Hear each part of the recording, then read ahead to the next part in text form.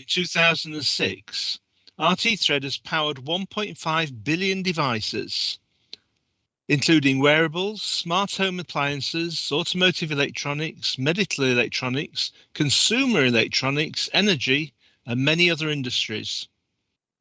Since RT-Thread is a community-powered open source project, we also want to take this time to thank all of the contributors who have shared their time, energy, and talent to help RT-Thread grow. Working alongside these 150,000 plus community developers inspires RT-Thread to continue exploring and delivering the best-in-class IoT operating system. The 2022 RT-Thread Global Tech Conference is hosted and organised by Open Source RT-Thread. Our platinum sponsor is Renesas Electronic Corporation, and our gold sponsors are NXP Semiconductor, Nuvoton Technology Corporation, GeeHee Semiconductor, Bluetrum, ST Microelectronics, HP Micro Semiconductor, Nations Technologies, WCH Microcontronic, and Xiaowei Semiconductors. Thanks to RT-Thread and all of these sponsors for making this conference possible. We also want to thank the following media for their long-term support of the open source RT-Thread project: opensource.com, CNX Software, Electron Maker, HackerNoon, Embedded Computing, Hackster, Embarcados, GFOSS, Embedded.Packet, Electron Pages, and IO Tuesday. Now, if you're new to the conference, or you've not been with us for the last 3 days, I hope that you've looked at the conference agenda. And as you'll see, each day of this 3-day event has been divided into 3 groups of 30-minute presentations, with a 10-minute break between each group. There's so many things, so many talks here that I don't know where to start, but as I've done for the previous 2 days, I thought I'd cherry pick 3 presentations that caught my eye from today's offerings. So the first of these for today is titled Impressive GUI with LVGL and Squareline Studio for RT-Thread powered boards. In this presentation, Gabor Kisvamosi, founder of LVGL, will introduce the key benefits of using the LVGL library and its drag and drop user interface editor called Squareline Studio for creating graphical user interfaces targeting embedded systems. The second of today's talks that caught my eye was RT-Thread for field-orientated motor control. I've been doing a lot of motor control recently and I need all the help I can get. In this presentation, Tristan Ritchie, who is a software engineer at the Cambridge Design Partnership Engineering Consultancy, will detail the kernel and board support package BSP optimizations that are required for high-performance field-orientated motor control. And the third of today's talks that attracted my interest was the power of IoT running RT-Thread on ESP8266. In this presentation, Rican, who is an ESP8266 expert with IoT and RTOS expertise, will provide an analysis of the rapid development and advantages of RT-Thread in the field of RTOS. Excuse me. Among other topics, Rican will offer an in-depth overview of how the ESP8266 equipped with RT-Thread competes on the IoT. And remember, these talks I just mentioned are just the ones that caught my own eye, but there are many, many other presentations, and each of us is going to be interested in different things. Okay, there's just one more thing before we start. RT-Thread has created a suite of powerful development boards. And as you know, we've been giving 3 of these boards away each day in a lucky dip.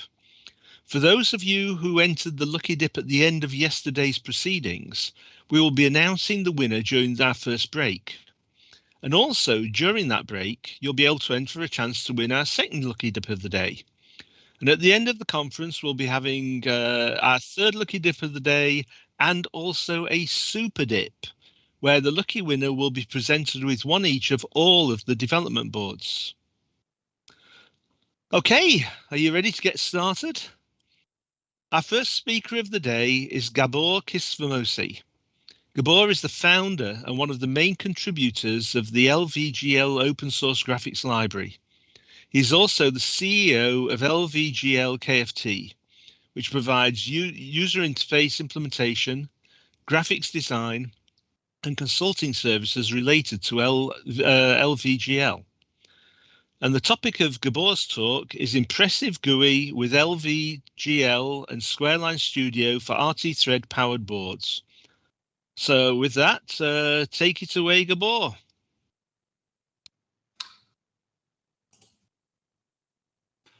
Hi.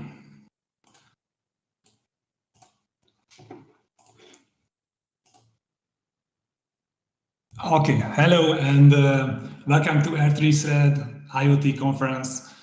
The title of my presentation is Impressive GUI with LVGL and Squareline Studio for RT-Thread powered boards. My name is Gábor Kisvámosi, and I'm, as Max already mentioned, I'm the founder and one of the main contributors of LVGL. I'm also the CEO of LVGL LLC, which is a company doing UI implementation, graphics design, and consulting services, mainly related to LVGL.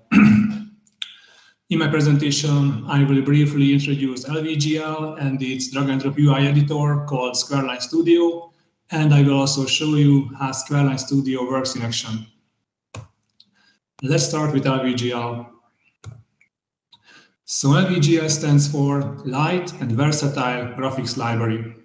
So it's a graphics library targeting the wide range of resource-constrained embedded devices. LVGL is a full-featured library containing more than 30 built-in widgets, powerful layout and style management systems, advanced typography support, image transformations, and many others. Basically, it has all the features to build modern smartphone-like UIs. LVGL is free and open source, is hosted on GitHub, and it comes with MIT license, which means you can easily use it in commercial projects too. In its heart, LVGL doesn't contain any platform-dependent code, so it's really just a bunch of C and header files that you can copy-paste into your project and build the LVGL files with the rest of your projects. So it's really platform-independent and can be ported to any systems. I can proudly say that today LVGL is the most popular open-source embedded GUI library, and it already has a great recognition in the industry as well. Vendors like RT-Thread, NXP, Espressif, Xiaomi, Nordic Semiconductor, Texas Instruments, Arduino, and many others are already integrated LVGL into their ecosystem and offering it to their customers. We already have more than 300 contributors, so that many people already helped us to fix bugs, add smaller or larger features, or just simply participated into discussions to make LVGL better. Using LVGL with RT-Thread is very simple because LVGL is available as a software package in RT-Thread's software package manager, so you can add it into your project with one click. RT-Thread also provides you a lot of ready-to-use projects for several development boards and environments. 2 kinds of simulators are supported, 2 Nuvoton boards, 3 STM boards, Raspberry Pico, and an NXP board as well. Let's continue with Squareline Studio. So Squareline Studio is the official visual drag-and-drop UI editor of LVGL. It makes UI development faster and simpler because you don't have to code everything manually. You can just pick a widget, place it on a screen, set its position, size. You can also set a lot of other things like its style, add animations, events, create new fonts, and yeah, almost everything. We have designed Squareline Studio to be suitable for both designers and developers. Our goal was to make it possible for a designer to make as much work as possible in Squareline Studio. This way, once the UI is almost ready, the developer only needs to add the business logic and don't really care about how the UI actually looks like. If you're a developer, you can also make a good use of Squareline Studio because you don't have to code all the positions and widget creation stuff manually, but instead you can do it in a much more convenient and visual fashion. Squareline Studio comes with a flexible licensing plan. It's free for personal usage, and it starts from $16 per month for small businesses. I will go into the details soon in a live presentation, but before that, I'd like to highlight one important concept. And this concept is the board support package, or for short, the BSP. A BSP is just a zipped project template and the config file.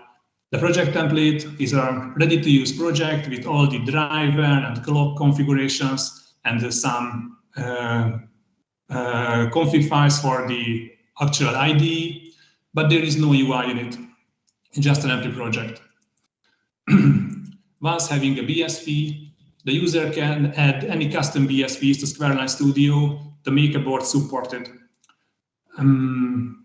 And basically any vendor can create a BSP this way, just zip a template project and write a simple JSON config file to it and tell their users that, hey, we have this BSP, and if you want to create a UI with ease, just put it into SquareLine Studio and you can start creating your UI.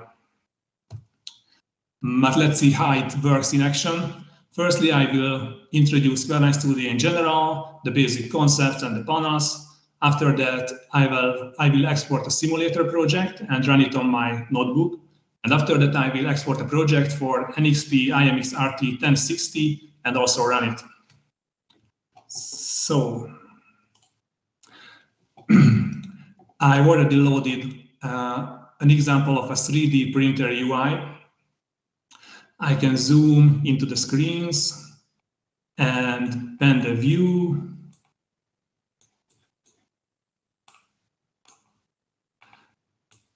To try the UI, I can click the play button here. The great thing is that if I click this button, no building, compiling, or anything will happen. The UI will be interactive immediately. So if I click it, and it's already working. You don't have to wait even a second. We can go to other screens as well. All these in this UI were created only with SquareLine Studio without writing a single line of code. Okay, let's start the play mode. I can also start the UI on any screen. For example, if I want to test the settings screen, I just go here and start the UI on this screen.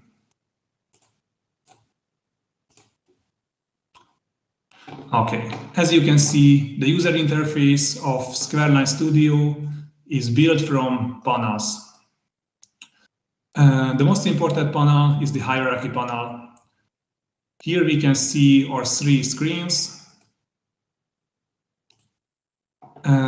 If I click on a widget like this, you can see that the hierarchy is nested. So this label is in this panel, which is in this panel, and in this panel, and this panel is already on the screen. The great thing in grouping widgets this way that you can move them together or copy the whole subtree with one click. So it's really handy. Here on the widget panel, you can see the supported widgets. And if I click on a widget, I can create an instance of it. But first, let's create a new screen. Here it is. And let's add the slider to it. As you might expect, you can change its size and position by dragging the widget. And here on the inspector panel, I can also see its properties like X and Y coordinates, width and height. I can also change the alignment settings. I can toggle various flags like make it hidden. Here we can see the states of the widget. I can talk about it later. And here are some slider-specific settings, like the minimum value, the maximum value, and the current value. And here, a very important section, we can see the styles. The slider is built from 3 parts: the main part, the indicator, and the knob, which is this handle here. Everything you see in Squareline Studio is rendered by LVGL in the background, so what you do here will look exactly the same when you run it on a target device. Let's change the background color to the slider. Oh, let's set the radius first. Set some blue background color and also add the gradient. We also need to set the direction of the gradient. Yeah, that is. Let's add the border. Let's say 3 pixels and set its alpha channel, the opacity value to 100 to make it a little bit transparent. We can also add the shadow, some darker color, and its width to 30. Okay, let's also add some padding to make the indicator a little bit smaller. And let's continue with the styling of the indicator. I will only change its background color. Let's leave it on white. Let's continue with the knob. Let's set its radius to some large value to make it look like a circle. And also add some padding to make it slightly larger. Oh, and also set its background color to, yeah, let's leave it on white. To try out our slider, just click the play button and we can see it's working. Let's talk about the states, what I mentioned earlier. Here we can see that the widgets can be in checked, disabled, focused, or press state. If I put it into press state, basically nothing happens because there is no dedicated or different style for the press state. But I can add something. I go to the pressed styles and I will change only a few things like the background color of the indicator to red to make it really look beautiful, and the background color of the knob. Okay, if I remove the press state and start it, you can see when I press it, its color changes. Okay, let's see how the events work in Squareline Studio. Let's create a label.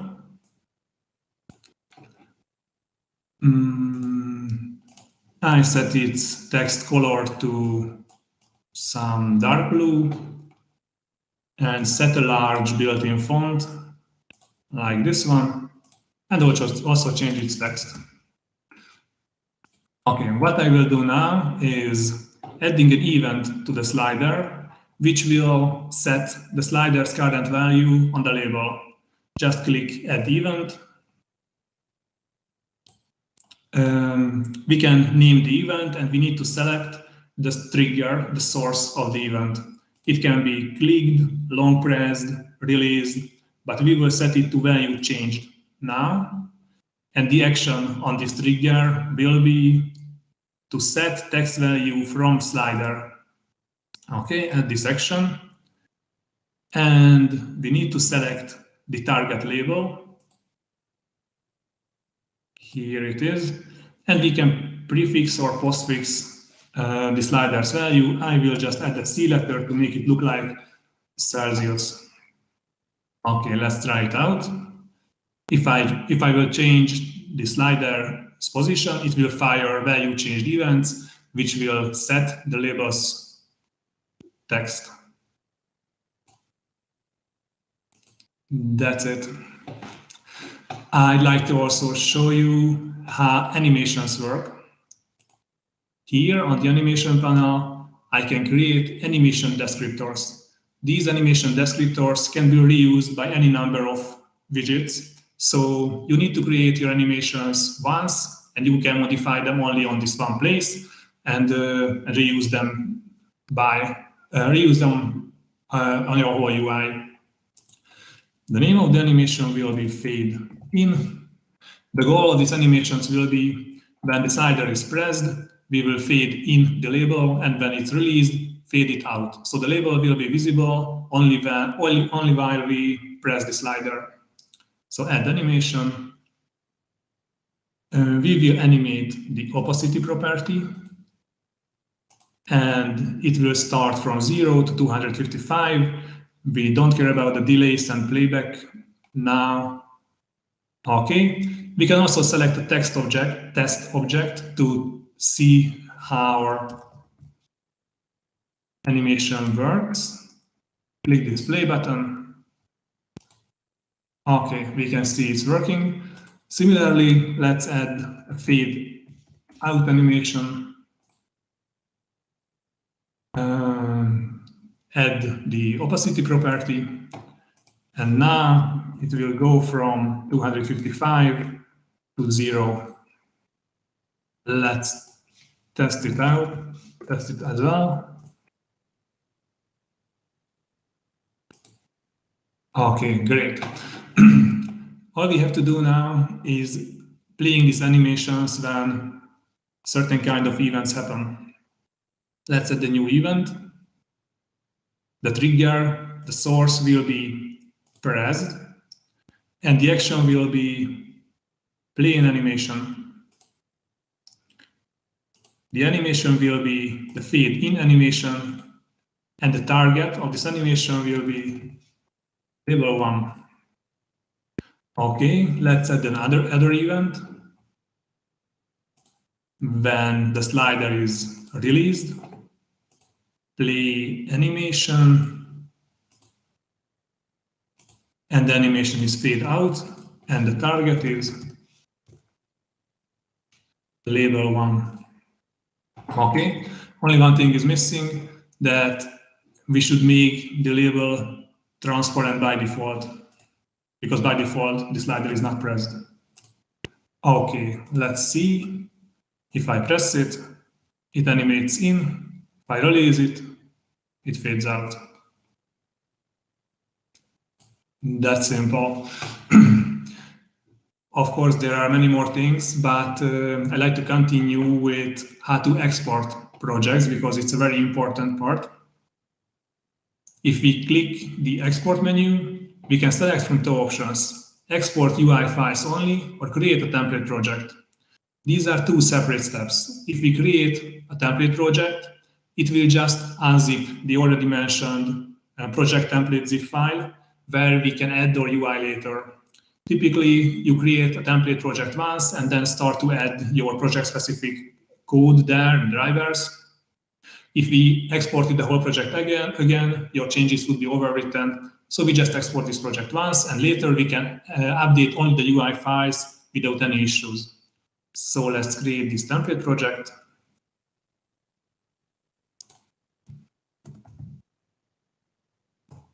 It will create an Eclipse IDE project that we can run on our PC, like a simulator. Select this folder.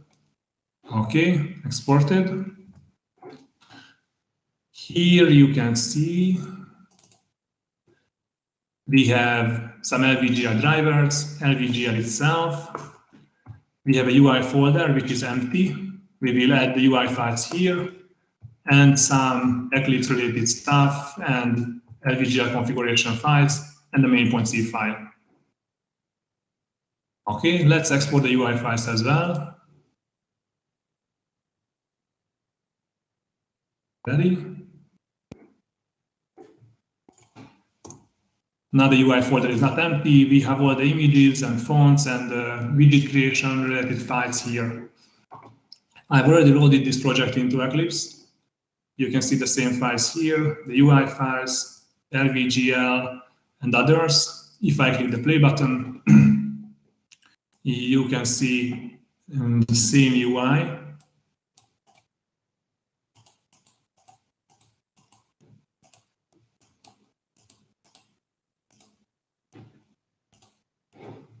Okay, let's see how to switch to Artist-Thread. In File, Project Settings, we can select a different vendor. We will select NXP, and the 1060 evaluation board apply changes, and export a template project for this as well. I will create a new folder for it, call it NXP.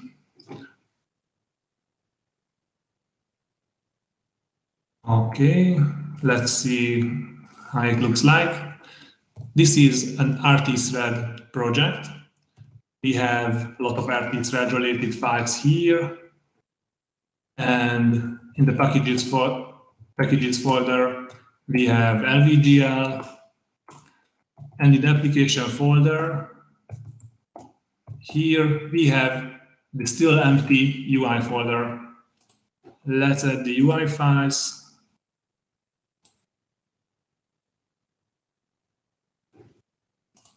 Okay, here are the files.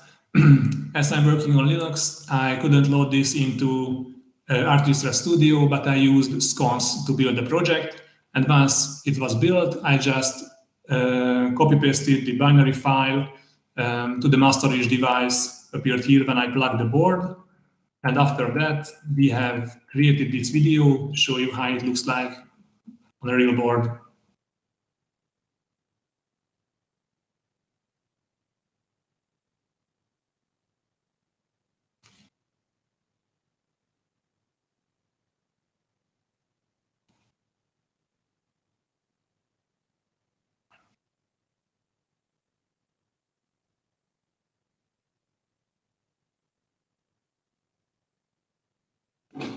That's it.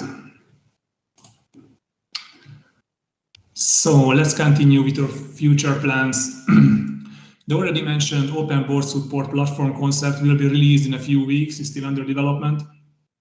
Another important thing that will be released with it is a component editor. It will be a huge change regarding how you can create and maintain your UI.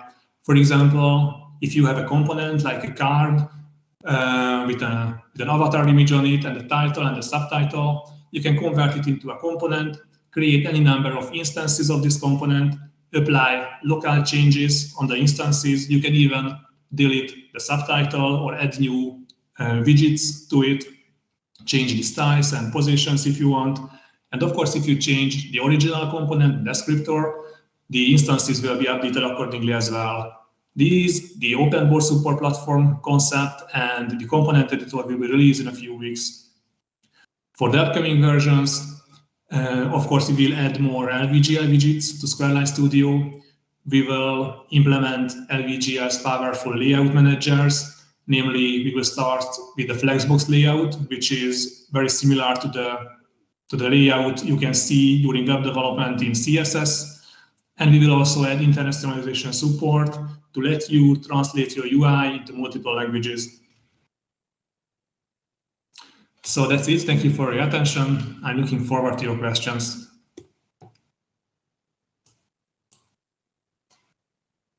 Well, thanks so much, Gabor.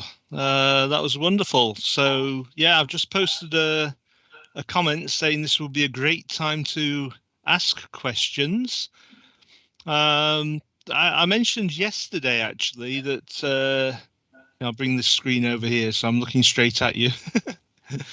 When I started out, our user interfaces were basically toggle switches and well, not even LEDs. They were small incandescent light bulbs. And the way you flash the bulbs could tell an entire story. So having the sort of tools that you've got are just incredible to me. Nice. The fact you can just drag and drop things and build the most sophisticated interfaces. And then coupled with RT-Thread, I mean, this opens the door to everyone around the world. If you go back just a couple of years, to create this sort of thing would have taken specialist teams. Whereas now you can get 2 or 3 people who form a small company and they have a great idea and they can create an IoT product, and then they can use your software and RT-Thread to create the most amazing user interfaces. Thank you very much. Happy to hear that you like it. Yeah, we are working closely together with graphics designers who get used to Photoshop and 3D modeling software. And we wanted to, from one side, them happy because they know and already have a vision about how to create designs and UI. And we wanted to bring the same experience to Squareline Studio as well. But we also wanted to make it suitable for beginners. So let's see, even if ask my mom to, hey, try out Squareline Studio, she should be able to do something with it, just a few buttons and labels, and she should be happy that it works. Yeah, my mother's going to be 92 in about a month's time. And she is an absolute diva on the iPad Pro. Oh. She contacts me all the time. So somebody here says, I remember when I tried to make my first GUI, and it was, building a LED control, making a LED flash, I guess. Times have really changed. They really have.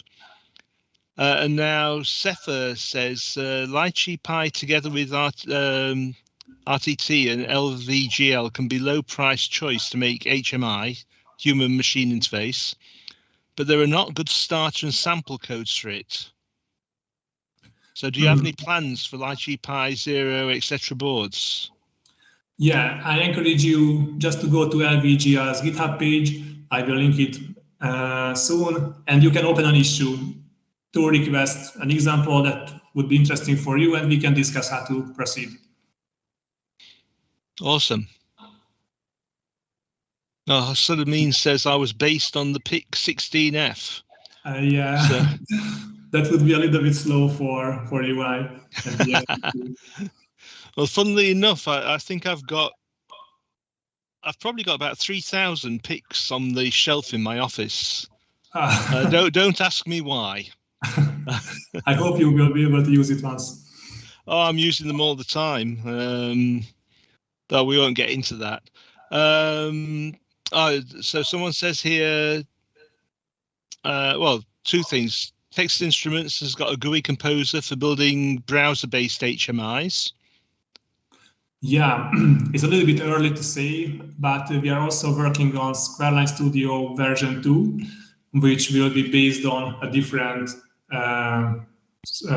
let's say, framework. So it will be also possible to run it in a browser, but it will take some time to finish it. So it's on the roadmap. Okay, and Andy says it would be much better if there was an official hardware support.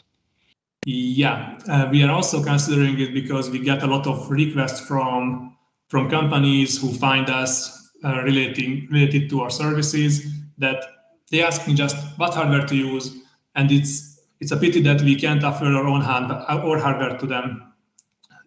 So we are thinking about it, but it's a huge step, logistically, financially, and everything, especially now when it's very hard to buy chips.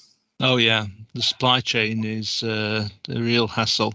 And one of the other things we talked about yesterday is that it's possible to create very pretty looking GUIs that are almost impossible to use because they weren't designed with users in mind.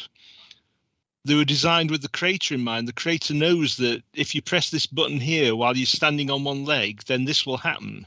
But it's not obvious to the other users. So are there any resources out there that you would recommend for people who want to, like, how, maybe a book, the Idiot's Guide to Building GUIs or something? Yeah, maybe I will be a little bit raw with this, but from my experience, I can say only one thing, that developers are not designers and designers are not developers, because I'm also a developer. I fall asleep and wake up with algorithms and optimization ideas in my mind, and the designer fall asleep and wakes up with colors and spaces and shapes in their mind. So we can just replace each other. It's really hard to learn graphics design from a book. it's someone's life to do it well. So I can recommend that if you have a serious project, don't hesitate to ask a graphics designer to make it really look good, because he or she will be able to do it, but developers usually can't. Sorry if I was a little bit rude with that, but this is the tough reality. No, that's not a problem. But there's a problem there, though, that the graphics designer may be wonderful at graphics, but not at creating user interfaces. There's a middle ground. You've got the developer who knows the underlying code and knows all the different possibilities and menu options. And you've got a graphics designer at this end who is awesome at creating the most beautiful looking graphics that people go, ooh, look at that. Mm-hmm. There's got to be a middle ground where somebody coming up to the user interface goes, well, this is obvious. There's a button there that says start. I will click that button, rather than just having a whole load of pretty buttons, but no annotations to say which ones do what.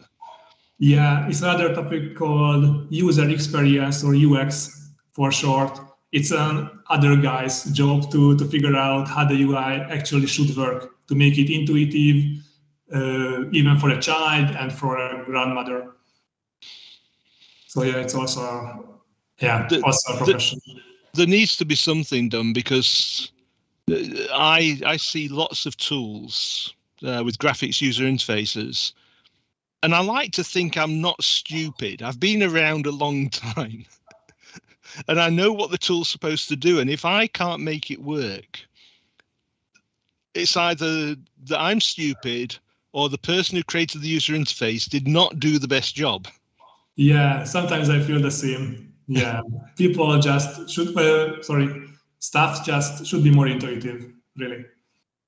I come from the days when the first VCRs came out, the video cassette recorder.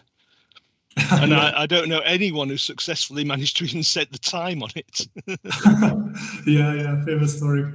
Oh, it was easy to record the right program at the wrong time, or the wrong program at the right time, but to actually record the program you wanted. And set a timer to delay the recording to it's 3 hours. Almost impossible. It really was.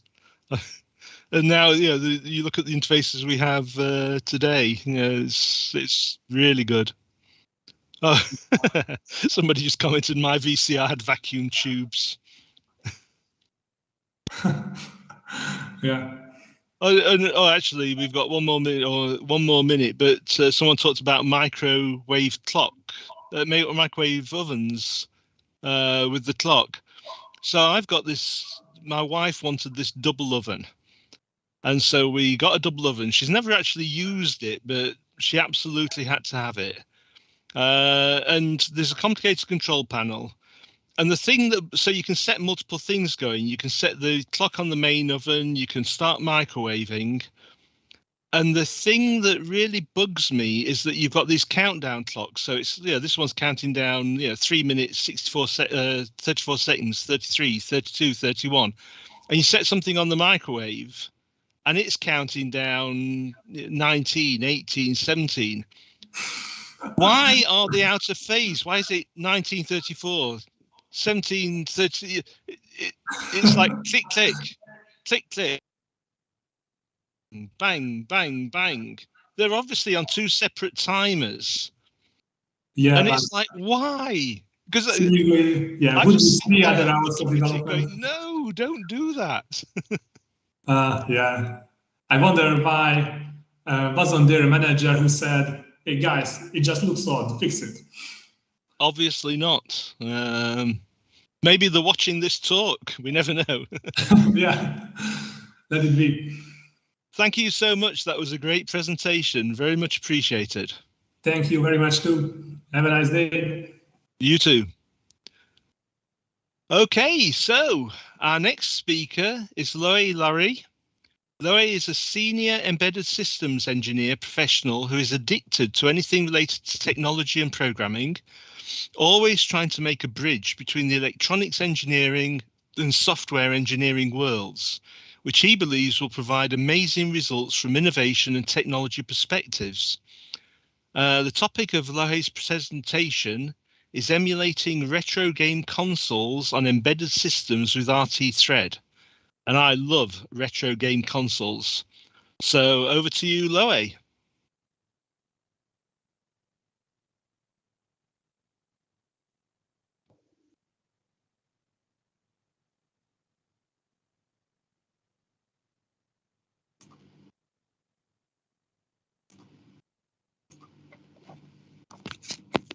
Hello. Hello. Yeah. Can you hear me? Yeah. Okay, I will start with the presentation. Hello, everyone. Welcome to this session of the RT Thread Conference 2022. I will be the representing of this session. It's about emulating retro game console on embedded system with RT Thread RTOS.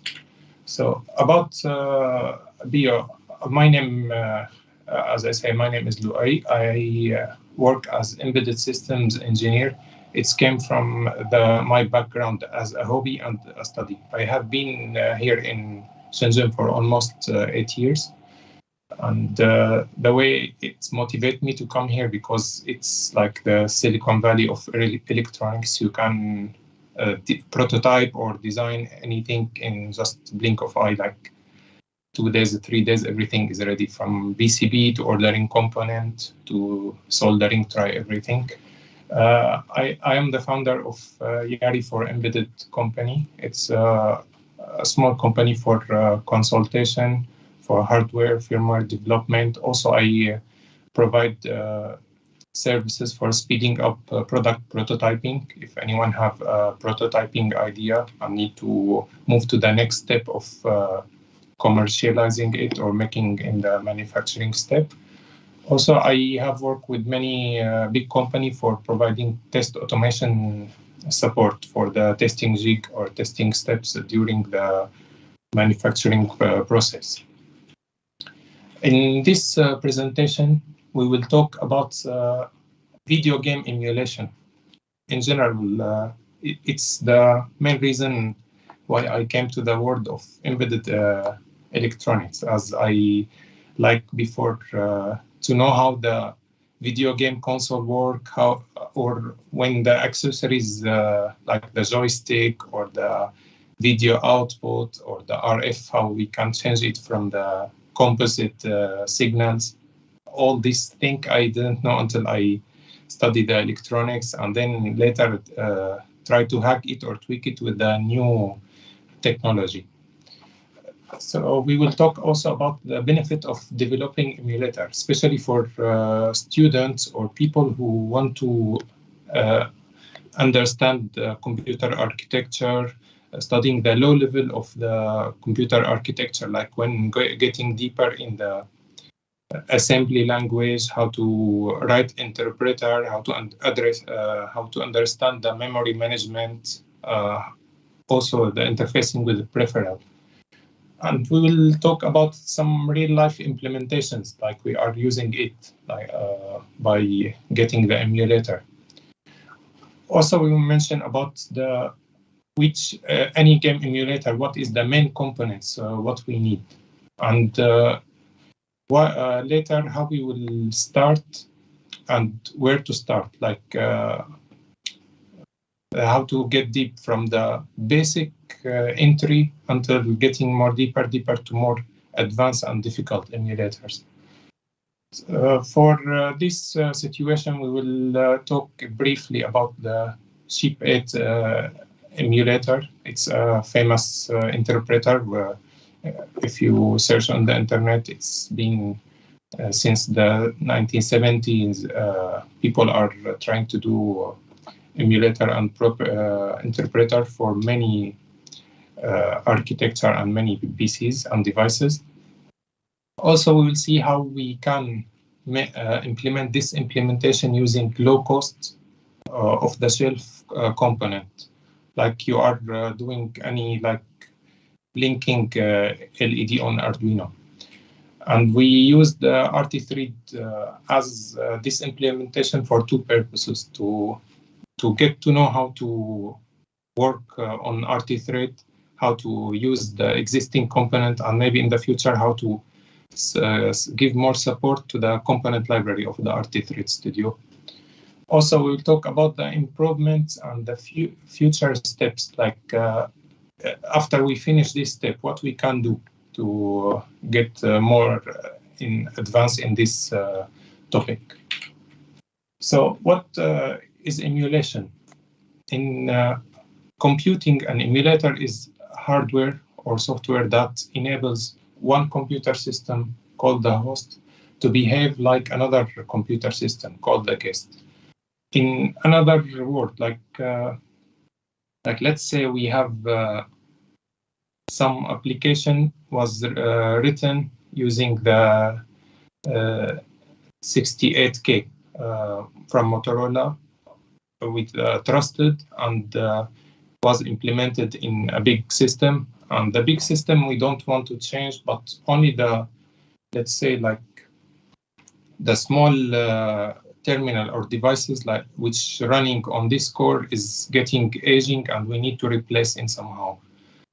But instead of rewriting all the software to work on the new one, we just create like interpreter for the guest host. Like we use, let's say we used ARM or RISC-V CPU architecture to interpret all the software or OS and run on the new system. In this case, we will reduce the time consumption of rewriting the software and maintaining it and fixing the error. At the same time, we can understand the old architecture and how to improve it and understand more the new architecture. As an example, we have like the DOSBox. Many fans of the old gaming, like in the late 80 and 90, there were many famous games can only run on DOS. So people want to use it again without writing. So you can just install it on mobile phone or like Android or on the PCs, and you can run any old titles, the famous one. Also, there is another implementation. I found it like in many supermarkets when they have like the old point of sale system, which is run on the DOS UI. It's just the shortcut using the F1 to F12 on the keyboard and all the implementation. Actually, they used the exact old software, the POS software, but using emulators. So you will find it running on like the ARM SoCs, which used in the tablet or used in the TV box. It's the same chips. About the game emulation components, when we want to get any hardware and we want to try to emulate it, the first thing we understand that how to interact with is the input, like the user or the player who start playing with they should have like the keypad, the joystick, or have keyboard and mouse to give the input key and the movement. Also, we need the graphics outputs. So anything the screen will be printed will drawing all the graphics. From the old time, it was like on monochrome screen with the low resolution pixel, like in the 32 by 64 or 128. Also, we need the... Loey, it just struck me. Are you sharing slides at all? You cannot see the slides? No, I thought you were just talking, and I've just realized that maybe you were sharing your slides and we're not seeing them.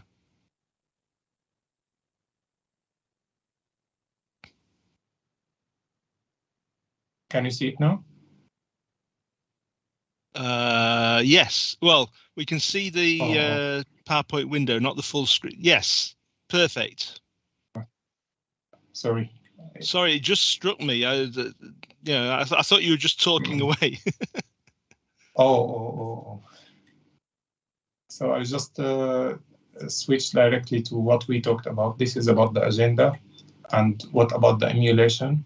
And this is the photo of the DOSBox example, when you run mini-DOS to execute some old application using the emulator. Now we are talking about the game emulation component. So we talk about the key input, like if we have a gamepad or keyboard or a mouse. Also, we have the graphics output. And to show what's going on the screen, like anything, like if the player moving or like playing Tetris, you can see the blocks. Also the audio outputs. So the old emulator in the old era, it was just a simple buzzing sound, you just generate some fixed frequency as on or off to give some indicator. Also, the main game emulation component, we need the software itself, so we call it ROM.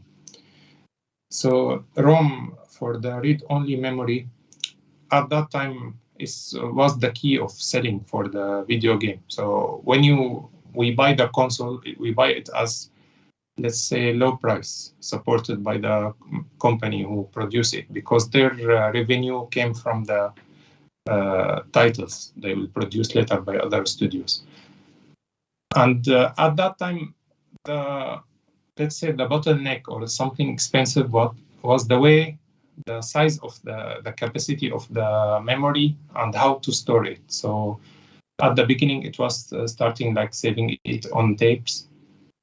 So when you get Commodore, you have some cassette player, and you need to load the application by rewinding all the cassette tape and hearing all the noise, and this noise will be translated to 1 and 0, and then when you finish loading the cassette, it will be loaded inside the RAM memory of the system. Then you can start playing or executing the application. And later it's started as OTP memory, like the cartridge. When you start with Atari or Sega or NES system, it was just a parallel memory. You have address and data, and you can directly access it to the memory bus of the system. After that, it's changed to the cheaper one. It was like the optical disc, from CDs to DVD, then Blu-ray.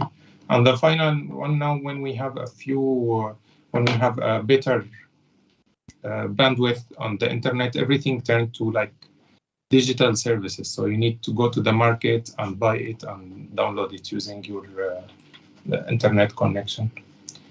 The latest thing and the important one, we need, I guess, our architecture. So first we need to check, when we get any system that we want to try to emulate, that which core or CPU are based on. Like if we go to the, let's say the Sega Genesis or Mega Drive, it's based on the Motorola 68K. And if you go to the, let's say to the Game Boy, the Game Boy one was some kind of modified architecture based on the Z80 with some special instructions set. So when we get this, we need to get also the memory map, and we need to get all the interrupts and how we can access the GPIO. And based on that, we will start implementing the first, the core of the emulator. And for people, like it will be like at the beginning is difficult. It's better to find, there are many open source soft core. Like if we want to search for something, we just search for the 68 core, and then we get it's like we brought the CPU and we put it on breadboard and we start connecting with it. And for the memory, it will be basically like we will load it inside an array, byte array, if we are writing in C language. So it's now easier than an old time. For where to start, like if we want to start from the zero, like if someone doesn't know anything about emulation or how to do it, the best recommendation of all people who already wrote a huge emulator, that they started from CHIP8. CHIP8 basically is not how to say hardware architecture. It's an interpreted programming languages, and it was developed by Joseph Weisbecker in the late 1970s. He was used the COSMAC VIP and Telmac 1800 8-bit microcomputer, and then the CHIP8 run inside a virtual machine. So in this way, it was allowed to allow the video game to be more easily programmed for these computers.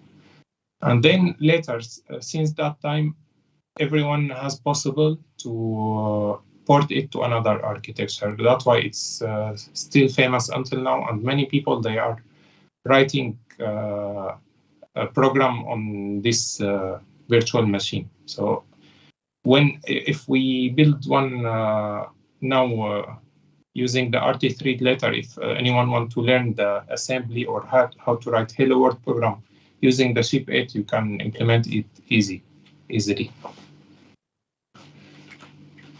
So for the CHIP8 main applications, we have many classic video games. So the famous one, Pong, it's an easy game. It's like the tennis. So we have 2 bars here, and we have 1 pixel that's going from right to left, and each bar need to go up and down. So once you touch this pixel, it's fine. If it's gone behind the bar, you will miss one, and the other opponents will get a score. The other game, the famous one, is also the Space Invader. So we have a small ship that it will shoot about aliens going down. Also, we have the Tetris. This is the most addicted blocks game. The idea is to complete one line, and you will score it. And for each level, it will increase the speed. And we have also the Pac-Man, the yellow one. All of these were already implemented later on CHIP8. We have also many famous applications like Random Maze Generator and Conway Games of Life. So let's go to the CHIP8 specification. We have first we have the memory. The memory map, we see it's the memory addressing is like the 4K. It was based on the first architecture that they designed for. And the application mostly will start at 512. So it will be 200 in hexadecimal. For the other application, the 600 is for the ETI 660 CHIP8 program, but it's out of the scope now. We will not use it. About the register, CHIP8 have 16 general purpose 8-bit registers, and we referred it to the VX, like from V1 to VF. Also, we have 16-bit register called I. This register, usually we use it for storing memory addresses. And based on the addressing, we only need to use 12-bit in reality for it. About the keypad, it's basically the hex keypad. So it's 4x4, and usually we can implement it by hardware by using matrices. Like we have 4 columns and 4 rows, and we make 4 of this row as input and 4 as output, and we do cycling about it, and we see which when the output is turning to 1, which one is reading 1, which one is reading 0. We can address which keys are pressed. About the display, for the chip 8, the first version of it, it's have 32 by 64 bit resolution.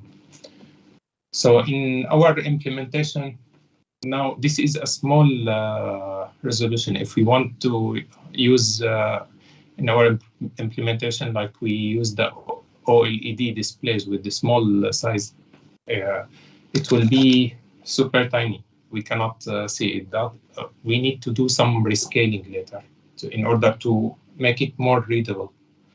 So like the scaling is getting each pixel and multiply by 2 or 4 based on the scale level. We have also in the chip 8 virtual machine 2 timers. So one delay timer and one sound timer. The delay timer does not do anything more than subtracting one value of the delay timer at rate of 60 Hertz. And the reason of the 60 Hertz refresh rate, because all the old system, like video game or computer, they were based on the CRT display, which have 60 Hertz refresh rate in the US or 50 Hertz in Europe. So based on that, they made all the refreshing time synchronized with this one. And sometime with the blanking time, they will do all the interrupts to not be noticeable by the end user while doing the playing, like when we read the input or anything using the blanking. Also, the delay timer, once it's reached 0, it will automatically deactivate. The sound timer, the idea is non-zero, so it will also decrement, but how long as the sound timer is greater than 0, it will keep generating the sound. So it should be when reaching the 0, the sound timer should be deactivated. And for the simplicity, this sound timer was using just a simple like controlling LED. So we can just when we turn on or off by just a logic bit, and by the end of this logic bit, we can use a ready-made buzzer, which it's contain internal resonator that will generate frequency when it's on, and it will be off when in zero logic. For the hardware implementation, we grab the famous 4x4 hex keypad, and we connect it to the GPIO for 4 columns and for 4 rows. And we get the SSD 1306 OLED display, 128 pixel by 64. So we will do the scaling by doubling, and we will see the difference when it's without scale and with the scale. This display can work in both I2C and SPI, the controller. But for simplicity now, we just use the ready-made I2C1, and we use the library which is available in the RT3 Studio component.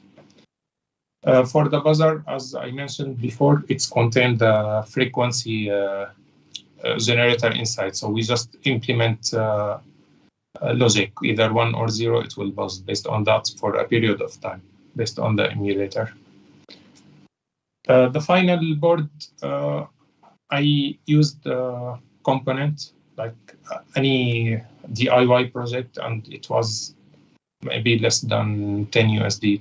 It is not expensive, and I used the famous STM32 div board.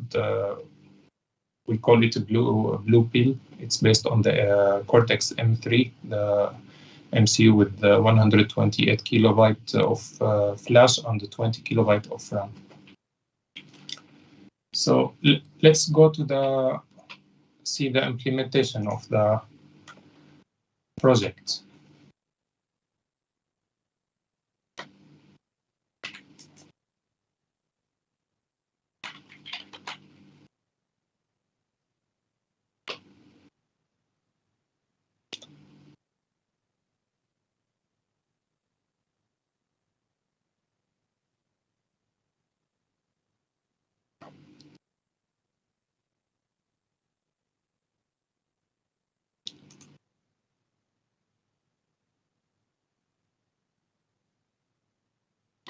So can you see the camera?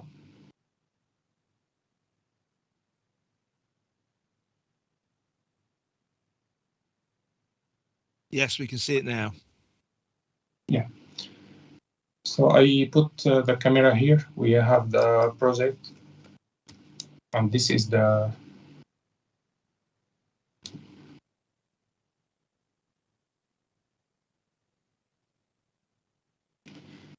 screen.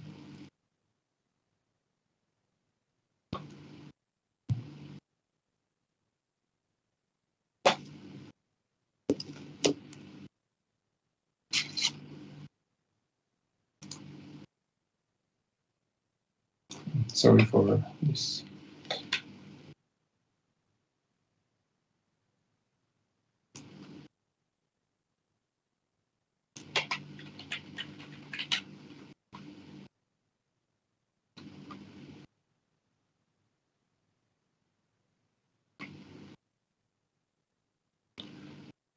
Okay.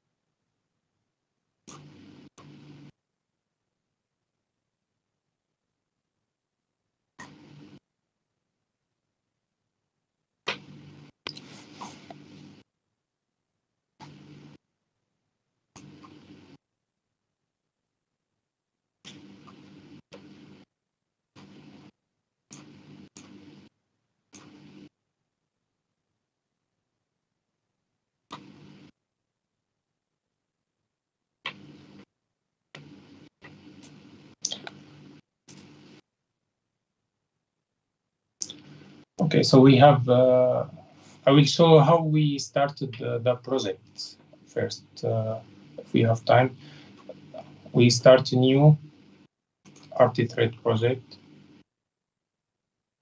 and then we write the name of the project. Then we select the board. On the board, we can get it ready from the BSP from the SDK manager. We need to install the Blue Pill. For the debugger, I am using the ST-Link. We're using SWD. And then we use the latest version of RT-Thread, and we click Finish.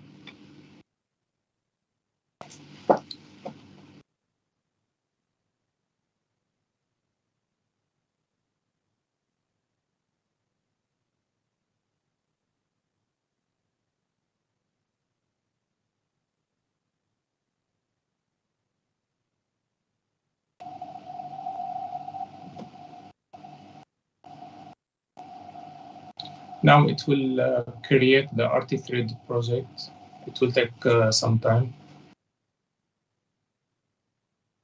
This based on the device, but the Windows station here is a little bit old. The other one, I'm using Mac OS, so hopefully in the future we can use the RT-Thread Studio on Mac OS also.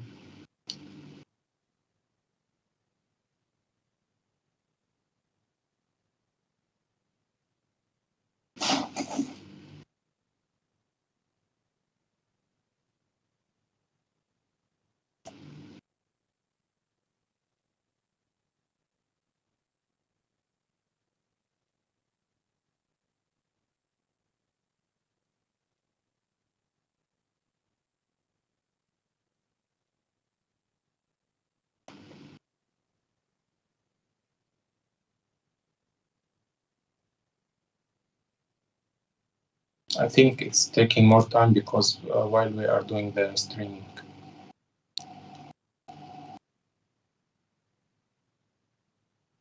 Okay, it's done here. So while it's done, we highlight it by clicking on the project. Like when we have many projects at the same time, we select the project we need, and then we do the option like changing the setting or build or anything else. So first thing, we change the debugger setting that once we download the reset mode, we click it to system reset. It means that after the debugger will flash the memory, it will auto reset it. No need to press the reset button on the kit itself. And then we click build.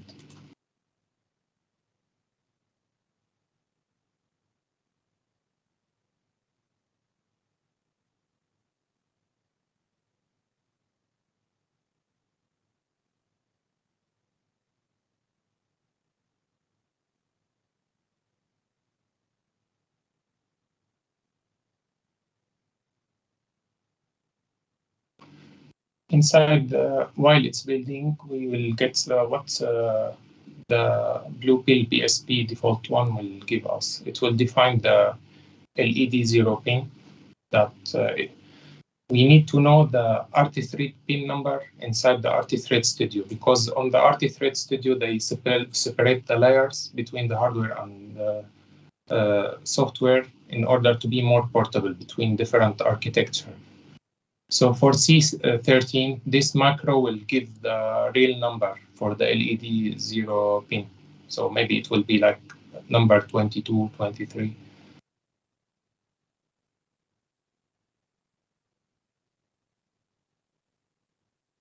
Then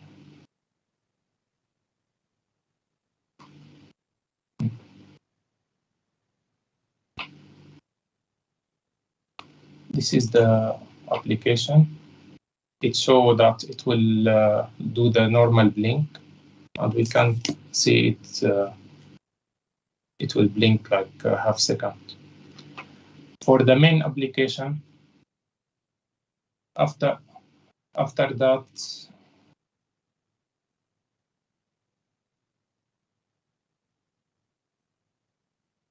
if we need to add the component, we just go to the RT-Thread settings.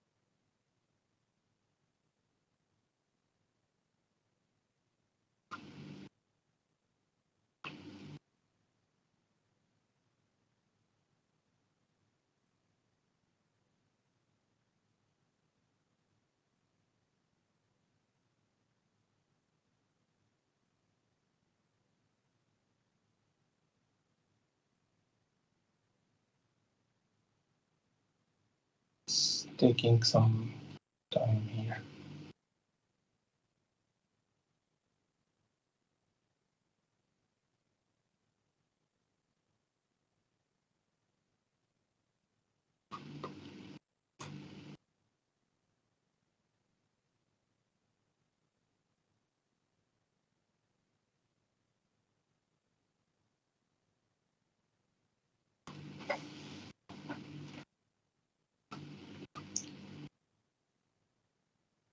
I think the problem is that you've got the two cameras running and the network and the Teams, and yeah, things always go slowly when you're in a hurry.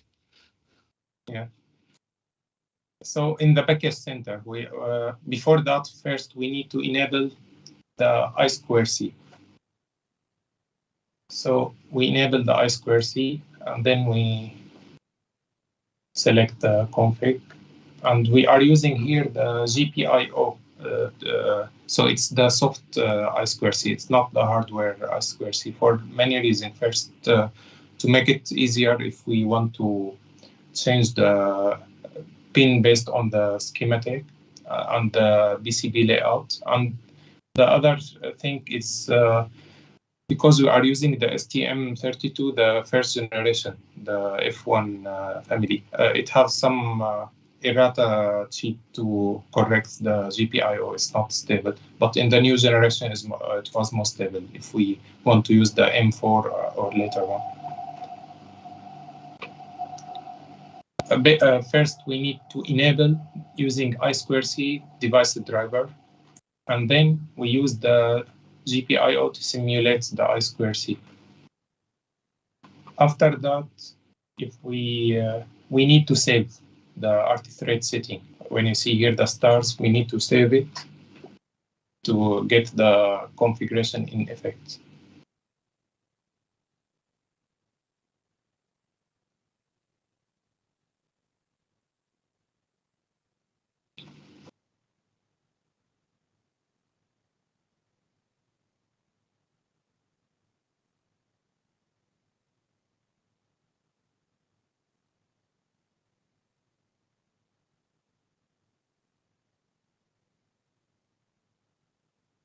Once we save it, we try to rebuild, and when it's rebuilt, it will ask to populate which pin number of the I2C devices.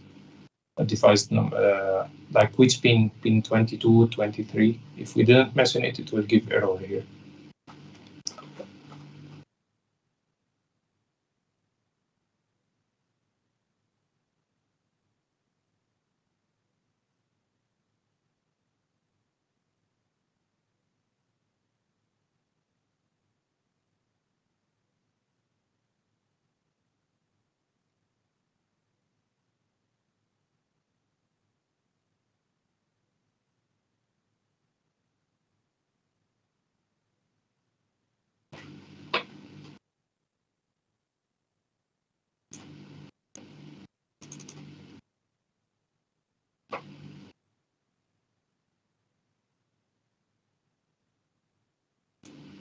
So as it's building normally, I will show how to add the component, and then we go directly to the final project because we are running out of time.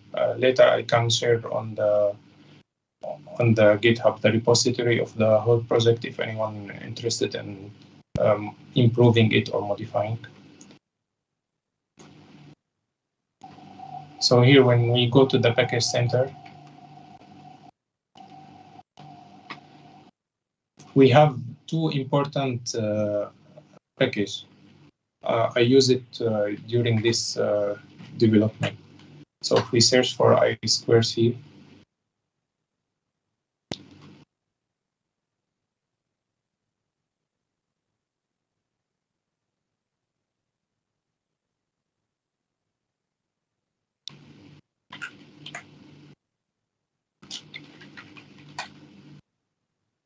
there is a tool called I2C tools. This one is too important for debugging the first step, that whether we can see the I2C device or not. Because the easier web, it will go around all to check all the addresses from I2C from 1 to 127, and the one it will available, it will knock back. It will give the address that it's available. It's there is similar tool on the Raspberry Pi when we want to use it in the shell. So this one is the same. And the other one is the display driver.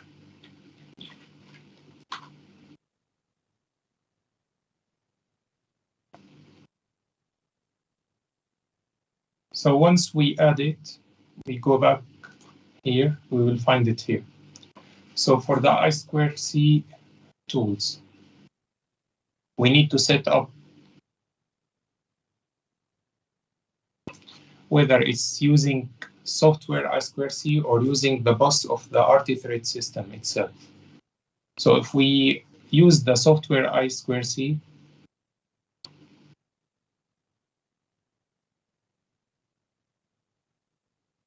we need then to define the pinouts, the data and the clock for it. If we didn't enable this, it will follow the setting of the I2C driver of the RT-Thread system. Here, I think we have issue with accessing GitHub. It depends on the VPN. So sometimes when we get this error, failed to download software package, it means I cannot access the repository because all the components are on the RT-Thread GitHub repo. So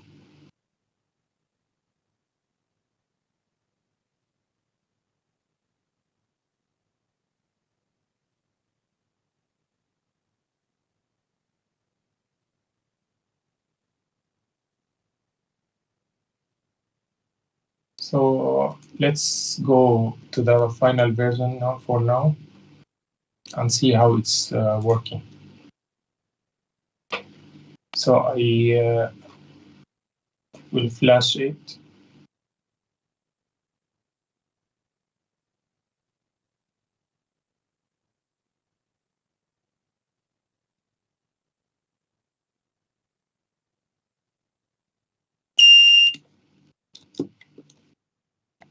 So as we can we see the screen now?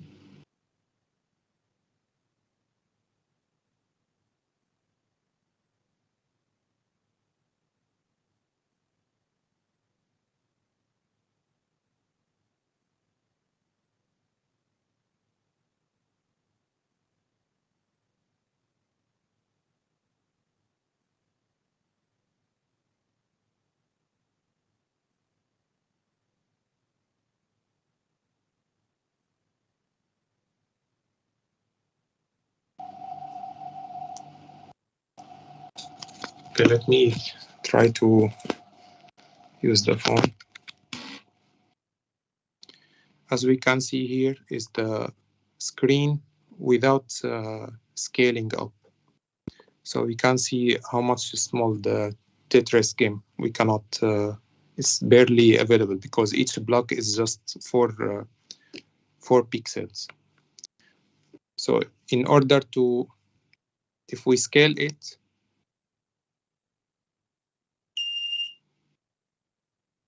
this is the bigger size because we doubled the scale. And we are using the keypad for right and left and flipping it and getting down. This implementation was using the Tetris ROM. I will show how to load the ROM and how we save it.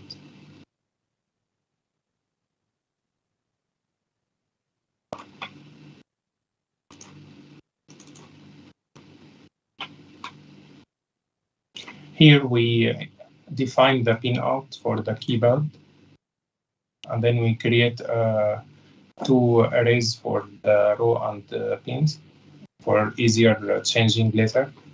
And then I added 2 ROMs. For the ROMs of the chip 8, it's too small. It can reach up to 2K or 3 kilobyte. This one is like 400 byte. So there is the space invaders. And we have the Tetris, the one I just ran it. And we define here the pins for the SDA, the data and the clock for the I2C, and the LEDs, which is blinking. And then the pin for the, this one is for the speaker.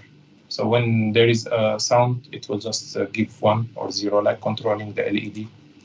And then we define the color of the display that this is for the emulator, the pixel on and pixel of which color. So we can invert the screen if we want the opposite show.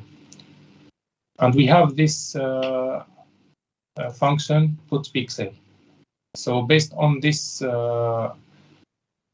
setting, if it's true, it will scale up the pixel for 4 bits. You see, it will draw it 4 times. Else, it will draw it 1 time, which will be small. And this is for drawing the intro, the first one. It's just already from the library itself. I get it from the RT-Thread component. we select which cursor on the X and Y, and then we write the text and which font is it and what the color, whether it's flipped or not. And this macro is the most important for debugging or testing on the way, because when we use it, any function we create, we add it, and then we write the function name and the example. So it will be like when you use any tool on the Linux shell. That's okay. You can test each function separately. No need to run the main application to get it. So let's see how to run here. So this is the shell. If we click tab, it will show the help, and then it will show that it's on the list because we added here. Any function we will add, it will appear here on the list. So I made a function like print room. It will just go for loop and print all the bytes as an example. And the draw intro, it will draw the display when we click it. So once we hit enter, you will see that it will display, draw the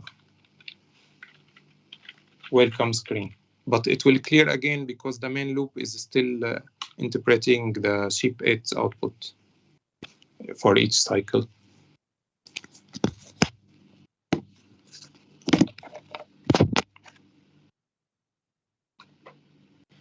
This is the function for initiate the key. So when we want the row to be an output, we just call the function RTPinMode, and we put the pin number from the definition on top, and then we put output. And for the input, we need it with pull down, like a resistor to pull down. So to reduce the complexity of assembling the BCD, we use the built-in pull down for the GPIO by using this option, pin mode input pull down. And then this function, the key read, will return the return. I put it 32, but it can be 16 because each key, it will represent 1 bit from 0 to 16. So based on that, it will be glue to the game button. This function, it will connect to the emulator, SHIP8 emulator, so the emulator will know which button we pressed it. This for the creating threads options, and this is the thread 1 entry. It's for the blinking LED while we are playing the emulator, so it's separated one. And the thread 2 entry, during the while loop, we do the following. We call this function emulate cycle, which will do all the SHIP8 interpretation for each cycle from the 60 Hertz. And from that, we get, if there is a beep, it means if there is sound, we play sound. I made it like 100 millisecond and turn it off. And if there is a draw flag, it's mean to update the screen. So we draw the screen. Also, we make a loop for the X and Y. If it's with double pixel, we make it from 0 to 32. It's mean by multiply by 2. If it's not, it will be in the center of screen, small one. And after we finish all the drawing, we call this function called to update the screen, to change everything. And then we update the game button, and that's it. This is the whole emulator. For the improvement, if we go to the inside the emulator, we can see the timer, how it's 2 timer, it's working for decrementing. And for the game, it's just a loading application. It's copy memory to the address location, which is the memory plus 512, because we say in the that the memory will start from 512.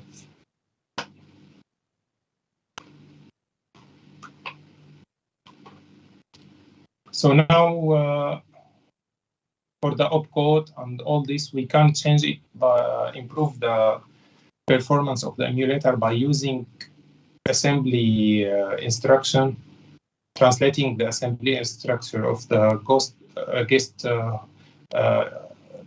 system on the host system. It will be more high efficiency.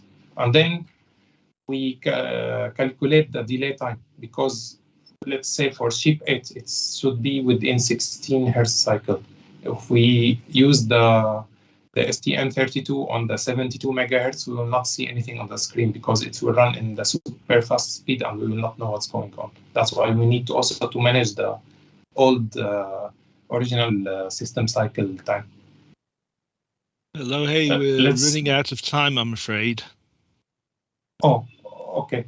So running I a bit think late. that's for yeah. So sorry for that. So that's I think that's for everything. Just let me see the line for choosing the ROM. So you see this load application. If we just comment it and load the other one, it will choose the other game. Or we can build and it will run. And anyone can update any game based on that and can test out. Okay, thank you, everyone. Have a nice day. Well, thank you, Laurie. Sorry to leap in there. I'm in charge of keeping the schedule, and everyone will shout at me. Yeah, no worries. If anyone's got any questions, this would be a really good time to post them here. And I should point out, unfortunately, in the presentation, RT Studio ID seemed to be running a bit slow. But in the real world, it runs really, really well. I mean, you can agree with that, right? It was just, I think we got the network slowing things down and all the cameras and everything else. But in the real world, that would have gone just as smooth as butter.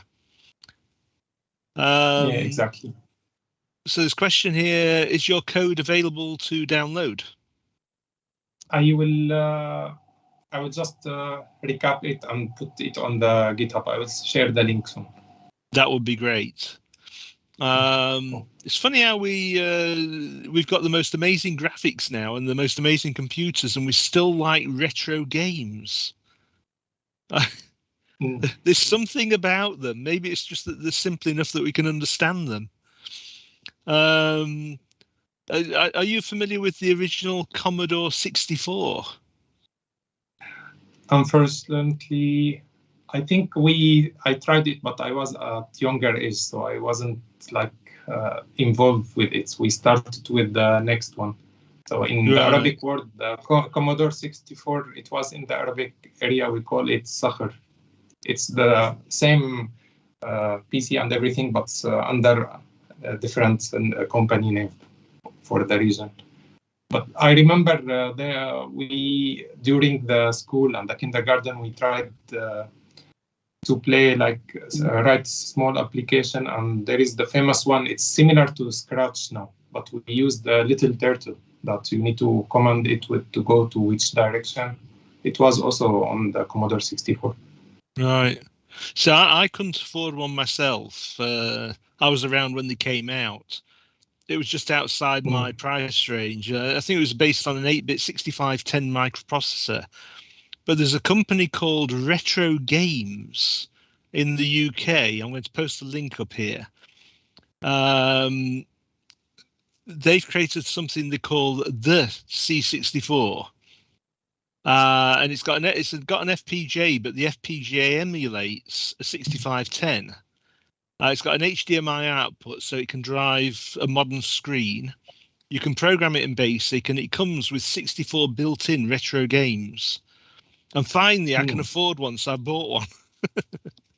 Yeah, so I'm retro gaming furiously. And in fact, yes, Rodrigo, all people like that. We have a question from Rodrigo. He says, would it be possible to drive an NTSC black and white TV as well?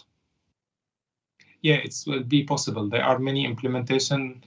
They use on the ESP32. So if you understand the blanking system and the interrupt, you can generate it.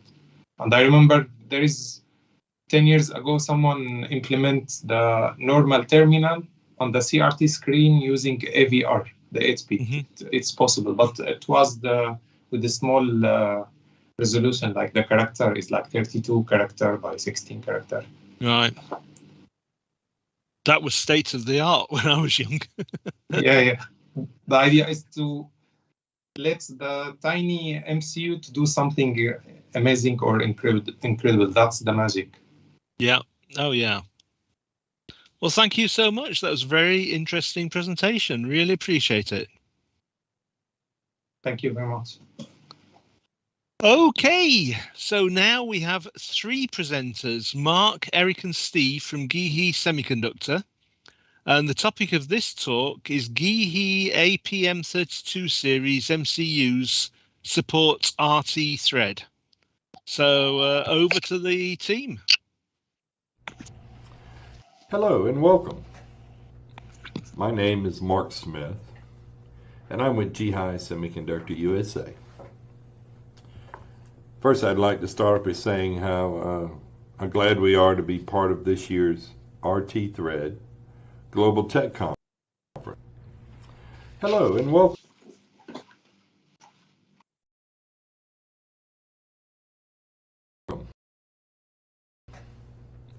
My name is Mark Smith and I'm with GIHI Semiconductor USA. First, I'd like to start by saying how glad we are to be part of this year's RT Thread Global Tech Conference and to have the opportunity to introduce you to our company, our products, and to tell you a little bit about the ecosystem that our customers are using.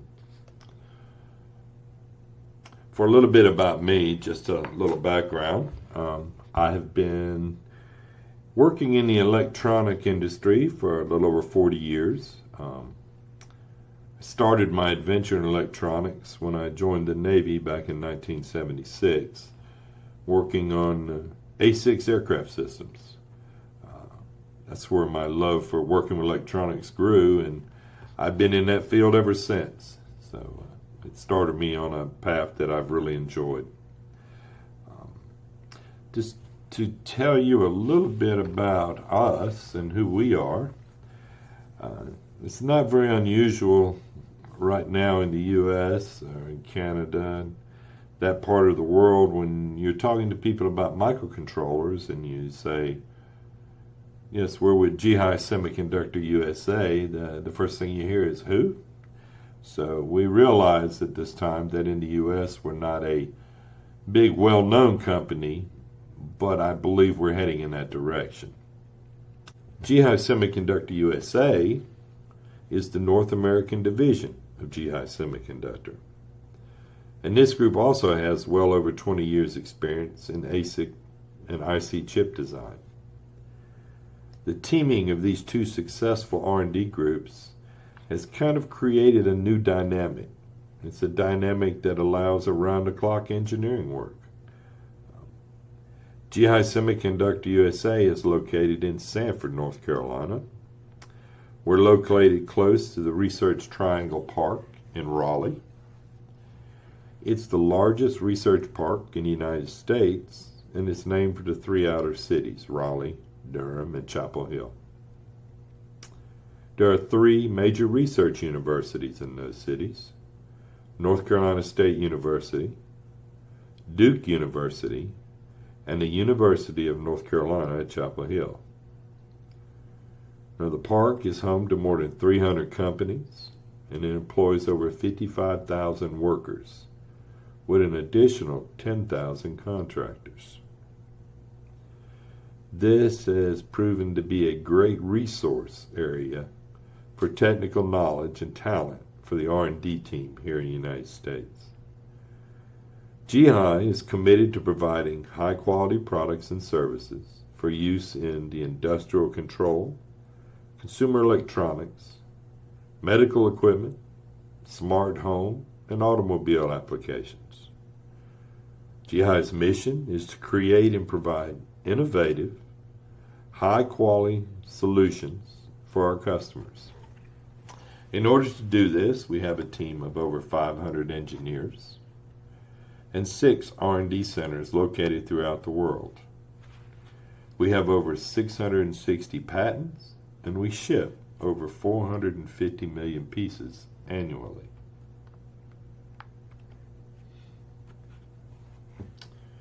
Through cooperation with design companies and manufacturing enterprises, GHI not only strives to produce high-quality products, but has been able to do so with much shorter lead times than many of our competitors.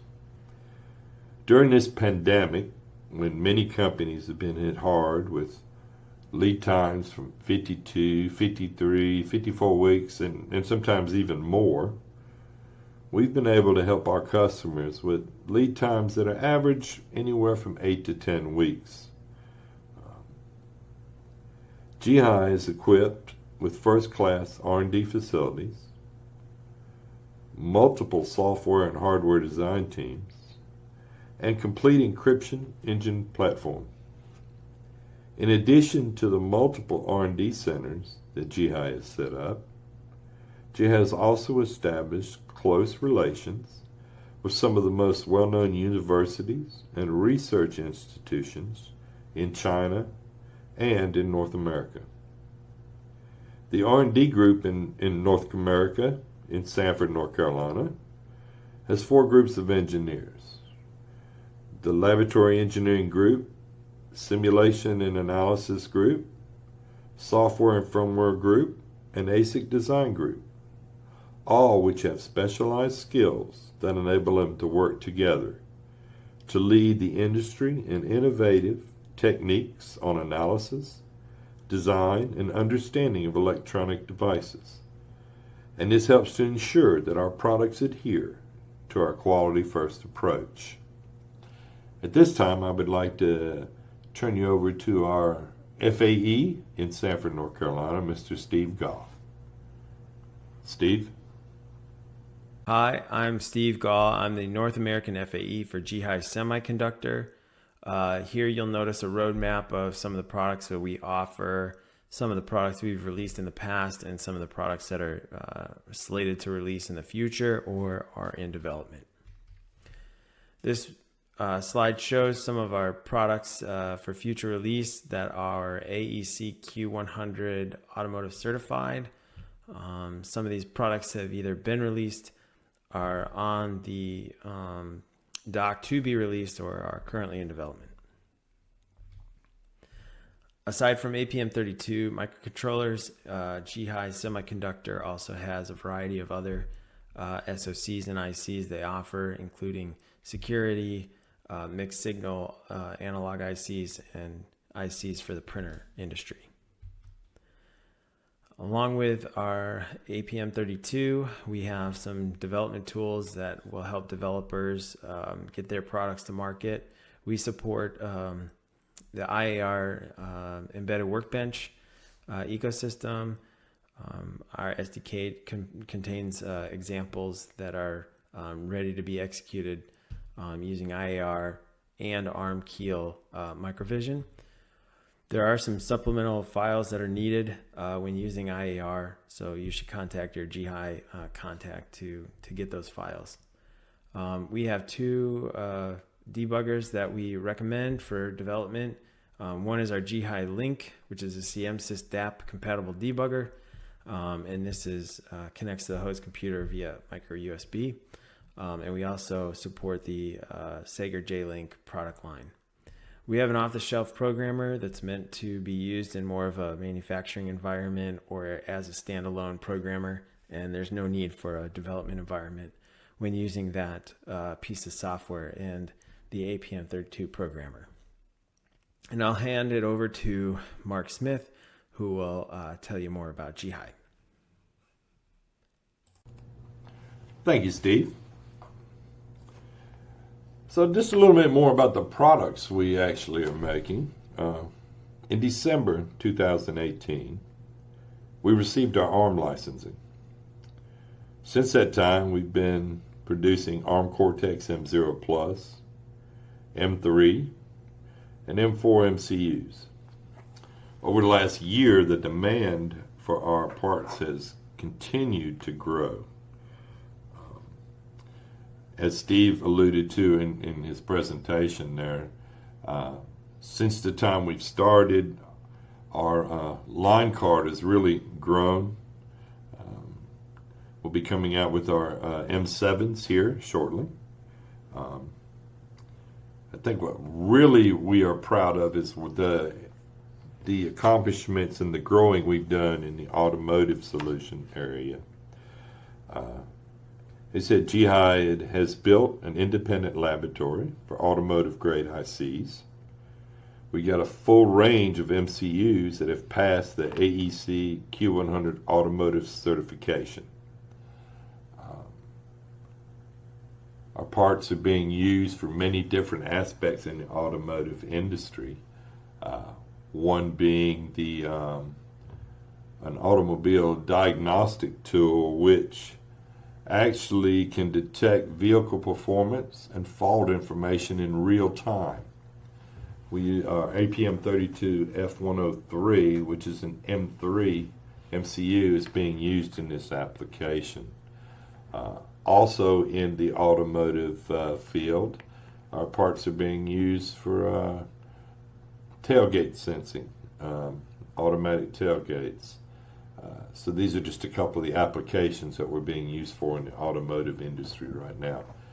But we believe that this is really going to grow over the next year or so, we're hoping. Our performance has been well accepted. People have been very happy with the performance they've seen. And so again, we expect this to keep growing.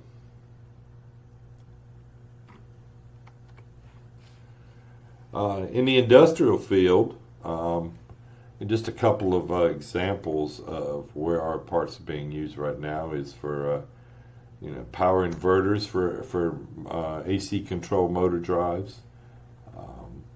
Our 407, which is the M4 MCU, is used in that application. The M4 is really taking off, and it's been a very popular part for our company.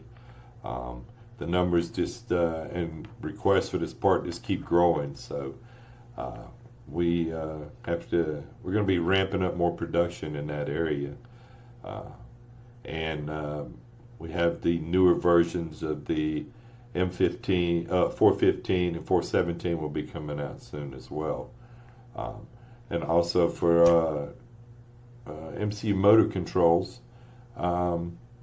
The APM32E103, which is an enhanced version of the F103, which is also an M3 part, is being used and well accepted in that field. Again, very proud of what we've been able to accomplish and the standards that our parts have met. And then last, I'd like to just talk a little bit about consumer electronics. Just for an example, handheld vacuum cleaners, fingerprint sensors. We have a company that's using these in audio speakers for studio speakers. These are best used in our M0 Plus. M0 Plus is what opened the door. The M0 Plus is used in a lot of consumer electronic applications, and with the pandemic and the shortage of components, we've been able to help our customers maintain their production in some cases. In other cases, we've been able to help our customers who may not have had this particular part, but it had all the bells and whistles and met all the criteria they needed, and a customer was not uncommon, for a customer to come to us and say, I got a part that does this. What can you help me with?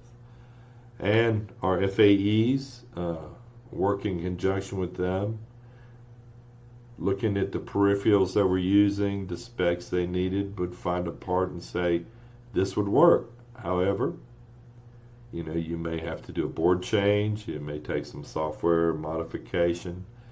And like people have told me that I talked to at the last trade show, is that with the way production is now for PCBs, you can have a new PCB laid out in less than a month, which is a lot shorter than 52 weeks waiting for a part to come in.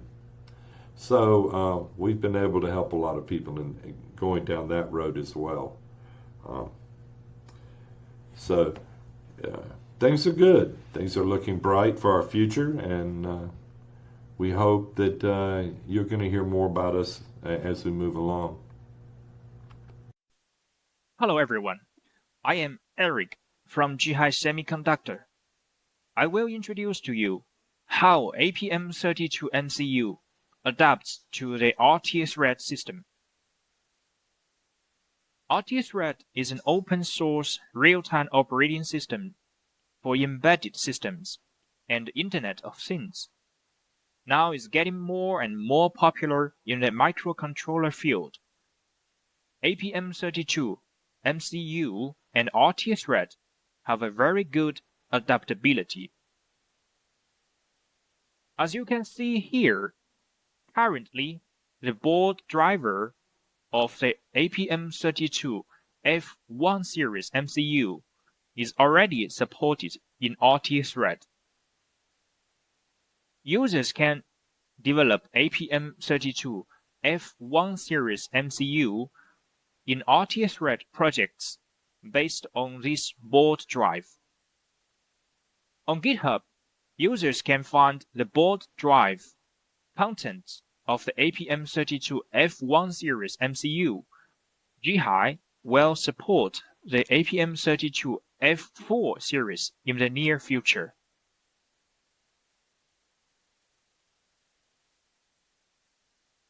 This page shows the chip support package on RTSRED Studio. Based on this support package, a specific chip can be developed on the RTSRED project. Currently, the APM32 F1 series MCU is already supported. Zhihai will support the APM32 F4 series MCU very soon.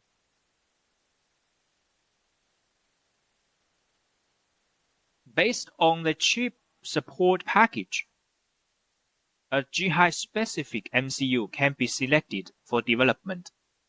The chip support package contains the Zhihai chip drive code and related debugging information. Users can program their own applications after creating a project.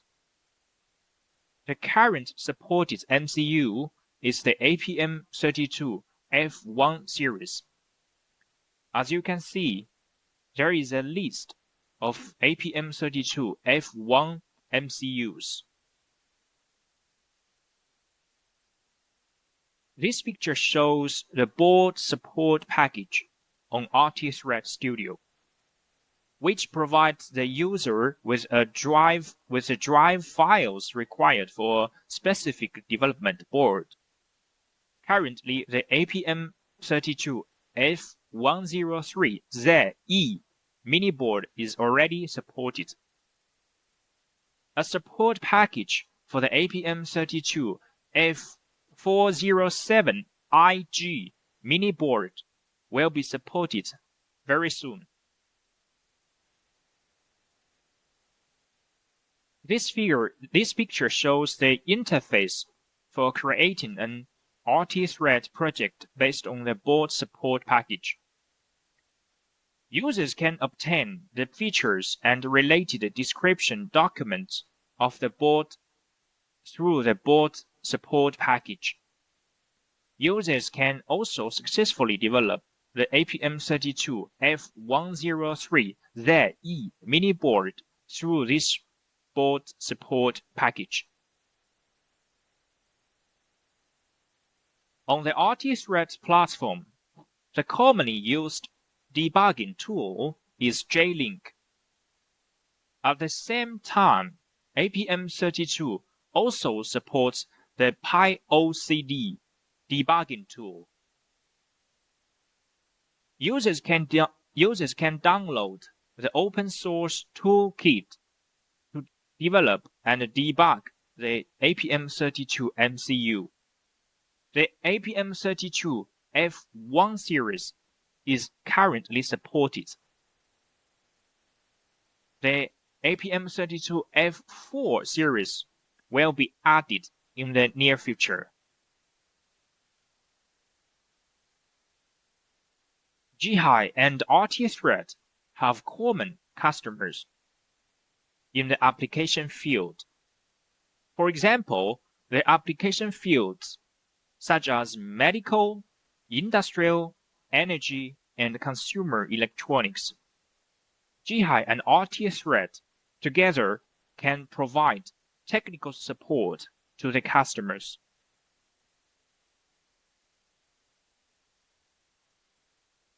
Zhihai and RT-Thread already have a good collaboration, as you can see on this picture. Regarding the tool chain, Zhihai extends the third-party IDE compiling platform through RT-Thread Studio. For the joint activities, Zhihai and RT-Thread jointly conduct online and offline activities. Zhihai had participated in the RT-Thread Developer Conference back in 2021, and Zhihai will continue to participate in 2022 as well. Zhihai also plans to participate in embedded technology salons and other events. Regarding the software platform, Zhihai always supports RTOS open source platform and provide customers with better services. We look forward to having a more successful collaboration with RT-Thread in the coming future. So I would like to take a moment just to thank you again for your time. Thank you for the opportunity to let me and my co-worker Steve Gall be able to tell you a little bit about us. I hope you will check out our website at www.zhiusa.com, or feel free to contact us through email or even give us a call. We look forward to talking to you and hope we can be assistance to you in the future. So right now I'd like to say thank you. Thank you for your time, and have a great day.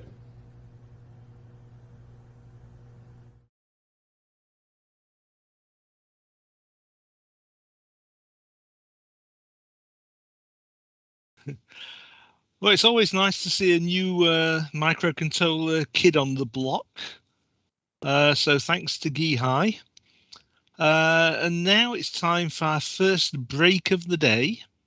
It's also time for our first Lucky Dip giveaway for today. This is for the people who entered at the end of yesterday's proceedings. And I'm delighted to announce that the winner of today's first giveaway board is Wojciech Stoduli. And the team will be posting his name here in the interface shortly. All you have to do to enter for a chance to win the next board, which we will be announcing in the next break, is to click on the link that the RT-Thread team will be posting in the chat portion of this interface. Like I say, I'll be announcing the winner of the new Lucky Break in our next break. And don't forget that we're going to be having a super dip at the end of the conference today, where the lucky winner will be presented with one each of all of the development boards. So, well, really, we should be having a break But since we're running a little bit late, I think it might be a good idea to just carry on with the talks. I've got to say that I am tremendously impressed by RT Thread, and especially the RT Thread community. I think this is a tribute to the power of the open source philosophy.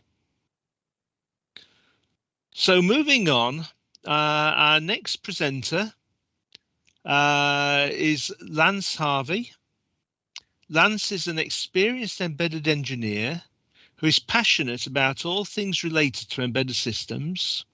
He holds a BSc Honours degree in Microelectronics and Information Processing, and the topic of his talk is Edge Computing Use Cases. So I'm going to hand this over to Lance. As you can see from my little slide here, I have been working in the embedded space for quite a number of years, and I've been asked to give a small talk on the future of embedded systems development, I suppose, in the sense of where is this space going in light of all the... Hi folks, Lance from Runtime. As you can see from my little slide here, I have been working in the embedded space for quite a number of years, and I've been asked to give a small talk on the future of embedded systems development, I suppose, in the sense of where is this space going in light of all the changes that are going on in general computing. For instance, artificial intelligence, machine learning. We hear all about that when it comes to the big companies that are working on these big systems. But now machine learning is starting to find its way to the embedded space, particularly on small microcontrollers, and hence TinyML has emerged, where you have the training of the models taking place in the cloud or on more sophisticated computers, and then the results of that model are optimized and then compressed into a small footprint that can then be deployed onto a microcontroller for very, very narrow use cases. Because machine learning requires quite a lot of compute, it cannot be a general purpose machine learning algorithm. It has to be very specific. So there are absolutely a huge amount of use cases for machine learning at the edge, or TinyML, and I'm going to talk a little bit about that and show you some of the use cases. The jury is still out in relation to how effective machine learning can be from a business perspective. Technologically, absolutely, you get loads of benefits, and I'll explain some of those benefits to you in this little video. However, the jury's still out as far as what is the ROI from a business perspective. Machine learning at the edge still needs very large or a unique use case scenario, which is going to be like a killer app, I guess, for machine learning at the edge. We're not there yet, because what we're seeing is people apply machine learning to all sorts of use cases. However, critical mass has not been achieved yet where there is mass adoption of machine learning, mainly because of the nature of the applications that TinyML has been applied to. So I guess I'm going to talk a little bit about that as well. So a building, you've got heating and lighting, you've got electricity, you've got gas, you've got all of the environmental control things that you can have within buildings. You've got energy saving facilities, automation within a building. So you've got a lot of things that can be automated and can be monitored for efficiency.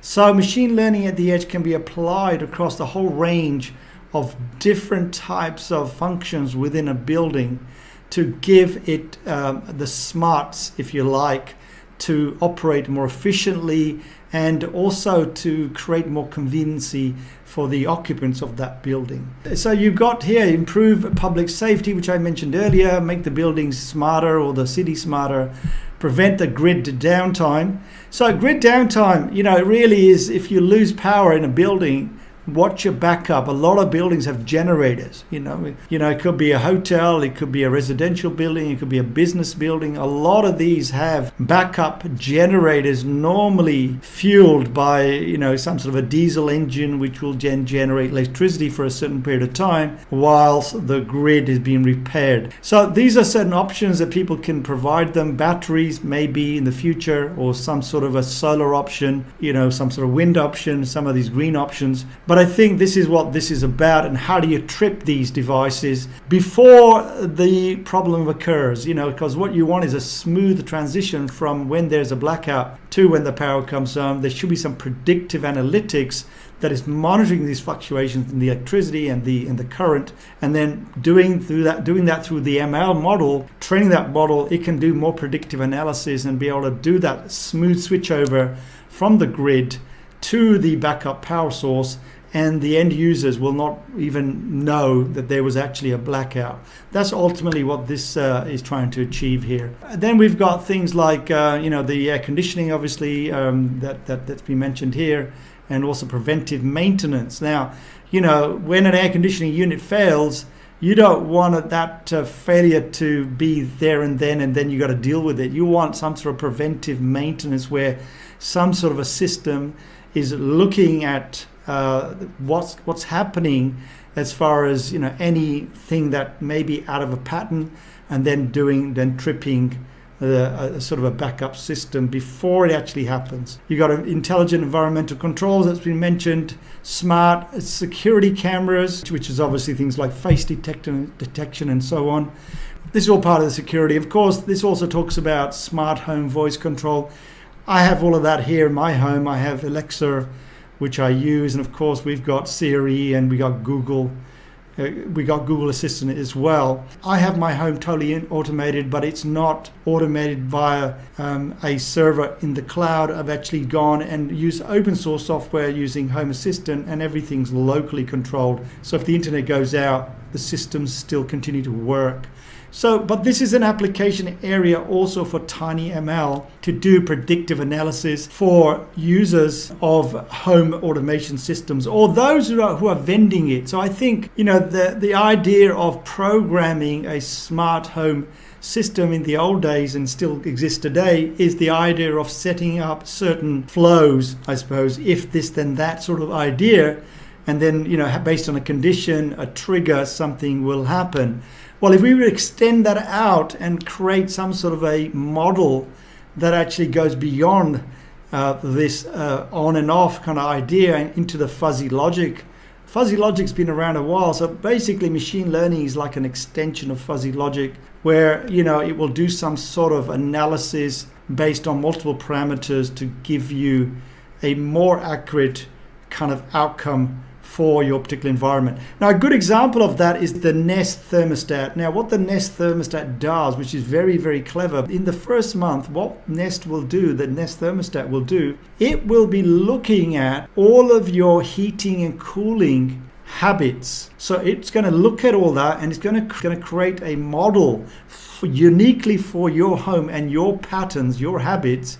And then after a month, you don't have to worry about it. It will automatically turn off and on all of your appliances for your heating and cooling once it's learned within a month what your patterns are, what your habits are.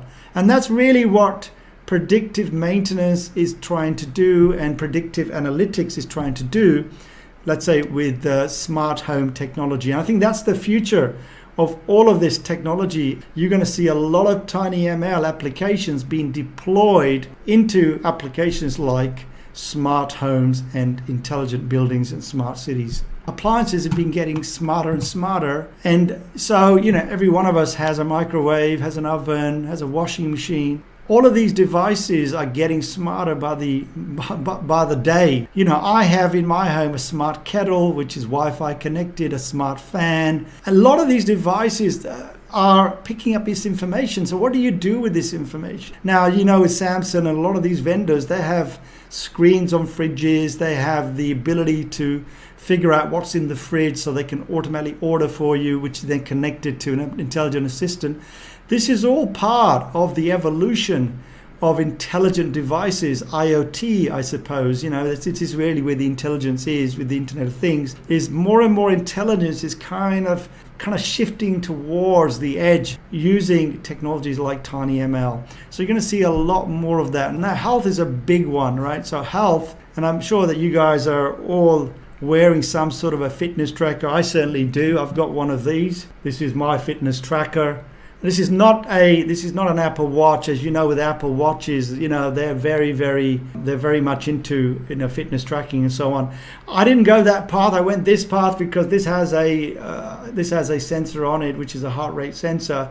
It's an all-day heart rate sensor, and this thing has a really long battery life. I can run this for like 5 days without having to charge it. While with the Apple Watch, I'm gonna have to charge it all the time. So this has a lot of analytics. So it's going to sit in my wrist, and it's going to read my sleep patterns. It's going to basically figure out my sleep patterns. It's going to figure out my heart rate throughout the day. And also it's going to count my steps. So it's a great fitness tracker. And all that information is available in an accompanying app. So this smartphone app, which I have, which accompanies this, just gives me readings of my daily activities, physical activities, my heart rate and so on, and also my current heart rate as well down here, and sleep. This is actually sleep. This kind of blue chart is my sleep patterns, and I've got a rating of 79. I normally have a good rating of around 80, 85, sometimes 90, and this is around 80, which is okay, but it gives you how many hours you were in bed for, how many minutes you had deep sleep, and also your current heart rate, you know, so which is really useful information. So what has this got to do with TinyML? Well, TinyML is going to find its way into applications like this, where the models are going to do more predictive analysis on all of your data. You know, give you information about when you might become sick, or your body's going to run down based on the analytics that it's finding. And it's going to give you some information next time you log into your app. Say, hey, listen, maybe you should be taking some more vitamins. Maybe you should go and see a doctor. You're about to come down with a cold. So this is very important for things like machine learning at the edge. What I have here, in my case, I have a watch that's connected by low energy Bluetooth, low power Bluetooth to my smartphone. So, you know, that's all you need really. You don't need it to be sent to the cloud for analysis. It can be done, the analysis can be done on chip in the watch itself and then sent to the actual phone for further analysis, because these days phones are pretty powerful. And then if you want, it can be sent out for further processing to the cloud, and some of these carriers will actually need that information or want that information. So I think we're going to see a lot of that. I think, you know, you can see here, you know, heat exhaustion detection, rural healthcare. So rural healthcare is a very interesting thing, because we have a number of clients that are doing this right now for aged care. They're using machine learning and all of these kinds of IoT devices to monitor people who are living at home on their own. They normally have a tracker on them, and that tracker will be monitoring certain different life signs and also looking at movement and so on. So that information can be gathered, and there can be predictive analysis on that to figure out if there's a pattern out of sync, and which can then trigger alarms at head office for people to go around and see if they're okay. So that's for aged care, but loads of different applications for rural healthcare as well. Information can be sent remotely to doctors, who can then do remote surgery or remote analysis, remote medicine, if you like. Sleep quality monitoring, I already mentioned that to you earlier. I showed it to you, and that's very important these days. Sleep is critical for one's health. I think a lot of people neglect sleep. I think your body needs sleep. It needs 7 hours minimum. Some people can get away with less. 7 to 8 hours is your average sleep that you need to get every night. That's rested sleep. And if you're not getting that, your body and your mind is going to suffer. So if you've got a device like I have, and a lot of people have these days, that's going to really help you to monitor. Look, if you don't know what's going on outside your body, then you're going to be less aware. See, information feedback loops are very, very useful to figure out where you're at, so you can recalibrate yourself in the world regarding your health and so on. So having that information coming back at you from sensors that are picking up your body signs, your vital body signs, then it's going to allow you to make better decisions, health decisions. There are a lot of companies, certainly that we deal with all the time, some of our clients, they are building these very sophisticated medical devices, and they are all moving in this direction of now taking the information that they're gathering beyond the dashboard from simple graphs, and they're taking that and putting that into machine learning models to get better analysis from the models. So I think this is only going to continue, and I think some of that machine learning algorithms are going to find their way to the edge, to the sensors themselves, so that you get a better distribution of compute power as well. So what is infrastructure? Infrastructure is all the roads and trains and all the stuff, that buildings, everything really that creates our modern day world, transport and so on. Grid power monitoring, we mentioned that a little bit before. This is a little bit of an extension to what we were saying earlier, where you're not just looking at a building, where you're looking at the building power supply to figure out if it's running correctly, but this is now extends it to the power grid, where you can look at the power transmission systems and look for any issues, again based on loads and fluctuating loads and things like that, which are out of the normal bands, the normal operating bands, and give early warning signs for any failure that may come up. Water utility leak detection. So leak detection is a big thing. Now we have some companies actually that we work with in Australia. This is a very good use case for IoT, where huge amounts of water can be saved. Water is expensive in a place like Australia, for instance, where it's a very dry country. So if you're losing water underground because of a leak, then that could be very expensive for a council.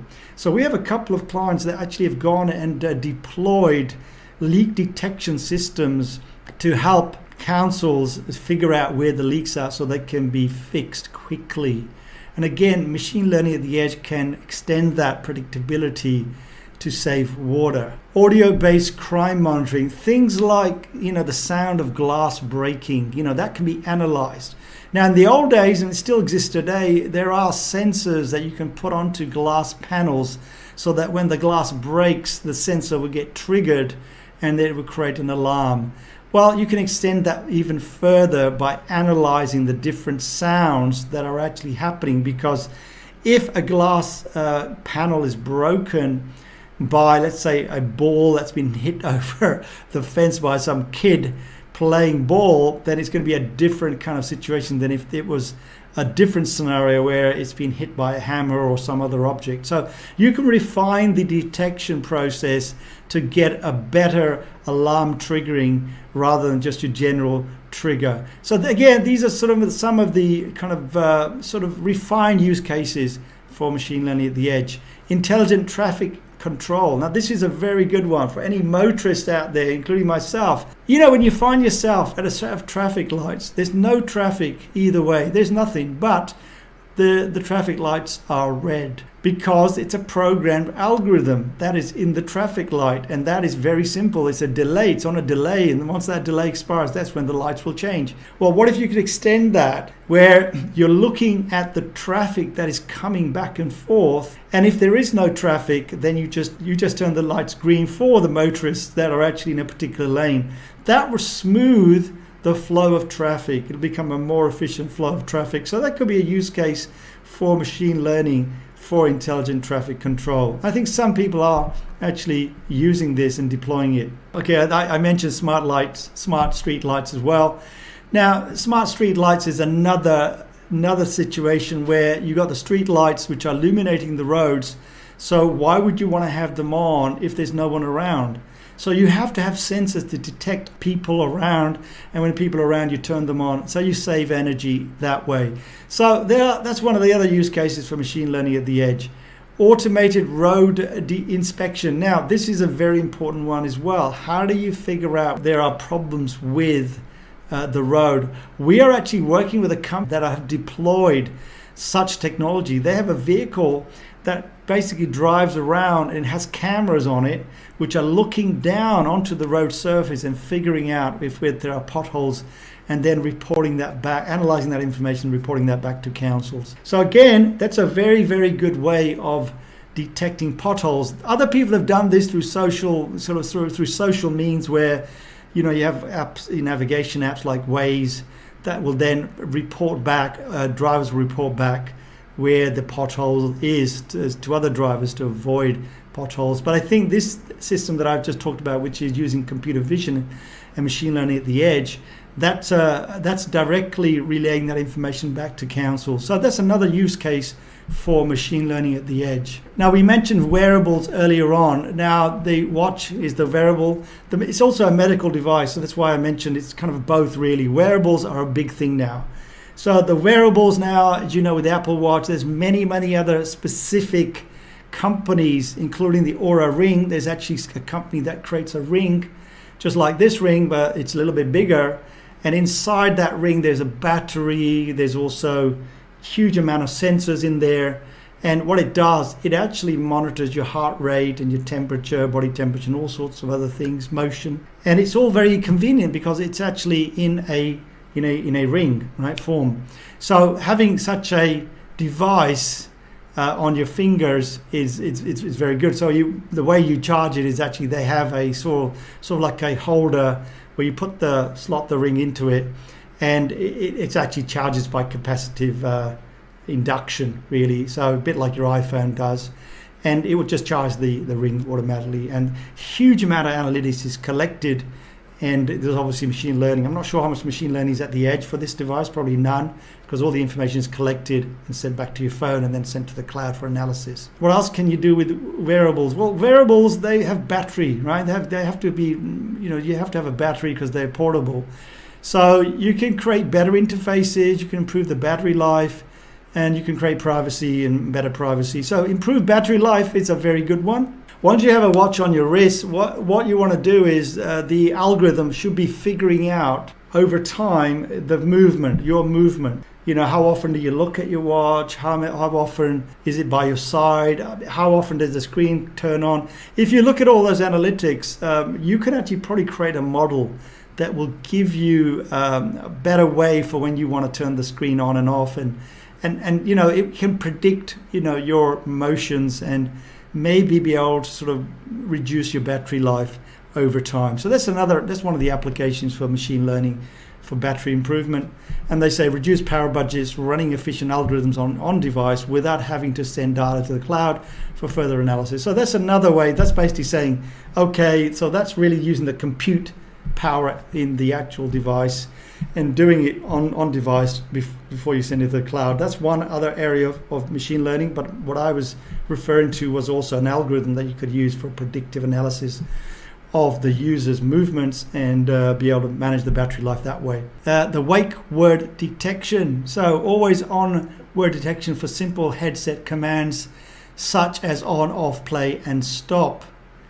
Yeah, you could do that, with on device, right? Rather than, doing it through your phone, which talks to the cloud, you could actually have the sensing of your voice patterns, the analysis of the audio on chip, and then it will do it on device rather than sending it to the cloud for processing, which there's a delay as well. Volume control using headset tilt. So again, this is looking at the movement of your head and figuring out if you're tilting one way or the other, and through that you can control the volume. So the machine learning algorithm will figure out if you're actually moving your head or not over time. Gesture control, this is a good one actually, this is a very interesting one. There are radar-based chips now that Google have been building, and some other companies have been building this, pioneering this technology. So it's like contactless gesture control. So really what it's doing is there's a radar field that comes from the chip. It's looking at the area around it, has a certain dimension, has a certain kind of area they can cover. And if you're within that area, it can figure out the object, it can scan the form of the object, make sense of it. It can then figure out if there's some sort of a movement on your hand, and then that can then be translated into a knob that you're turning and so on. So that could be done on chip as well. I'm not sure, that's quite a sophisticated algorithm. but it can be done, I think, with a fairly sophisticated microcontroller. So that's one use case for it. ML powered coaching. This is really talking about things like sensors built into the mat, built into your shoes perhaps, or perhaps built into your smartwatch, which is sensing your body movement and also figuring out where you're at, how much your body's actually working, and then be able to sort of give you customized coaching based on where you're at, where your progress is, where your desired goals are, and then sort of figuring out what you need to do to get from where you are to where you need to go. So that's another use case for machine learning at the edge. Performance analysis, that goes hand in hand with fitness trackers. Again, if you can monitor it, you can change it because it's a feedback loop. If you can look at your performance based on feedback from the sensors in a meaningful way, then you can tweak what you're doing to improve your performance to get to where you need to go. Acoustic event detection. This is an interesting one. I mentioned this example earlier on about sort of monitoring glass breaking and so on. What this is saying is you can narrow down, if you can really narrow down to a particular sound in your environment. So you've got all this noise around you, but you can hone in using machine learning algorithm to pick out a particular sound. Could be a baby crying, glass breaking, whatever. So what it's doing is noise filtering. It's doing sound filtering, noise reduction. It's honing in on a particular sound, and then depending on that sound being present, it will then trigger an alarm.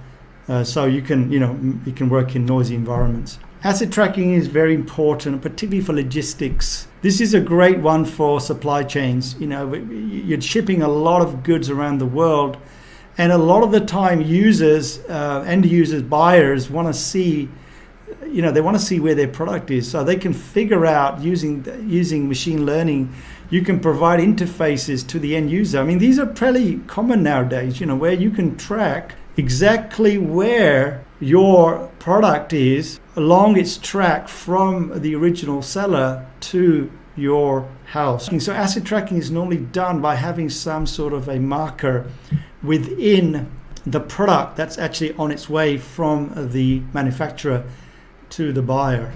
So along the way, this marker is being tracked, recorded, and then being highlighted to the end user as to where the product is. So how do you improve that? You can improve that through machine learning algorithms to figure out what is the optimum path for the parcel to go through if you've got multiple paths for it to go through. So that's just one of the examples. But of course, the other one is looking at things like if there's any delays.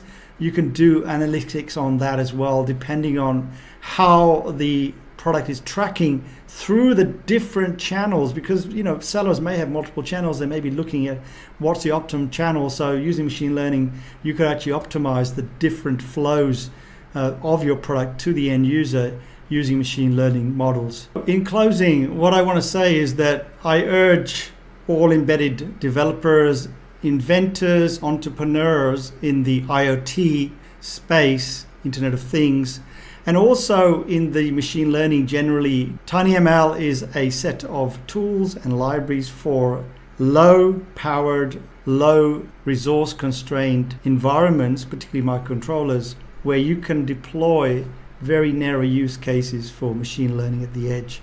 So I urge everybody to have a look at some of these use cases. Hi folks, Lance from buyers want to see, they want to see where their product is, so they can figure out using machine learning. You can provide interfaces to the end user. I mean, these are pretty common nowadays, where you can track exactly where your product is along its track from the original seller to your house. So asset tracking is normally done by having some sort of a marker within the product that's actually on its way from the manufacturer to the buyer.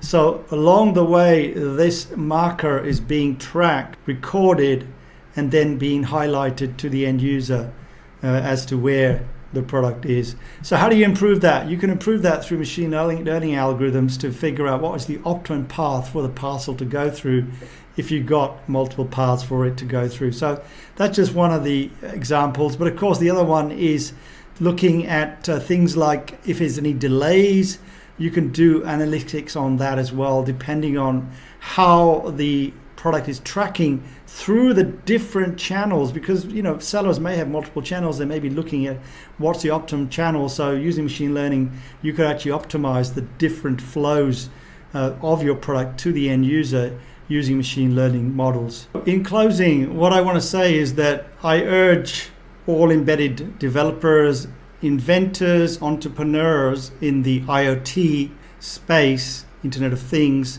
and also in the machine learning generally. TinyML is a set of tools and libraries for low powered, low resource constrained environments, particularly microcontrollers, where you can deploy very narrow use cases for machine learning at the edge. So I urge everybody to have a look at some of these use cases. And if you already are working on a product, build in the idea of extending your product to include machine learning at the edge. You're going to get a better result. You're going to get more optimization. It's going to be a bit of a mind shift. And I think embedded engineers need to embrace the machine learning environments out there, machine learning at the edge kind of offerings. Toy with these ideas, play with these ideas. So TinyML has their own environment. It's an organization that helps companies. They also have open source libraries for all number of microcontrollers. So I urge engineers to go and have a look and play with this stuff, because it's the future. Guys and gals, if you're in embedded systems development, you need to embrace TinyML and machine learning at the edge, because it's coming big time. The advantages are too great to ignore this technology. So you have organizations like this, and you have the other organization which I mentioned earlier, which is Edge Impulse. And all of these offerings can sit on top of whatever tool chain you're using, whatever RTOS you're using, whatever development environment you're using. What you need to be thinking about is, how do I integrate machine learning into my project? And if you're working on a new project, embedded project, you need to be thinking about that, the design stage. But if you already have an existing project, you need to be thinking, how can I extend that project to include machine learning at the edge to improve the efficiency of my product, to make it more viable, to make it longer lasting, to make it more valuable in the marketplace, to make it more competitive. So this is actually a competitive advantage for those people who adopt and understand and want to run with this technology. I've actually been playing around with this stuff, like I mentioned for you guys earlier. I haven't actually deployed machine learning or ML at the edge on this board, but I'm looking at doing that. I'm actually going to be using an operating system that I'm playing with also called RT-Thread. So RT-Thread is a very interesting operating system. I think it's a great offering. It's only been around a short time considering what else is out there. It's completely open source. Everyone can use it. It's free to use, free to download, and free to distribute. And it's a really, really good implementation. They've got a great tool chain, compiler, editor, debugger, builder, linker, everything's there, right? So you all you got to do is you just got to try it. I urge you guys to have a look at this. So you've got all these different architectures down at the bottom. So they support a lot of different hardware microcontrollers. And on top of that, obviously they've got all of these different layers of the operating system. And then up here, you've got all these software packages. Now they've got an AI package, which I think you guys should have a look at, and they're looking to extend that as well. They're a very open organization. They want a lot of engagement. They really want people to be part of this ecosystem. What they do is they actually offer it in a kind of like a repository where you can then download and whatever you need. So, down here, they've got AI, they've got IoT. I mentioned IoT. They've got a huge library of IoT offerings here, and this is how it's kind of highlighted, and you can see there's quite a number of pages of this. But let's just go to the AI, and they haven't got a huge number of modules for this, for AI, but they've got quite a few that I think you guys could have a look at just to get things off the ground for you to play with. They've got the TensorFlow Lite Micro, I think, which you'll find useful as well. So TinyML and TensorFlow, obviously TensorFlow is also part of the ML offerings out there as well. Whatever is out there for you guys to play with, I urge you to have a go. Have a good look at this. It's coming big time. It's maturing, the environment's maturing, the vendors are maturing.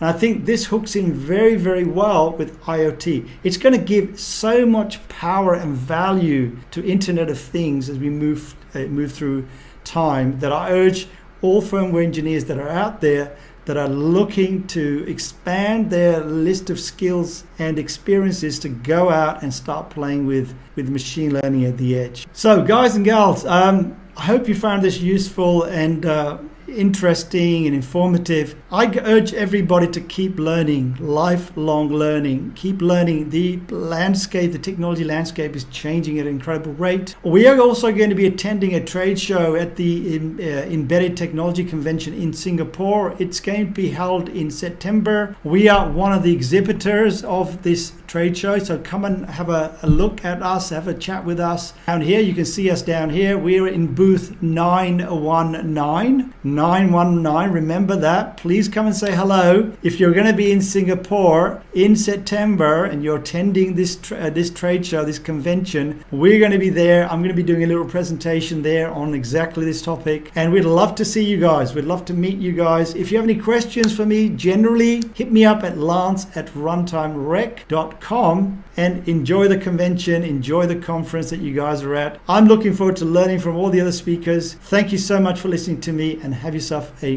great day wherever you are. Thanks, and see you next time. Cheers.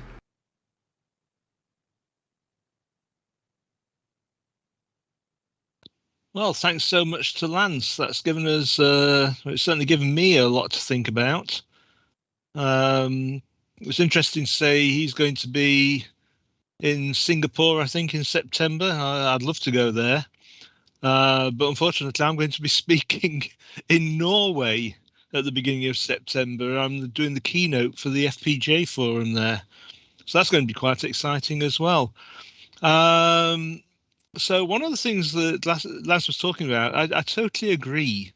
Moving AI and ML to the very edge, you can enhance your products and you can just make everything more interesting, more value added. One of the things he mentioned was glass breaking. And of course, one of the things we've got a problem with on the edge is that we want to cut the power down as much as possible. And there's an interesting company called Spinity, and they do analog AI. They've got a chip that does machine learning, and you can train it to do different things. One of them is if a human's talking, so it doesn't know what the human's saying, but it can pick out a human talking from background noise, all the other noises that are going on around. It can say there's a human here and he's talking, or she. Or another thing, you can train it to detect glass breaking. And I'm going to put a link up to an article I wrote about that, because your main processor can be powered down, saving power. And the spinach chip can be always on running, and it consumes just 20 microamps to be always on. And then if you've trained it for glass breaking and it hears someone break a window, it can wake up the main processor. I'm posting the link now. But yes, totally with Lance. I think we should all be looking at, looking in. This is the wave of the future. So this is the thing to learn now to make ourselves valuable for the next 10, 20, 30 years. And the people who know AI and know ML are going to be able to ask higher wages and be working on more interesting projects. Okay, our next speaker is Wen Cabral, who is a hardware design coding advocate. And the topic of Wen's talk is student attendance based on AB32VG1 RFID with a desktop IoT application. So I'd like to welcome Wen and hand over to him.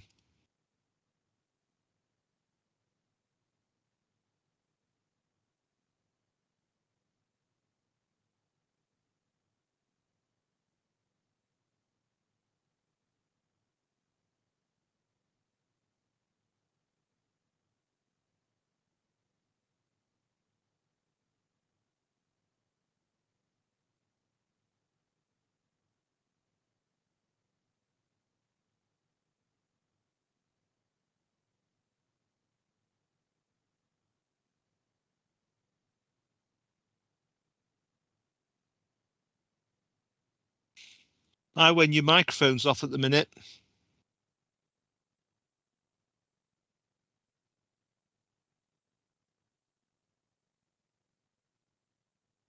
Wen, we can't hear you.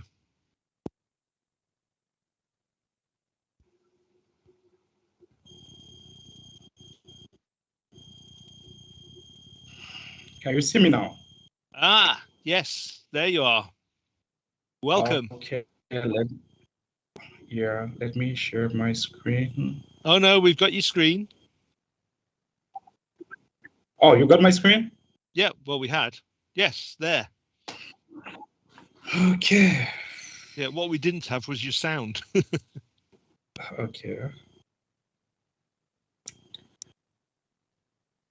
Okay, you got my screen, right? Yep. Okay. Good morning, ladies and gentlemen. It's an honor to have the opportunity to address such a distinguished audience. Let me start by saying a few words about my own background. My name is Wen Cabral. I'm a senior engineer and further my research program in DAST, which stands for Distributed Acoustic Sensing.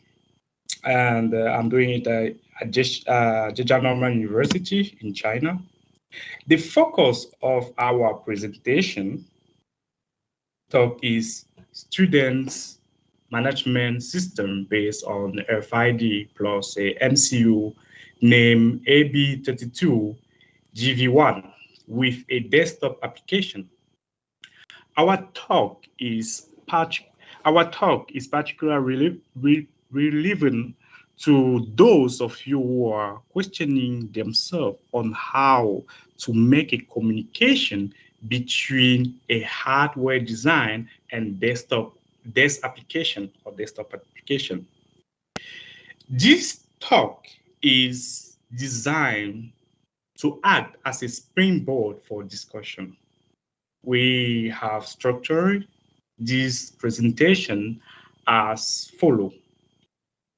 Briefly talk about some project we work on with an estimated time with 10 minutes, and deeply talk about the RFID plus the AB32GV1 with a desktop application with an estimated time with 15 minutes. And then the remaining 5 minutes actually will be for the Q&As, we stand for question and answer. Okay. Now, so as you can see on the screen, we have, we will talk about 3 projects that we work on. The first project is a tiny IoT with a ultrasonic sensor. And the secondly will be the load with the 485 bus. And the last one will be what I mentioned earlier.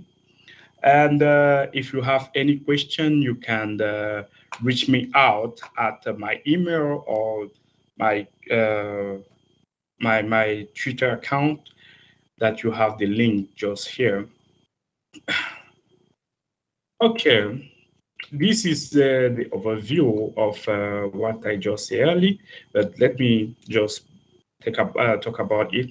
We are going to talk about the DC electronic load based on the 485 bus. Briefly introduce, and then we are going to talk. I'm going to display the scheme and some parameters which help for the optimization. And secondly, the ultrasonic based on the STM32F working principle. We are going to talk about the working principle of the whole module and the scheme. And the last, we will deeply talk about the RFID with the MCU AB32GA1, and I'll quickly make a short video, which will be uploaded on the ASRI Shred YouTube channel, and then the team presentation. Next, this is the DC electronic load based on the 485. You might ask yourself, why this project? Why we designed this kind of thing? Actually, we designed this kind of thing for maybe to charge some battery or any kind of device, and we want to set the voltage of the current to avoid the device, the electronic device, actually to get damaged. So we have to control the voltage or the current. So the scheme of it works like this one. Here we have the DC electronic load with the keyboard and the displayer, as you saw earlier, and we have the controller. Actually, we use STC 8052, and then we set the current, the actual current, and the voltage is the power, or this part mainly used for the external device. Here this is to understand the process of how the whole system works. We have the displayer, as you can see here, and we have the key input, like you have to set which voltage actually the electronic device need to be loaded, and so on. So we have the MCU here, we have the DC converter, we have the PMW to control the variation of the current, and so on. So here we have the current detector. Of course, we have to check whether or not the current is high, or maybe if the device is actually full or not, as well as the voltage detection. So the final project looks like this one, and here we have if, for example, we want to improve the optimize actually our system, we will bring or add together some electronic components such as resistor, capacitor, and inductors, and also ROP. Then we put them together, and then we can be able to optimize the signal. And additionally, what you are seeing may be some resistor here. Everything has been calculated in advance to avoid having like the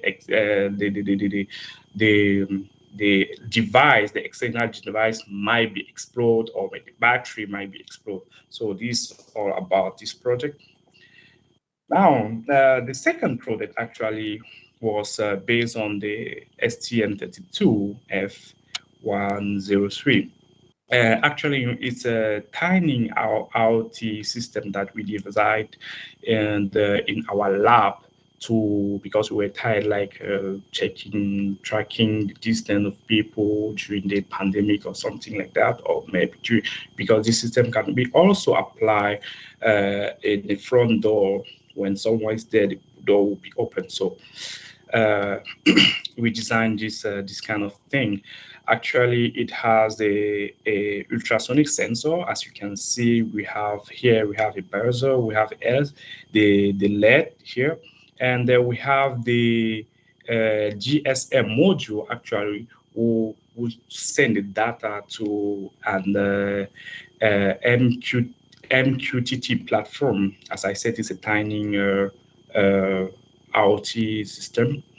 Let's talk about the scheme of it. As I said, we have the ultrasonic, which says the distance of people in front of the door, and then now sample it, and then we can recall, save those data in the SID, or after we have sampled it, or either publish in through this SIM 800C, because we use this thing because actually the STM32 that we used was not able to, or maybe the board actually didn't have this module, so that's why we added an external GSM module for us to be connected to a MQTT server platform. And here is the LED to notice, for example, if you want to notice that, okay, something happened, we can just check the LED or just hear the speaker, the sound of the speaker. So this is how the system, of course, works. Okay, next we are going to talk about one of our fantastic tools. The RFID plus our board Bluetooth based on the MCU name AB32GV1 chip. So we developed it through a ASUS Red Studio IDE, and then I'm going to talk about the scope. During this talk, we are going to talk about the concepts of the project, the environment. Of course, if you don't set the environment, it will be difficult for you to achieve this one. And then we are going to talk about the different modules. We'll talk about the RFID concepts, the concept of the RFID itself. We are going to talk about the features, the data transmission, how we transmit data from the board, to the computer, to our desk applications. And we are going to show you also the dashboard that we have made for both application and Windows phones application, and also some platform pictures. And then we are going at the end to do the review of the project. So let's start with our concept. Like I was saying, if you see here, can you hear me?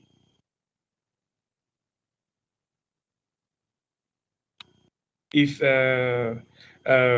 you can see here, for example, we have here the AB32GV1 plus the RFID of itself here, and here we have the cloud, of course, because we would like to publish the data to the cloud. And then here we have our desk application. And here we have the student ID. The student ID actually looks like this one. We have two kind of variety. We have this kind. So for a worker or a student, they can have this kind of student RFID card, both with worker also. And here we have the database. And here we have the phone app. Actually, why is it important to have an external, a local database instead of publishing things online? We just realized that sometimes we might have maybe the connections doesn't work well, it's difficult to access it. So we design an SD card on our Bluetooth. We have an SD card where the data will be loaded into it, since the board itself can be attached to the front door, to the gate, or any door. So that's why we design an external database. And then we have the phone application where, for example, the admin or the CEO or whatever, the teacher can access and remotely and control what's going on, which student has entered to the school, at what time, and so on. And here we have our desk application. We have our desk application here. We have our desk application here. This desk application is where actually we enroll student or worker. We fill every form and picture and so on. So this is how it works. Now, let's talk about the environment. As I said earlier, you cannot achieve it, this project, if you didn't set well the environment. First of all, you have to install the AB32, the microcontroller itself, the MCU itself. You have to download that package from ASUS Red Studio. You have to download it, and then you have to enable actually some component, which is very important. As you can see, we have enabled actually we have enabled the GFS and the FATs for the SD card, and we have enabled the library, of course, because we download some external library pattern, sorry, and then of course the C++ because we write the program in C. And now about the driver, which is very interesting, since our projects carry a OLED, let's say displayer, we enable the SPI connection to display yes or no, like you enter. And also we enable this serial port communication, which is very important in our case to make the transmission from our board to the this application. And we also enable the soft I2C for the RFID itself tag. So let's move on with. So this is how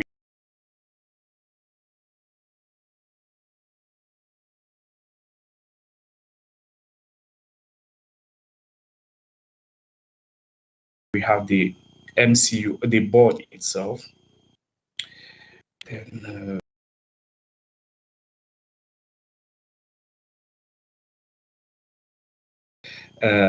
we make it without.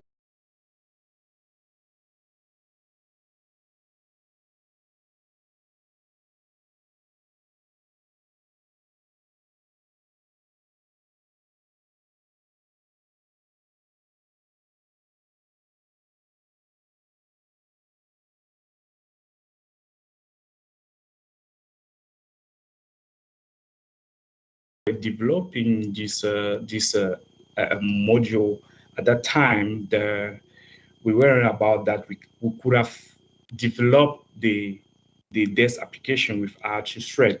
So nowadays it's possible, which means that ASUS Red is doing a wonderful job. Like they are not sleeping, they are moving very fast, which is very important for us hardware developer.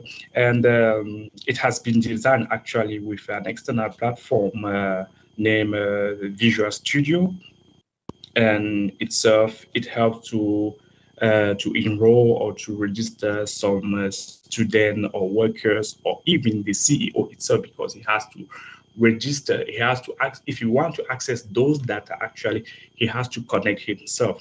And then secondly, we have the MCU, the AB32 DV1 plus the RFID itself. It's an electronic device built around that chip, AB32 chip, which is connected to the RFID tag and has been developed through RFID Studio ID. And then we have the phone application, actually, which is very important because the admin can remotely control himself or herself, wherever the person is. He can connect and retrieve all the data, knows what is going on there. And when we have the RFID tag, which is very important, RFID tag actually is what we give to the student, and then or the worker, when they arrive in front of the door or the gate, they just place the card. So this is the different module that we have been developed. Okay, next. Now the main concept of the RFID is like as you are seeing, RFID can nowadays widely used It's widely used nowadays. We use it for logistics, assessment management, access control, payment, product tracking, identification. In our case, we use the RFID for the access control and identification. First of all, this application, actually, we are going to identify student or workers, and then next we are going to make an access control by using that RFID. For the payment, it's more sophisticated. It's not like just using something or some library. It doesn't work like that. It's more complex. Now, let's talk about the step of transmission. First of all, we need to collect the data. We need to identify which ID belongs to who. That's why we record, first of all, the ID, we enroll them, and then the second thing is we sample them. Sampling is the process of now encrypt those words or those frame which has been placed into this one, and encrypt it or decrypt it, and then or decode it, and then publish it to a cloud, which is here, as you can see here. Now let me share with you this application that we have made, actually, how it looks like. Here, as you can see, this application, actually, it comes with some features, with a dashboard. Its dashboard looks like this one. You have a connection, you have a user, and then you have a registration form. When you click on the registration form, actually, it shows like you have to fill this like name, address, city, and country, and then you have to add your picture and then upload it, and then it will display as here, as you can see it. Then when, for example, someone at the gate place, or when we have done with the registration part, when we want to test, when someone places the card, actually its card on the module, and then it will show all its the person information, as you can see here. Now let's talk about let me share with you the mobile application. Okay, the mobile application actually looks like this one. We have the admin, or someone who has received the authorization, can log in and then see what everything student enter, at what time, and so on. So this is how it looks like. You can connect yourself here. You connect yourself, and then you can access the database and so on. Now, let's talk about, let's review a little bit the important things about our concept, and let's a bit talk about the advantages of this project. It eliminates paperwork. It automatically samples data, fast and secure. It's unique, and it can be used on LAN or remote server. And the PC or the desk application, the concrete functionality, our software contains a lot of functionality, and also each having specific operation to perform, and it's very efficient, and it has framework, and actually it can be installed in any kind of Windows, iOS, Windows application or Windows operating system, and we have the phone application that I talk about it yearly. We have it. It will be a phone application which can be also downloaded from any other Android phone. We have the electronic device that we attach it on the front door, or we give it to the person actually who's going to register, because the project actually comes, the project actually comes to pipe. We have the one that we attach to the door, and then we have for the registration that we connect it to the computer, and then we give you the best application software, because it's a X-file. It comes with an X-file, some such as you can install it in your computer. So let me talk about something which is very important, and I really love about ASUS-RED. You know, this is the full of the ASUS-RED. It's reliable. ASUS-RED is reliable and efficient and evaluation, secure and flexible and oriented. What I really noticed with the improvement nowadays is like it gives you the ability to upload your own board. And for example, a company who like to would design his own board, and then he want to make it work with ASUS-RED. He has to go on. He only needs to download actually the ASUS-RED Studio and then apply by himself. He does not need a lot of process, and the application is very flexible. And also you can use a lot of variety of MCU there, like STM and even Raspberry Pico, which is give the ability to people like us who are hardware designers to jump into it and have fun, play around with it.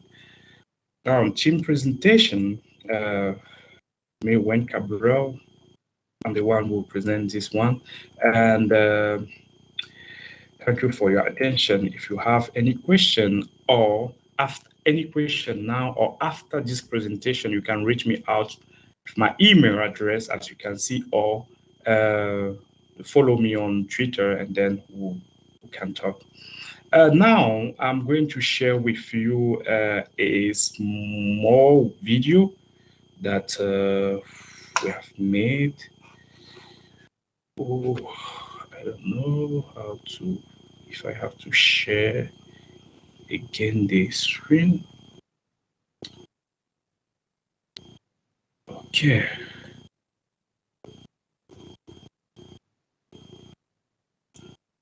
Okay.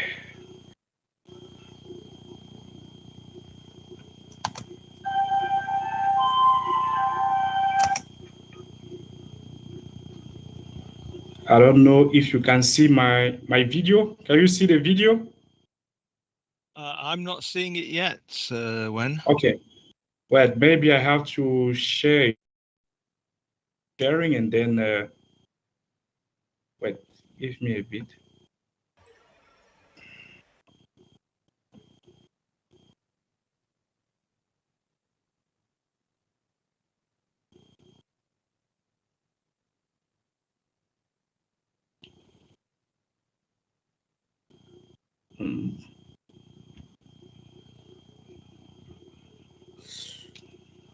How to do that?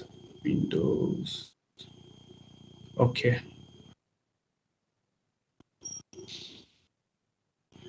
Okay. This video is very short, but the full one will be uploaded to the ASUS-RED channels, and maybe next week. Yeah. Okay.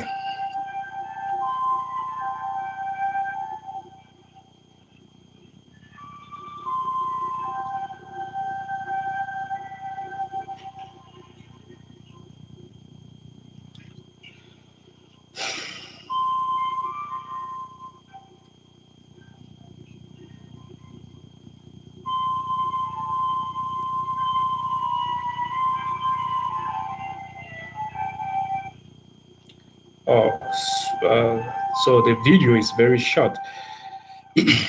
So, which makes the end of my presentation. Now, for any question, I'm open for the Q&A question for everyone who has a question. Thank you for the opportunity. Well, thank you so much, Wen. I've posted a note saying any questions. Rodrigo Garcia says, very nice presentation. Can you tell us a little bit about your experience working with RT-Thread to implement this project? Yeah. First of all, if I want to start about this thing, it's like one day my one of my teachers said, like, since you like dealing with like programming, hey, I have a very nice MC like board to present to you. Would you like trying it? I said, okay, no problem. He gave to me. I was like, okay. I made a lot of research on Google. I couldn't find. Fortunately, I'm in China, so I went on Baidu and then start trying to get more about it. And then when I found it, and then I say, hey, let me do a crazy project with it. And then I had some difficulty. Of course, he helped me. Like he said, you have to download this and this and this, because I asked a lot of questions. And then he told me that you have to download this thing. And then when I started using RT-Thread, I was like, wow, it's so wonderful. When I discovered that I can be able actually to use on a single ID STM other microcontroller, I was like, why am I going to download a lot of ID on my computer? Because I have, when you open my computer, we will see a lot of IDs like this one, maybe for STM and then maybe for ESP32, because I work on a lot of MCU actually. But this one comes like it's full. It has everything. So I really like and enjoy it. Me, I spend most of my time writing code, though it's not easy. It's not easy at all, but I love it. I love it. Excellent. And this is just the start. I mean, learning anything new takes time, but once you've started, especially something like RT-Thread, it's once you've got into it, you can just keep on expanding and doing things so quickly and so easily. So Gabriel has asked the question, how was the experience programming with sensors with RT-Thread? Yeah, programming sensor actually, since I was a newbie with RT-Thread, I have to say that I made a lot of research and I tried a lot by myself. I don't know, I have this thing of, I hate my brain because I cannot sleep until the task has not been done. So I will wake up at the middle of the night and then try things, go on the community. I said, fortunately for me, I'm in China, so I can speak with a lot of people because I'm someone that if I say you posted something on base or is related to what I'll just try to email you or so talk with people, and then I try many times, but at the end I now I can say that I'm feeling loving with RT-Thread, and my journey started, I think, in 2020. I started working with RT-Thread, doing some crazy stuff, and nowadays I'm very comfortable with it. Oh, that's awesome! Thank you so much. Because the RT-Thread also, if you want to download the library, you have to open like the RT-Thread setting. You download the library like other, and you can, it come with the comment like maybe you have the person name or something like that. You can even reach out, maybe make a quick research of the person who did, and then reach the person and then try to talk with him. And then, this is, it's only crazy, it's very nice. In fact, I love it. That's what we like to hear. Thank you so much. You're welcome. Okay, so our final speaker before our second break is Robin Mitchell from Electromaker.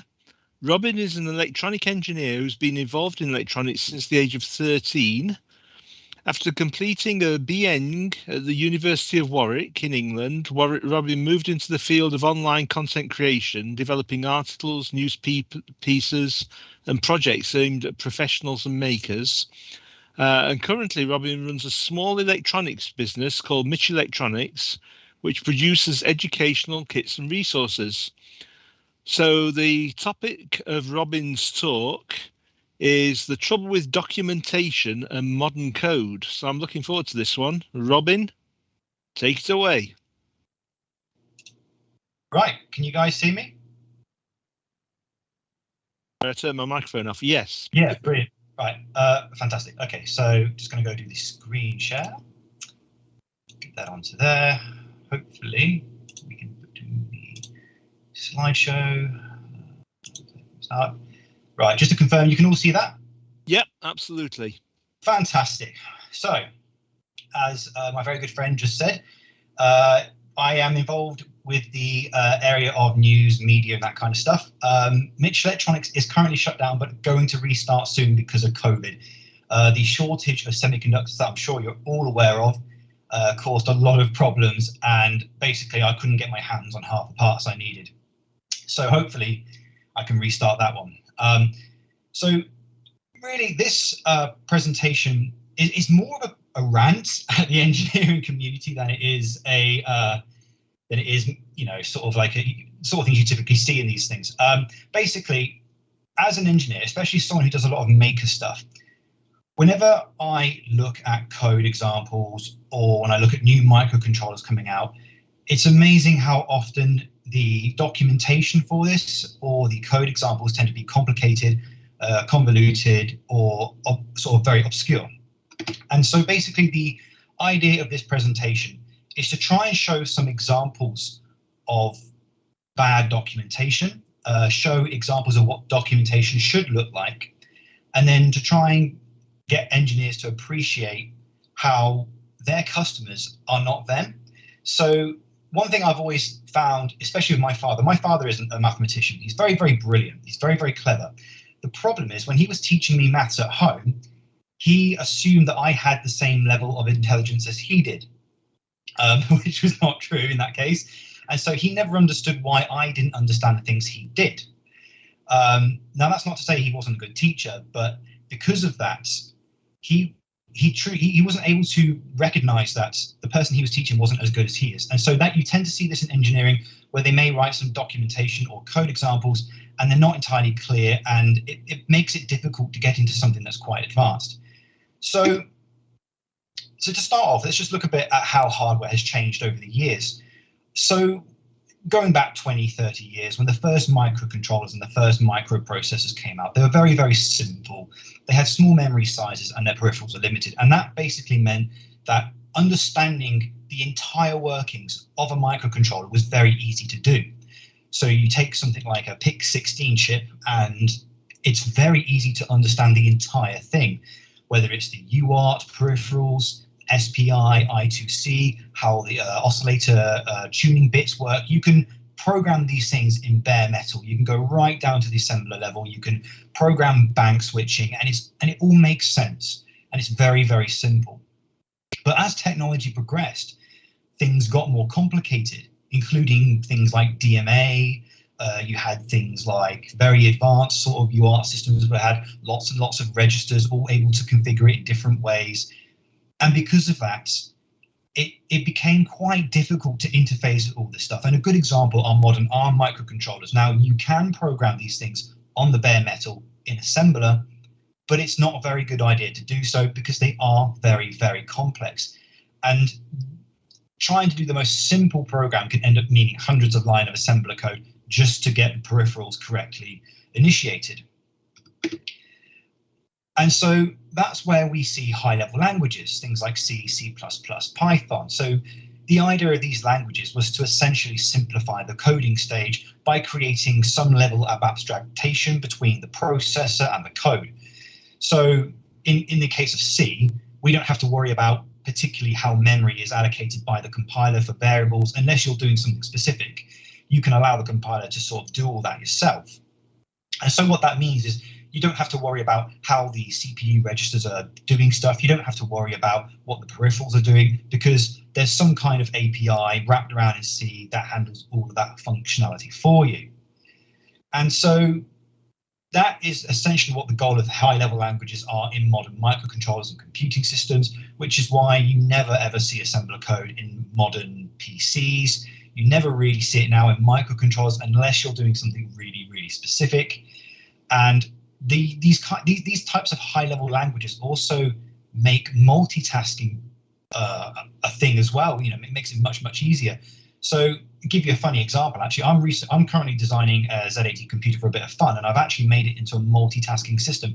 But the amount of complexity and involvement with registers is just unbelievable. You have to know where every single register is going, where the variables are being stored in RAM, and it's just a massive task. But if you did the same thing in C, someone's made a library already for it. You can stick it in, and it's a case of just writing a bunch of functions and sticking them together. So high-level languages allow us to abstract these very complex microcontrollers. And now this is where the rant starts, why many APIs suck. So when you look at a lot of modern microcontroller platforms, I tend to find that a lot of the APIs are absolutely terrible. And the reason why I say these things are terrible, it's not that they're functionally bad, it's that their documentation is often really bad. And then sometimes the code names or the function names given for these APIs are also pretty difficult to understand. So to give you an example of, sorry, I should mention very, very quickly that I've got a bunch of examples of bad APIs and bad documentation, but I would like to stress that that's not to say that the products are bad, but that they could be improved. So I'm going to mention a few products coming up. So I'm not saying don't get them. What I am saying is that the people who design those should probably consider the engineer who's going to buy them soon. So this is a really funny example of how code examples and APIs can be quite bad. So take an example of hang on, is it? Let me just check if here is it. Yeah, here it is. Perfect. Okay, brilliant. Right. Sorry about that. So the first example we're going to look at is Bluetooth. Specifically Bluetooth as a UART connection, which you can do with certain libraries. So here is the Arduino code to make that happen on an ESP32. This is an excellent example of what an example code should look like. It's about 30 lines of code. That includes white space. It's commented, and it's very, very simple. The function names are very simple, and it's easy to read, almost like a piece of English. It's just written in plain English, and it's very easy to understand. But now let's compare this to the Nordic Bluetooth serial example that comes with the NRF5340 in their Visual Studio Code example. This is the first 30 lines of code, and we've just included a few libraries.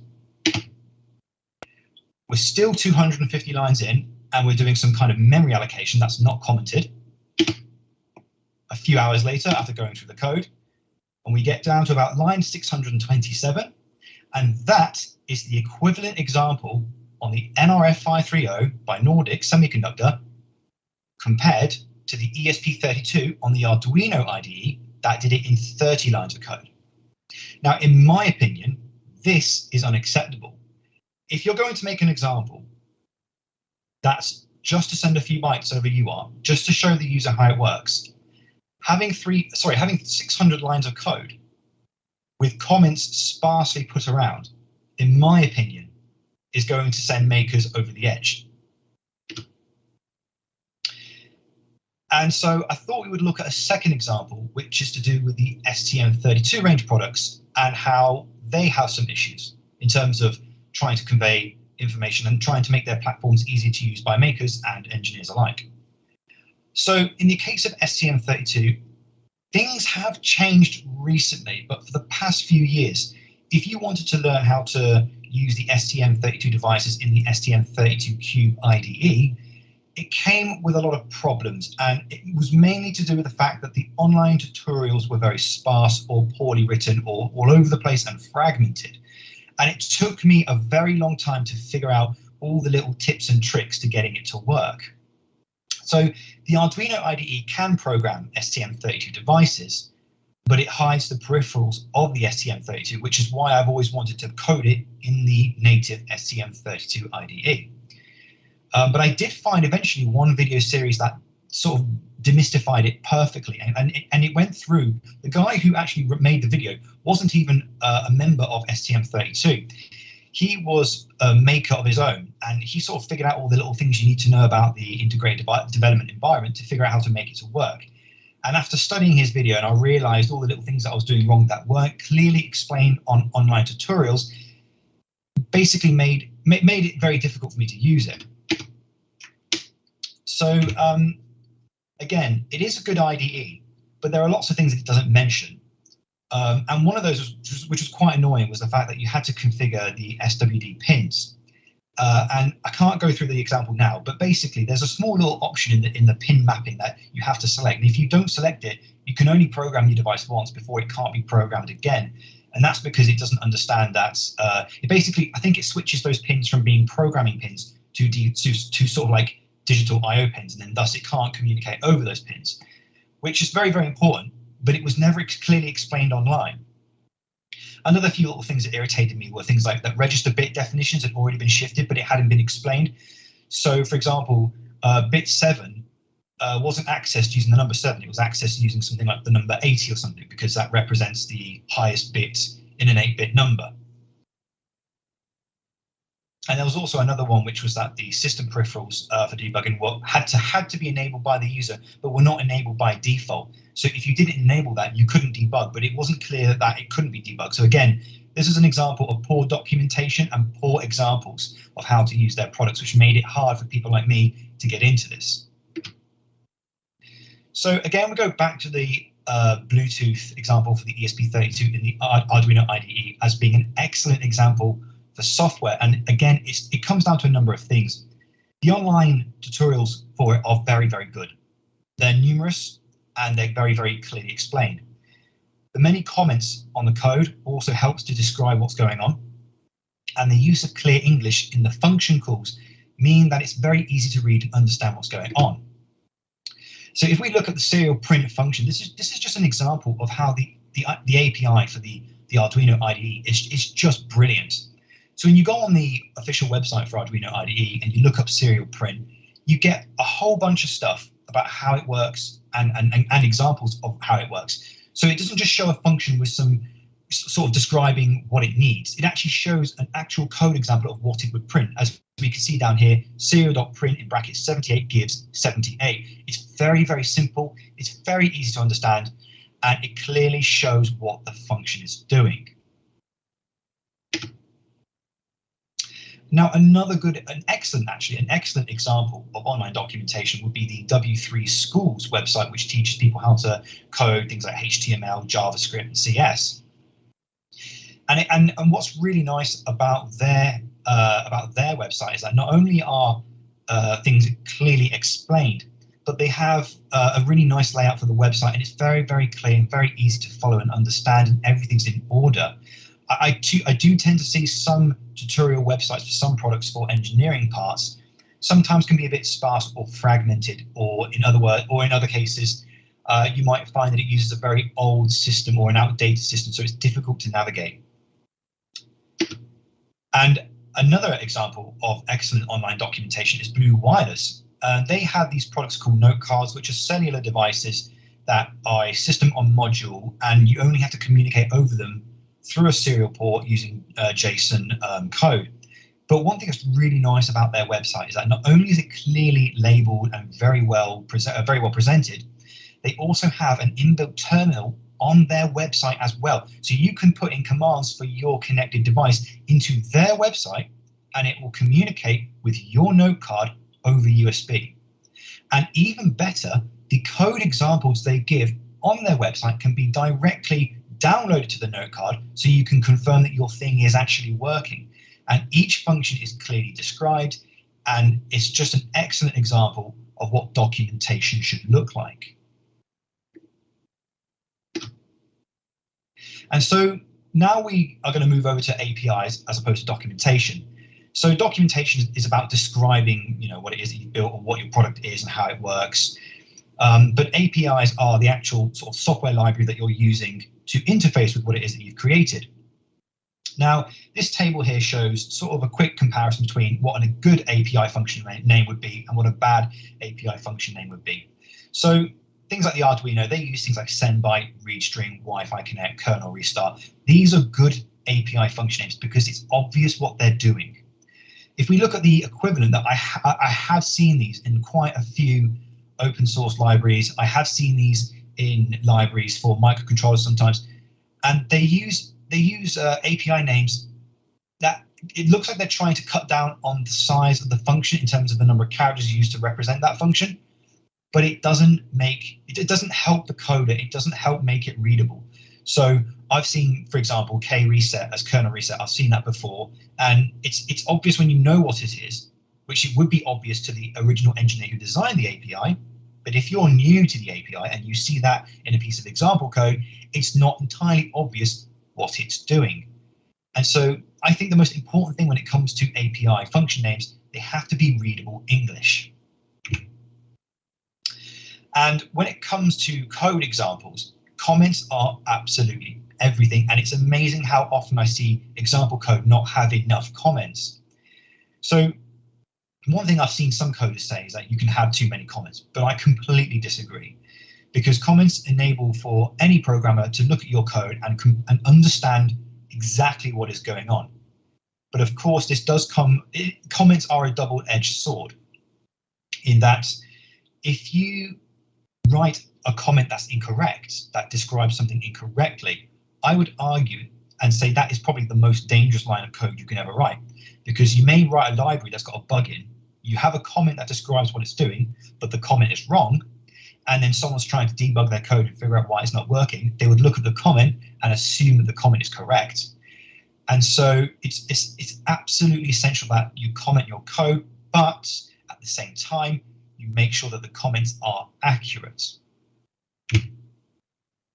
So to give you an idea of what I believe is a good piece of commented code, is something I've done recently in assembler myself.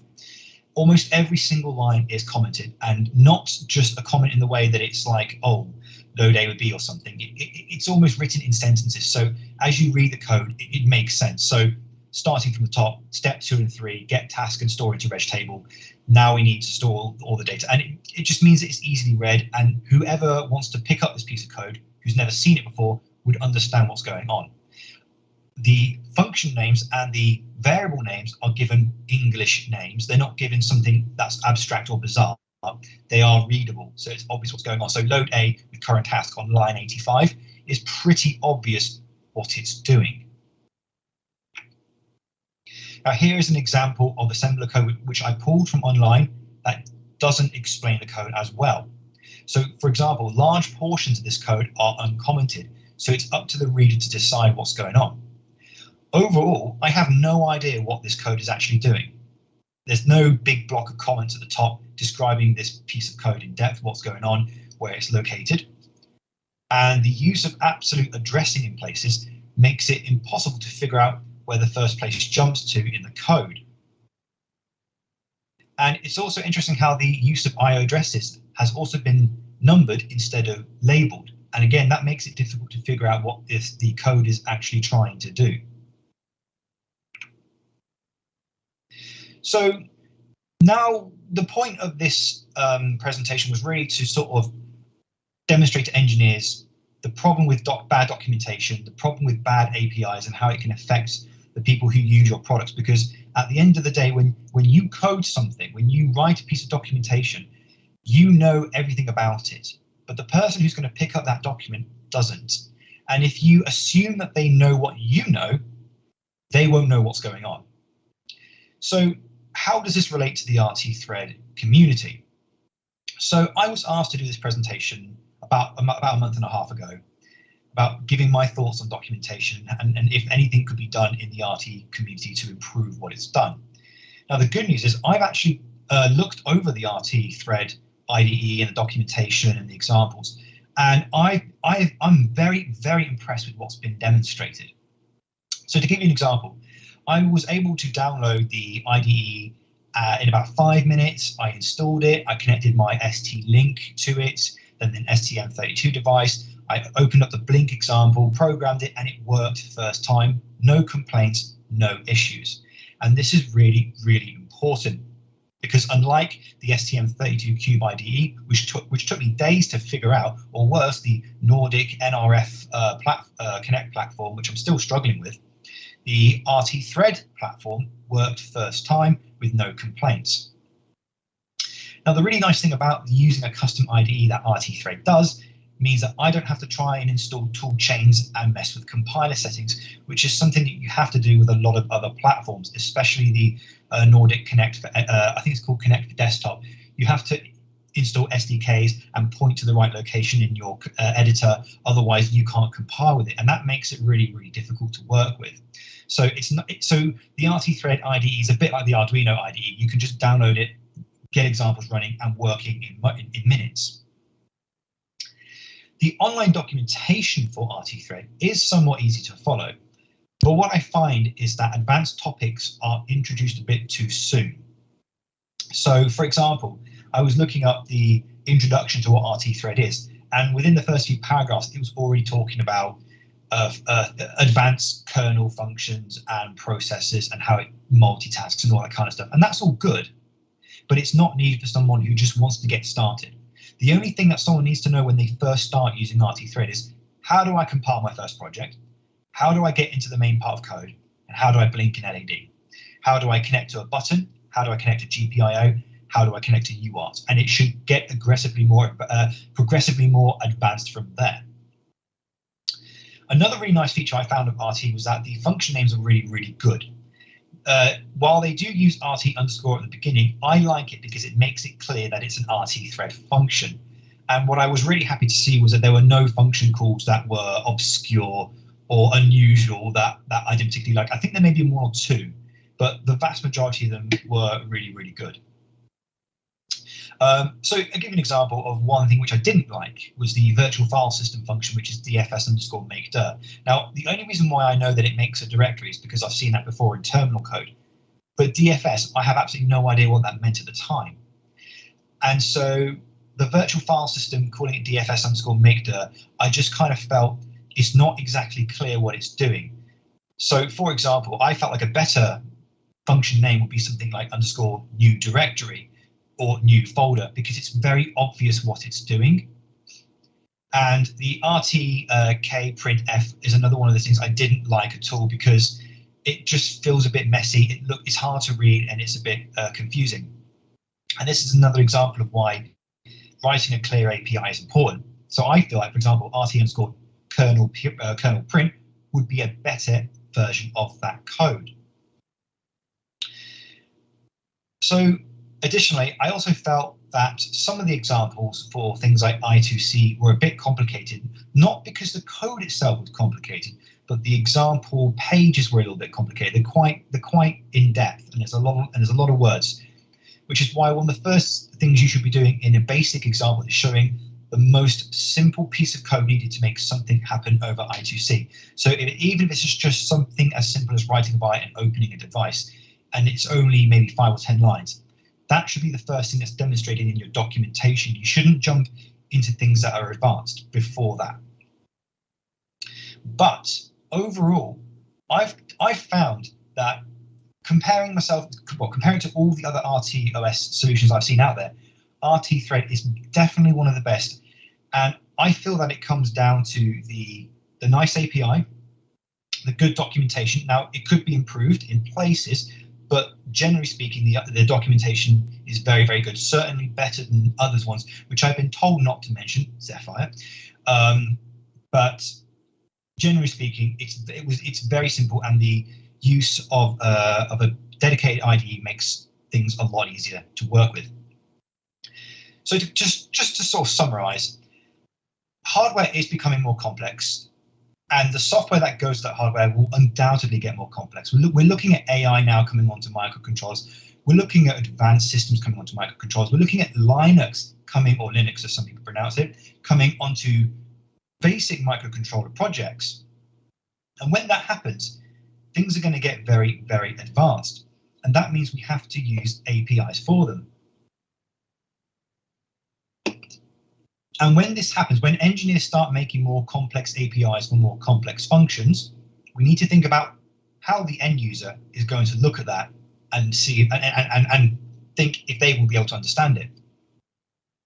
Because at the end of the day, when you make something new, when you write a new API, when you write a new piece of documentation, the person who's going to be reading that is not you. It's going to be someone else who has no idea whatsoever about your system, about your code, about your device, about your API. And so when you write examples, when you structure tutorials and lessons, you have to treat the engineer as if they're completely clueless, and start from basic principles and work your way up. Pardon me. Now, that's why I kind of prefer the top-down approach. So you can start from the bottom up. You start with the most basic things and then move your way up. But working from the top down, especially with examples, might make it easy to understand. Now, what I mean by working from the top down means start with something that's very, very simple, but fully functional. And then sort of break it down into things that you may need eventually. So let me give you an example. You may take something like a Bluetooth UART project. At its most basic, what it needs is to be able to transfer some data across Bluetooth. So it shouldn't be more than a few lines of code, and that should be a working example. But if you want to start teaching the user about multitasking or context switching and all this kind of stuff, that's something that must come later, and you work down into it. Pardon me. And I think another thing that could be quite useful for engineers to do is to remove as much setup code as possible and get your example to work in the fewest lines of code.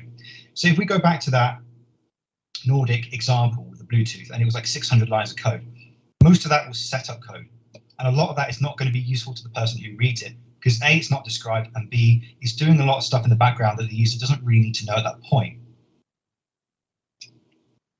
And so if that code can be shifted to an external function that just hides it all from the user, I believe it makes it a lot easier to understand the example, which makes it less frightening for engineers, which makes it easier for them to understand, and it gets people using your projects and your software and APIs much faster. So I think that is the end of my presentation, and thank you very much for having me on this conference, and I shall now pass it back over to our host. You think it's the end of your presentation, but you're not sure? I think so. I say that. Yeah, it's the end of my presentation.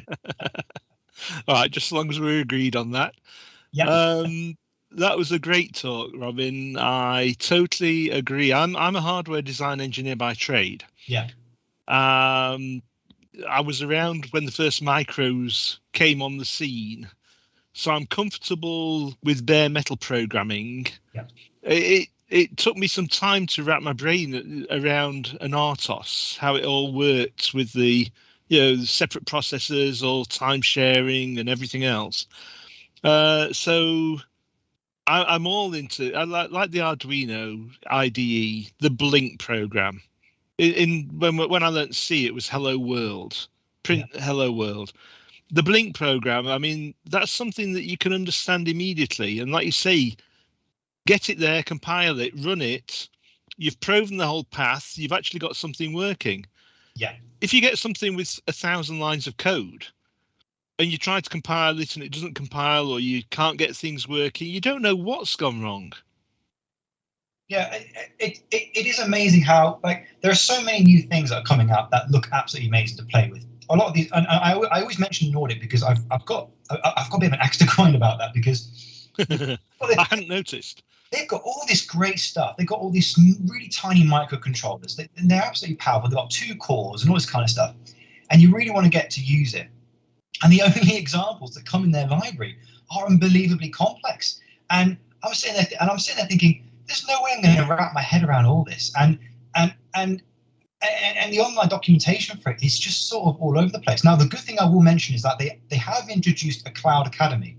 So it does help to introduce people into using the products, but for me it doesn't go quite far enough yet. And that might be because it's still under development, but it's not just them. It's anything like, for example, you get all these advanced AI functions, and I remember a lot of the first AI APIs and libraries that came out. They're always unbelievably complex to use and understand, and you really have to be a specialist to figure them out.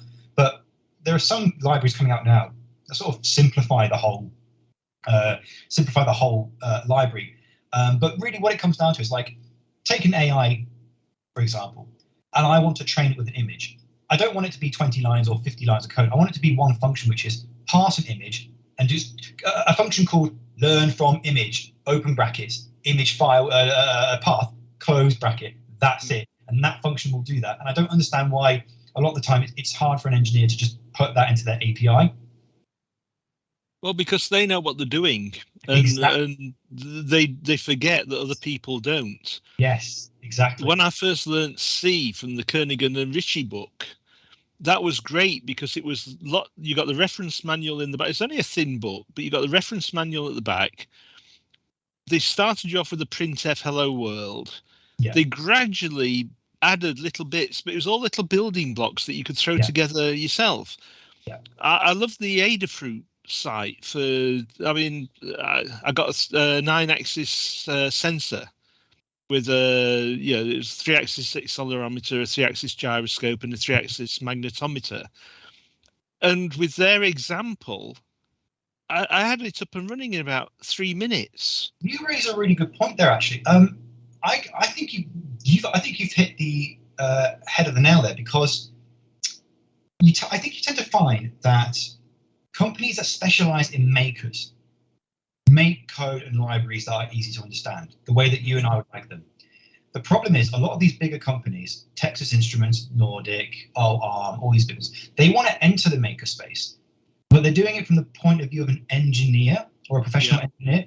So they're trying to give their products to makers, but they don't quite understand that the maker is not going to be as advanced as an engineer who would normally buy their products. And so the only way that their products can be used by a maker is to wait for those Adafruit, Electro Maker or whatever to create a maker version of their product. SparkFun, exactly. Yeah, they do the same thing. They take advanced things that would normally be too complicated for a maker to understand, put all the wrappers and the libraries on there, and then make it easy to. And then they bring the pins out and stuff, and then they make the code examples trivial. Yeah. It's like the Arduino ESP32 Bluetooth example. It can send data in less than 30 lines of code, but you look at a professional product and it's 600 lines, and it didn't even compile. So I think there is a real issue with, especially with APIs and documentation. I think there's a real problem with engineers who are writing these things and coding these things from the point of view of what they know, and not thinking about what the person who's using. I think you could be talking yourself into a job with if there's any big companies here like TI or whatever, you could be talking yourself into a pretty good job. Another thing about examples, I like them where you can run them individually. Yes. Here's an example to do this. Here's another example to do this. Here's another one to do a third thing. Here's a new example where we're taking the output from the first one and feeding the second one, and the output from the second one and feeding the third one. Very modular. Yeah, and again, that's a great way to learn all the little bits and pieces and everything. And then comments. I mean, you're talking about assembly code, and you're talking about comments. I recently agreed to take over some code that had been written by somebody who's getting old and a bit frail. Yeah. And I said, sure. And I was told it was assembly code, but that was all I was told. It turns out to be PIC, the microchip PIC assembly code. Yeah. And I mean, I've written assemblers myself. I've used multiple assembly languages. It's archaic. It's like ancient Greek. Because the early PIC architectures were divided into memory banks of 256 bytes. Oh my goodness. The number. Oh my goodness. I was actually waking in the middle of the night because I committed to say, I will take this over for you. And I was looking at all these files. And the thing is, the guy was a hardware engineer anyway, not a natural coder. He was very proud of the fact he'd put all these comments in. Unfortunately, the code had evolved and the comments hadn't. Yeah. So the comments related to blocks that were no longer there or had completely different functions to what the comments said. And it's funny you say that, and that's why I mentioned it in the presentation, because I actually came upon this by accident about a week ago, and it came up in my emails. I think it's the website called Quora, the questions and answers thing, isn't it? I think it's called Quora. Oh, Quora, yeah. Yeah. And someone asked a question on there, and they said, "What's the most dangerous line of C code?" And I thought, "Oh, this is going to be interesting. What is it?" And the guy goes, "It's not code. It's a comment, and it's a comment that's wrong." And I sat there, I thought, he's absolutely right. Yeah. You write a wrong comment somewhere, And you are going to be banging your head against a desk until you figure out that the comment itself is wrong, which is why I would warn all engineers out there. If you take someone else's piece of code and they've got comments on, and you're trying to figure out why something's not working, look at the comments carefully and compare it to what the code's doing. Because the number of times I've seen a wrong comment is phenomenal. And actually, the number of times I've written a wrong comment, especially in assembler. And I sat there and I've looked at it and I go, that's not what the code's doing. And I've had to change the comment or change the code because the comment was wrong. So you should watch out for comments. Definitely. If you're reading somebody else's code and it is well commented, the comments are clear and actually reflect the code, you say to yourself, it's like, thank you, whoever you were, I'm sending good thoughts your way. But for me, I think the biggest one is API function names. I can't stand function names that are called _k_ something. I've seen them everywhere, and it's one of those things I've always really sort of gritted my teeth at, because I like my code to read like English. I like it to read like a story, because I just find it makes more sense. So when I see things like, I don't even like printf. I don't even like that. I prefer serial.println or println, because for me it feels more readable. But yeah, I've seen function calls as silly names. Well, as a hardware designer, I've seen hardware with silly names. Like I was once, no joking, looking at a schematic. This is in the days where it was all registers and things. Yeah. And there was a register called a banana register. No way. Absolute way. And I had to go to the original designer and say, why is this called a banana register? Because all the data comes in bunches. No. Yes. And another one was an LBR. It was the LBR register. And I tracked down the creator of that one and said, why is it called LBR? It stood for London Bus Register, because you stand there waiting around for hours and then 10 come at once.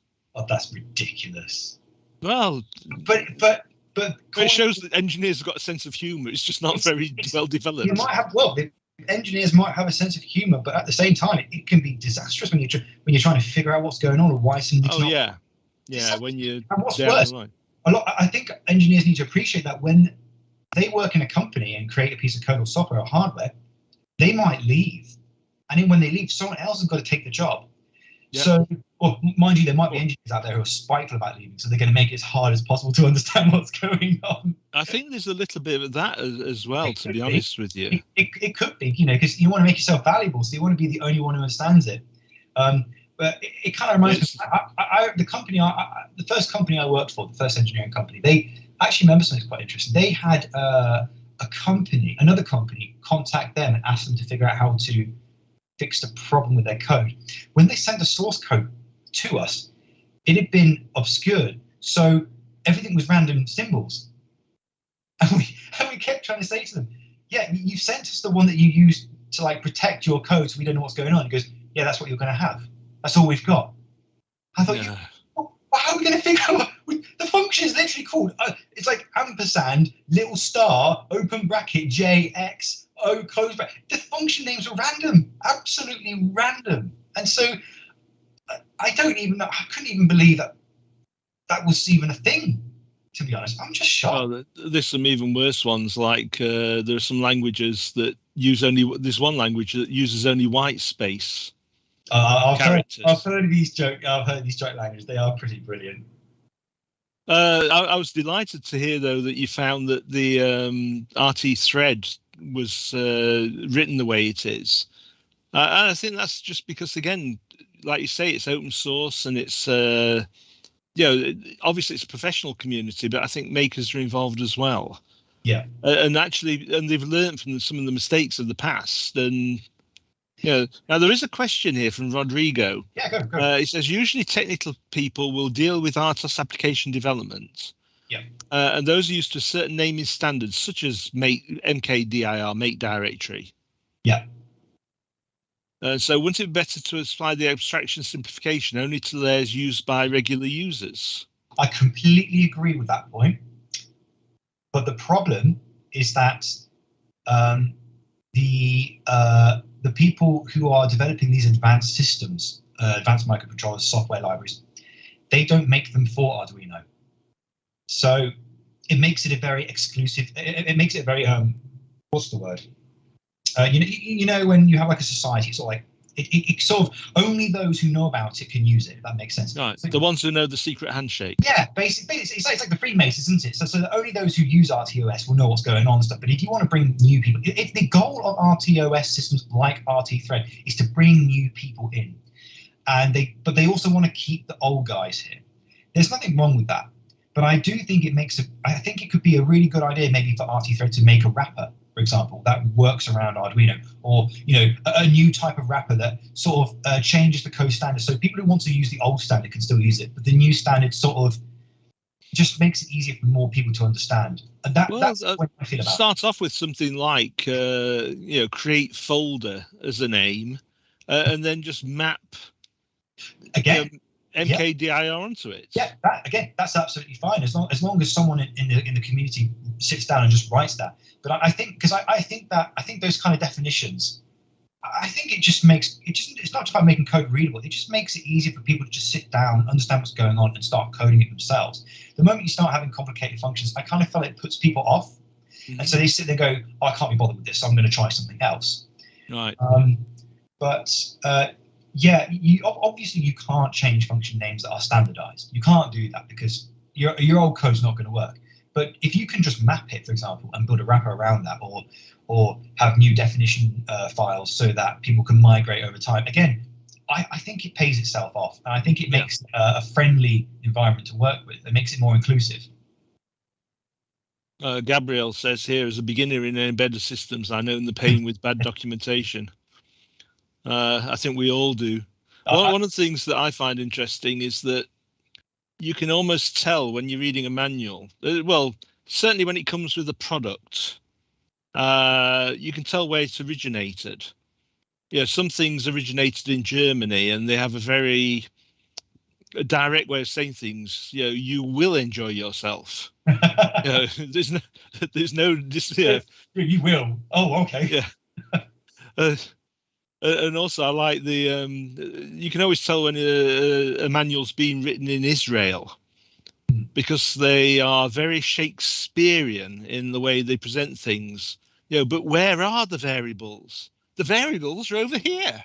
to be or not to be. Equals, I think it's just B, isn't it? No, it's always to be or not to be is always a logic one. Yeah, that's logic one. That's it. Yeah, it's always true. I'm a hardware design engineer. Yes, to be or not to be. Okay, thanhanks, Robin. We got to move on, but it's wonderful chatting with you. Thanks so much for having me. Yeah, contact me offline. I'd love to chat further. Yeah, where can I grab your details? Is it? Hang on, I'm just going to post my email address in here. Fantastic, please do.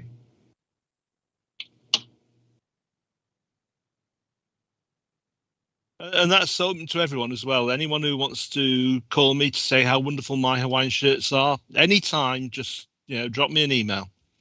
Fantastic. Thank you very much. Okay, thanks so much. Okay, now it's time for our latest giveaway. And I'm delighted to announce that the winner of this giveaway is Jason Markham. And now we're going to start the next giveaway, and all you have to do to enter for a chance to win the next board is to click on the link that the RT Thread team has just posted or is going to post into the chat portion of the interface, and I'll be announcing the winner of this next lucky dip following the final presentation of the day. And also, don't forget that at the end of the conference, we're going to be having a super dip, and that's where the lucky winner will be presented with one each of all of the development boards. Well, we were supposed to be having another break, and I was going to say, let's meet back here at 30 minutes past the hour. But we've already gone past 30 minutes past the hour, so I think let's just carry straight on with it. And going to our final group of talks. So our first speaker is, and I'm going to take a really deep breath here, it's Flavio Impagara de Argino Jr., Flavio for short. Flavio is a computer engineer working with bare metal firmware and embedded Linux, and his topic is using the WCH CH32V103 board with RT thread. So over to Flavio. And I'm embedded engineer, and this presentation will be the how to use the WCH C832V 103 board with the RT thread. Hello everyone, my name is Flavio Piranga and I'm embedded engineer, and this presentation will be the how to use the WCH C832V 103 board with the RT thread IoT OS. So this is the outline for this presentation. I will give some comments about the RT Studio. That's the IDE used by the OS, so it's the official IDE. And after that, I will talk about how to configure the environment, how to run an example application, how to debug this application. And in the end, I will talk about some topics that I had in the conclusion of this project, and some use of links related to the IDE and some other documentation. So this presentation has the main objective to be a tutorial for someone that wants to start to use the Thread Studio with the board, the WCH board that I mentioned, and to achieve this goal, we have the following minor objectives that it will be explain how to run these applications, the Studio IDE, so the steps that involved to do this. Demonstration a Blink LED application working without accessing the shell. So we have two LEDs on this board. So we show how to use one with one approach and how to use the second one with another approach, and this another approach will be using the shell. So these three objects together, you reach the main object. So let's talk about our Thread Studio. And some main topics that we have here is that the most recommended IDE when working with ThreadOS, because it's from the same people that are working the ThreadOS, and so have the most tools and more compatibility with the OS. Another characteristic that we have here is that have some similarities with Eclipse. So if you are already worked with Eclipse or some variations and other IDEs that had some similarity to Eclipse, you will have some previous knowledge, so it will be easier to use this IDE, the Studio IDE. And also they have a lot of documentation about how to use, how to start a project and to make changes in your project, and a lot of common options that we need to do and need to have in the IDE. Here we start the tutorial to achieve a total functional environment with our boards. In this case, it will be a WCH board. So before we start, it's important to mention that every step here and all I did in this tutorial and this presentation was using the Windows operation system. So they have this in mind. If you try to do it in another operation system, it will be similar because the application will be the same, but probably some steps will have some difference. But in this case, if you have Windows, you can follow this and have the same result that I had. So let's start the tutorial. And the first, if you don't have the RT Studio in your machine, the first step will be download the last version using this link that I put here in the presentation, or just googling about our thread and you'll see the official link, the .io, and can access this link and find in the top region of the site, the page, to download section, and you will have the most recent version of the IDE. After installing the studio and open the software, we can start to configure the environment for our application. So in the top region, you have these icons that show it here in this image. So you have a menu, usual normal menu that you have in a lot of IDEs and developed software, and they have some icons either. And you can see you have a head arrow here that shows to us the SDK manager that I mentioned in the step 2. So we will start by clicking this icon so you can start the configuration steps. Since we are working with a WC8 board, we will need to install the BSP packages specific to our model. So in this case, it will be the 103R. And as you can see here, I have in this image, we have the environment that I configured. So in your case, if you are doing this for the first time, it will be like that, not styled. And after you select and style correctly, you will have this situation here. So you can check if everything worked by seeing this green circle. After, we need to select the correct debugger. In our case, it will be the WC8 link debugger. So you can see the image that I had selected here. So it will be possible to debug our application with our board. And last but not least, we install the toolchain needed. In this board model, we have a RISC-V processor. So we select the RISC-V GCC WCH option. So that way you can build and create and have the necessary binaries to make our application work. Now we have all the packages installed to build and debug our application. The next step is to create a project with an example to test our environment and the hardware. To do this, you can see in this image, we have to select the file option, after that the new option, and finally the RT thread project. You should have a window like that show here in the image. An important thing to check here is that the adapter option is using WCH link here. This will show that the environment has the correct configuration. If everything is correct, you can click finish and your project will be created. If everything is correct, you can click finish and your project will be created.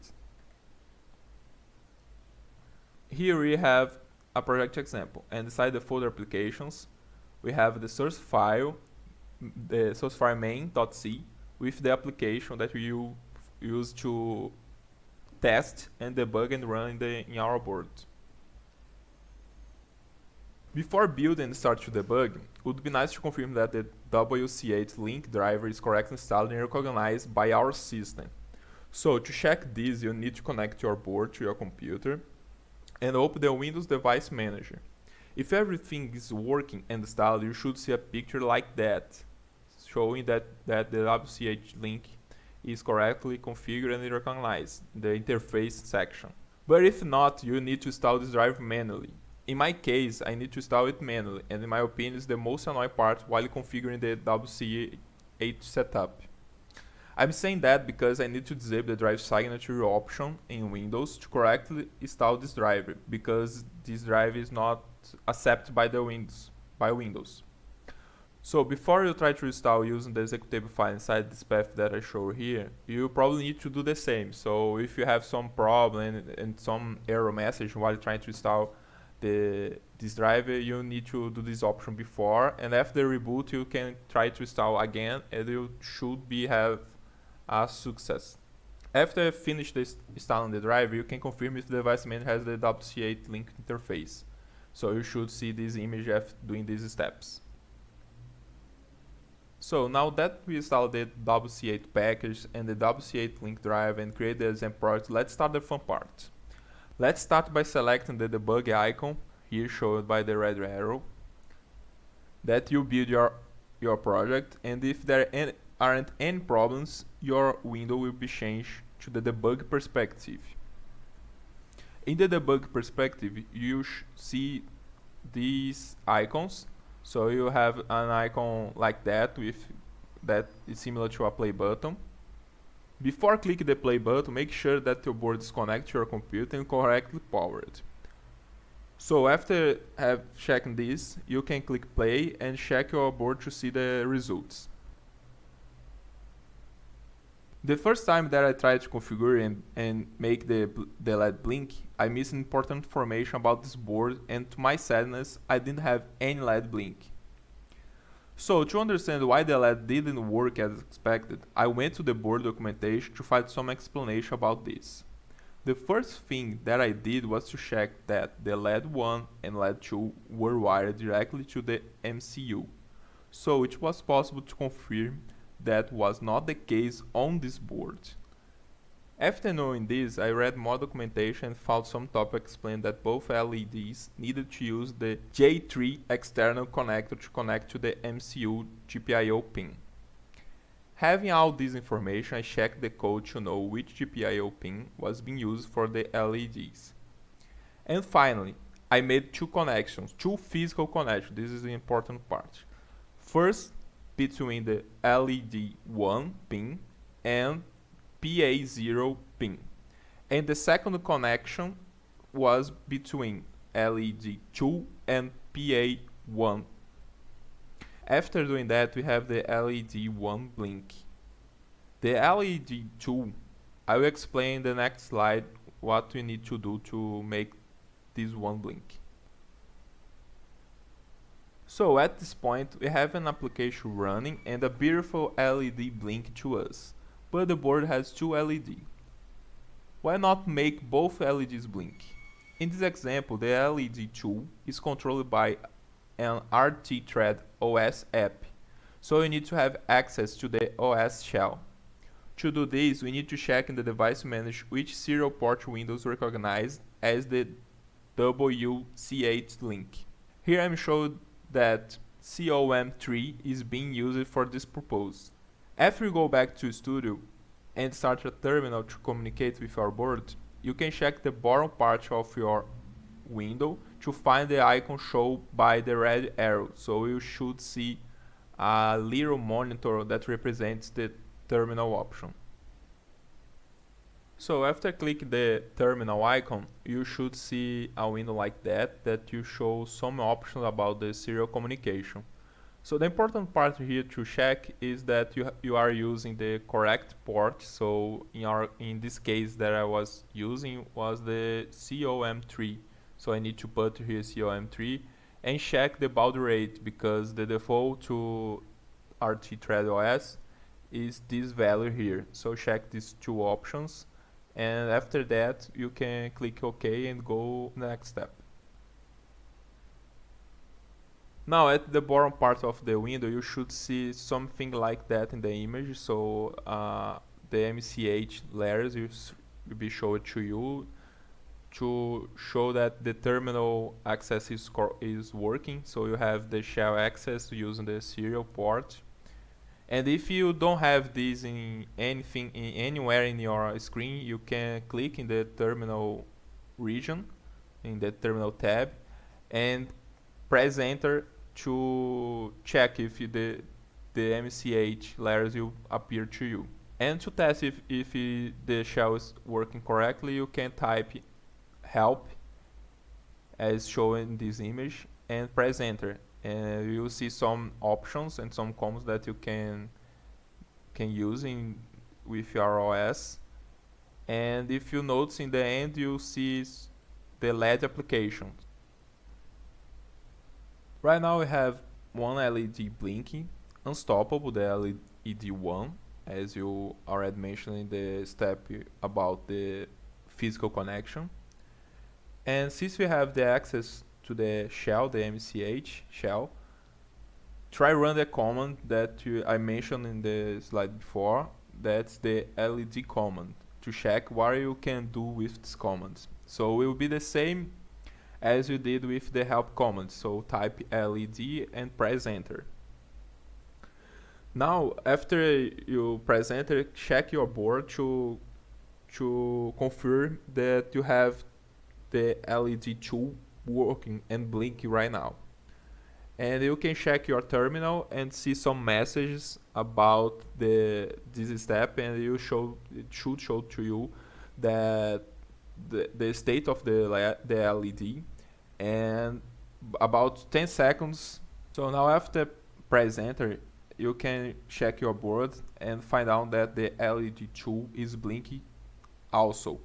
So now we have not one, but 2 LEDs blinking, and after 10 seconds the LED tool should stop blinking, because this application just because this application is configured to LED blink only for 10 seconds.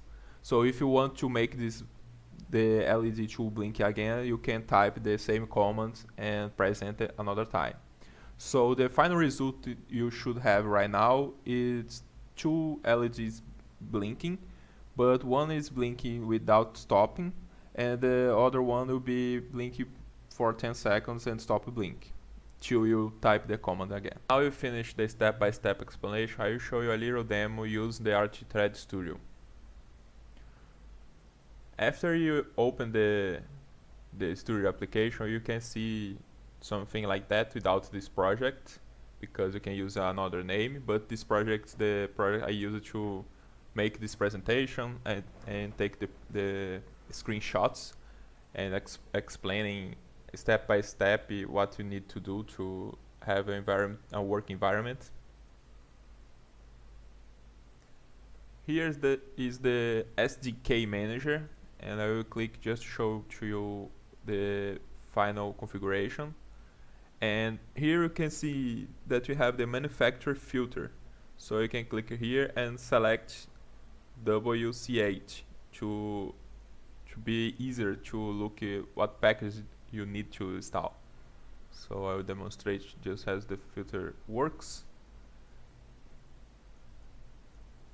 As you can see, we have a lot of options in the show all, a lot of vendors and manufacturers, and if you click here, you just have less options right now. And I will minimize the ArchiThread and show to you the board support package I mentioned in the presentation. And you have here installed the model that I used. Here we have the toolchain GCC WCH to RISC-V architecture, and in the debug support packs the WC8 link debugger that I mentioned in the presentation too. So if these three packets will be enough to reproduce this demonstration. Now I will show you a little bit about the example used to do this presentation. And as I mentioned in the applications folder, we have the main.c, and here you can see the example code, and here you can see the main function, and you can see the LED1 blinking it that makes our LED blink without need to control the ArchiThread OS. And after that, you can see the LED command, the command that we used to make the LED tool works. And in the LED function, you can see the LED 0 ping macro. So if you check here, you can see that's referred to the PA1 ping. So that's why we need to connect the LED tool to this ping, and why this make the LED tool works when you type LED command in the ArchiThread shell. Okay, so now we can start the debug and check this process. As you can see, the perspective changed from the C perspective to the debug perspective.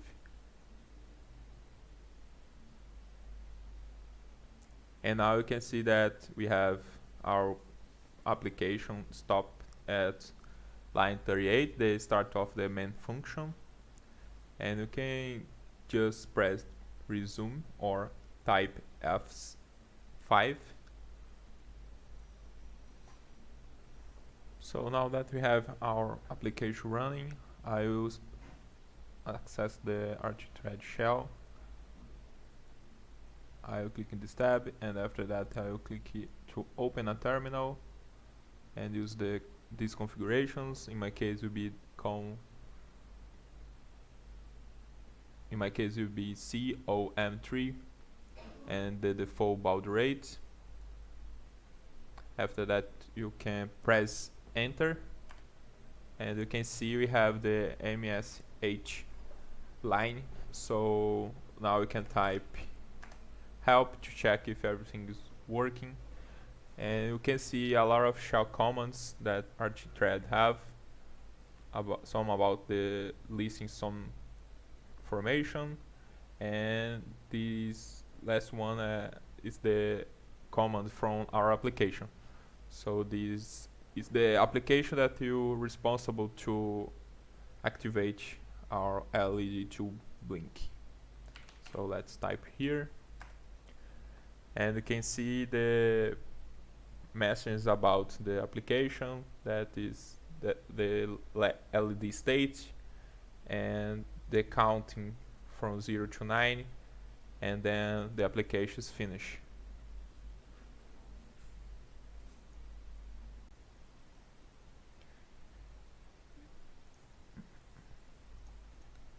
If you press the reset button in the board, you can see the RT-Thread header information, showing some information about date and version, and we have here the information introducing the main function about the MCU, the sysclock, and WCH link.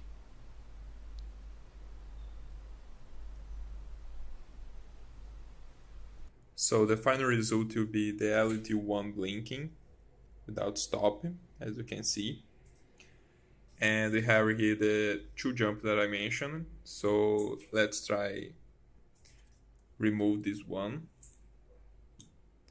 As you can see, I remove the let me see, the PA0. So now we don't have the LED1 blinking. I'll put back the LED1 pin. And now I have our LED1 blink again. And now I'll type the command LED. And as you can see, we have the LED1 blink as well. So let's try remove the other jump. And I will type again the command just to check if.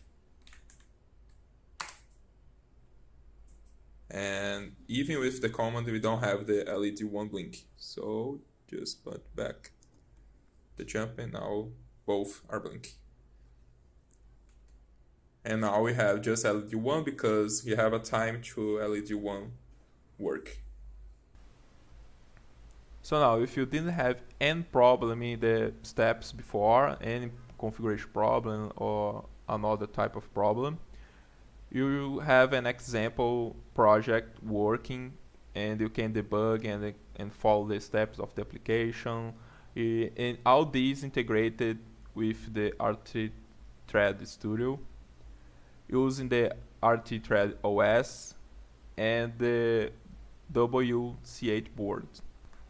The Monrive Studio Community is another option of IDE to use with WCH boards and the RT-Thread OS.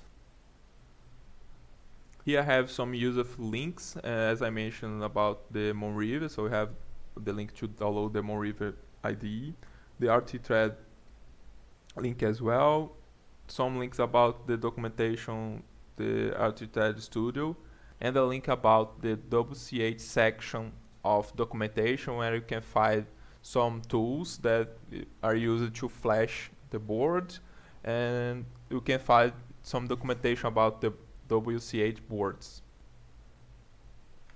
Thank you very much for your time, and thanks especially to Kate that helped me a lot in this process to do the presentation and submit this project.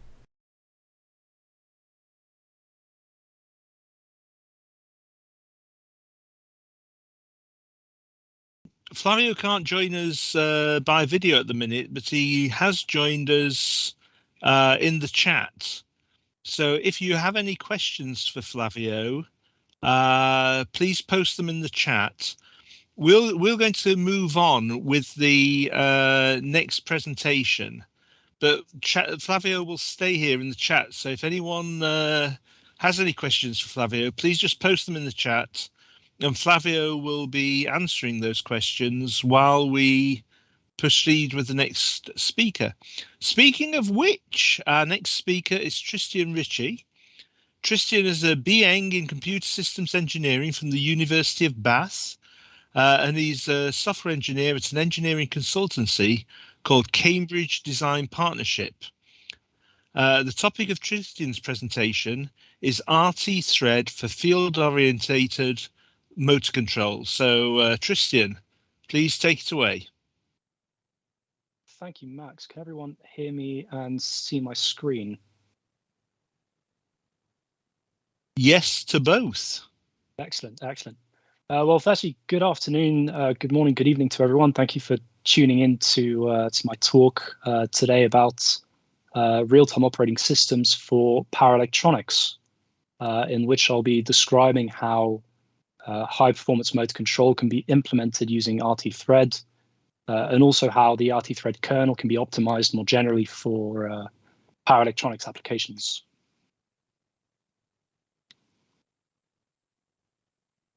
So to give a brief presentation about myself, I'm a software engineer at Cambridge Design Partnership, which is an engineering consultancy based in Cambridge in the UK that deals with many industries, but my focus has been on medical software, IoT devices, and power electronic software.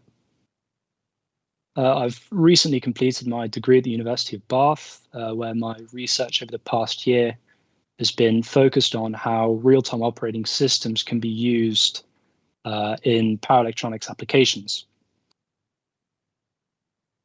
The objective of the presentation today is to introduce some common requirements for power electronics software through the lens of motor control, and to show some of the challenges that are faced in industry with regards to power electronics software, and how the real-time operating system might be used to overcome some of these limitations and challenges.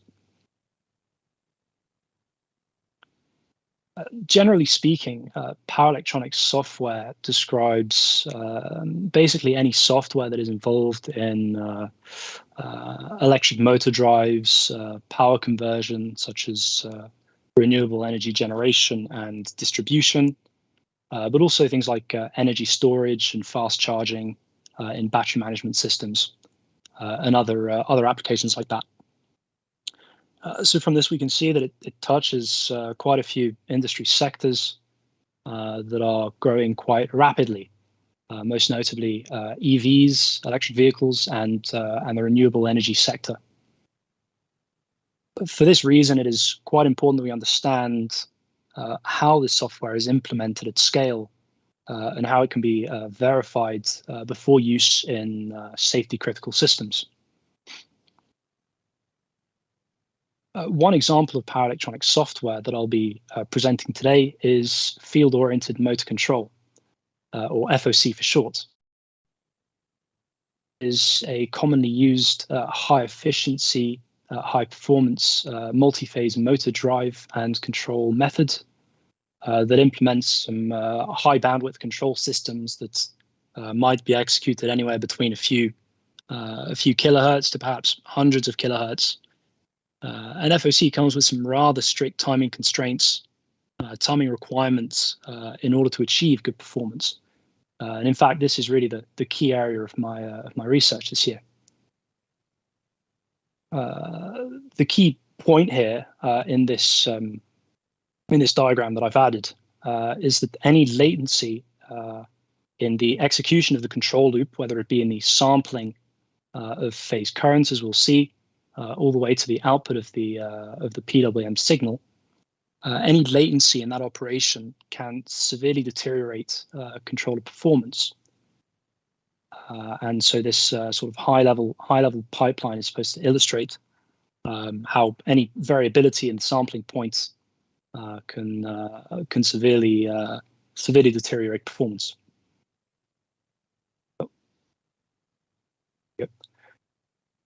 In order to go further into my implementation, I'll briefly describe the permanent magnet synchronous motor, which is the topic of this discussion. The PMSM for short is an AC motor, which is composed of at least 3 electromagnetic phases that produce a magnetomotive force when current is applied. Those are shown here as phase A, phase B, and phase C. The rotor, on the other hand, is embedded with permanent magnets that produce a static magnetic field. And it is the interaction between the stator MMF and the rotor which produces torque.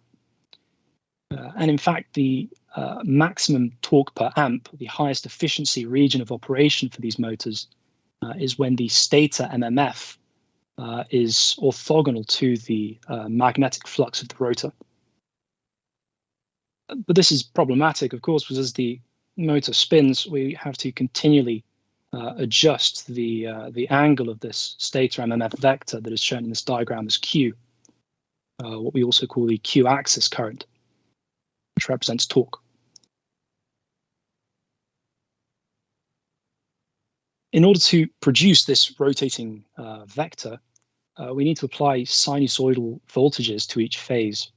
And these are generated by varying the pulse width modulation duty cycle, which is input to a half-bridge inverter circuit in order to increase the voltage to our desired motor voltage. And this voltage is then time averaged over the inductance of the motor to produce sinusoidal current, which is shown here. In practice, we don't just want to produce a rotating vector. We actually want to be able to control the torque applied to the motor, applied by the motor. And this corresponds to the magnitude of the stator MMF vector Q, and also the amplitude of these sinusoids represent the same thing. And so for this, we use closed loop feedback control, which requires the sampling of the individual phase currents. And we'll see that the timing of these phase current measurements is really quite critical to the stability of the control system. My implementation uses the STM32F429ZI, which is a Cortex M4 based MCU, which runs at a clock speed of 180 megahertz. The timing for the control system is provided entirely by the PWM timer. The reason why we don't use a more arbitrary delay function or something of that nature is because we really need to be sure that we are executing our control loop at a very regular intervals, and that there is no latency and delay in that execution. And so we'll use a PWM timer to generate an event which will trigger an ADC conversion directly in hardware. Again, the reason why we don't use a software conversion for the ADC is because we don't want to be relying on arbitrary code execution time for the timing of that ADC current measurement. When the phase current ADC conversion is complete, we will then proceed to the ADC interrupt handler, where we will execute our torque control at 20 kilohertz directly in the ISR, interrupt service routine.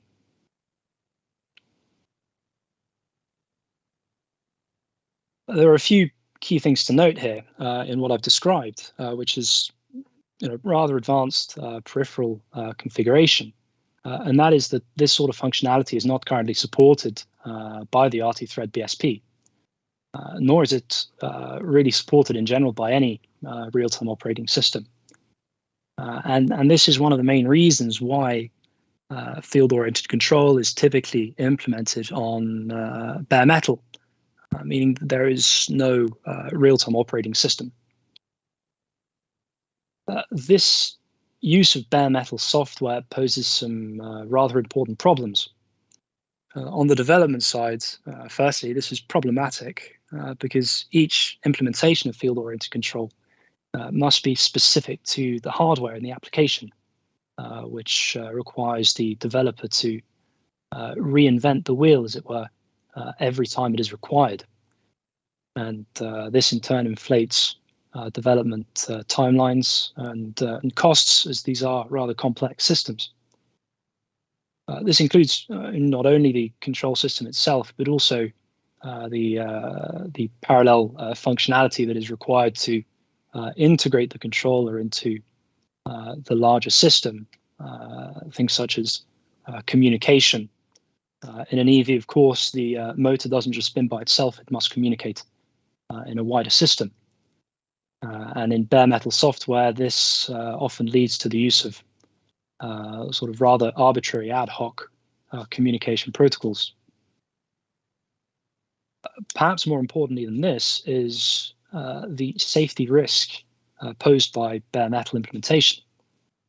The required interrupt-driven design requires quite a large amount of computation to take place directly within the interrupt service routine, and leaves other elements such as control loop synchronization or communication to the developer. And this can lead to rather unpredictable execution time and memory utilization. And so, I mean, overall, this makes it really quite difficult to actually validate and certify the software for use in potentially life-threatening situations, such as EV or medical instruments. And so we really have to think quite carefully about how to mitigate these problems. Now, one potential solution is to simply use a real-time operating system. In this case, if the BSP could be amended to support this sort of peripheral configuration, we would be able to rely on it for portability. We could also rely on the robustness and safety features that are guaranteed by the real-time operating system, such as memory safety and or more generally memory management. And execution in general can be moderated by the real-time scheduler for less latency sensitive controller components, such as speed control, for instance, which will generally be executed at a much lower frequency than torque control, perhaps in the range of 1 kilohertz.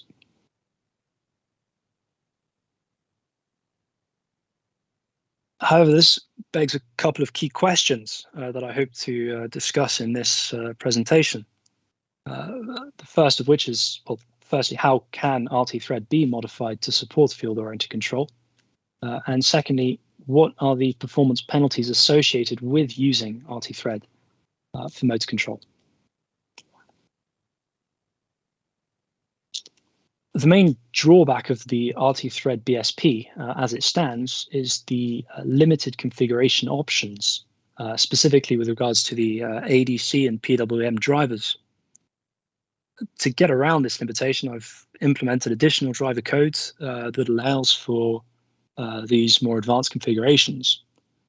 For the ADC driver, this required adding code to handle and enable ADC interrupts, but also to enable what are called injected channel conversions, which are effectively high priority conversions that preempt the ADC. And lastly, I've added support for hardware triggered conversions. As mentioned, these are used to guarantee the moments of sampling on the ADCs. On the PWM driver sides, I've added support for center-aligned PWMs, as these are vastly preferable for motor control for a number of reasons. I've also added support for timer trigger signals to trigger the ADC conversions. And I've also made some optimizations to the PWM duty cycle update system in order to cut down on some of the overhead involved in that operation.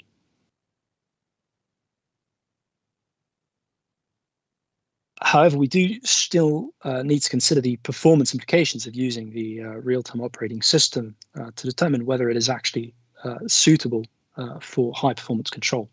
And we'll take a look at some of that analysis now. Now, I will just start with a small disclaimer that most of this analysis relies on code execution profiling, which is, of course, dependent on the hardware used, the clock speeds, the architecture, things like that. But it should at least give us an indication as to how the operating system should be used in most applications, at least. This first test shown here demonstrates the excellent interrupt servicing capabilities of RT-Thread. And in fact, along the bottom, these two images show profiling measurements taken from a bare metal implementation shown on the left, and the RT-Thread implementation shown on the right, where each edge of channel 2, shown in blue, represents one ADC conversion complete interrupt, and the 20 kilohertz PWM signal is shown on the bottom in yellow. We can see that there's virtually no difference between these two images, which shows that RT-Thread interrupt servicing is absolutely suitable for field-oriented control. However, this isn't quite the whole story. Using an RTOS generally means that we'll be working in a multi-threaded environment. And of course, most of the kernel code, such as scheduling or manipulating concurrency primitives, will execute with interrupts disabled. And this will certainly impact the latency that we've measured here by introducing some delay of some magnitude. And so it'd be quite interesting to actually measure that.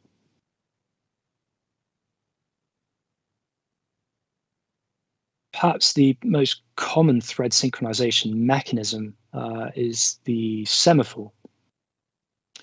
In this example, the semaphore is released at the point of interrupt, again on this rising edge, and then a context switch is immediately generated after some overhead.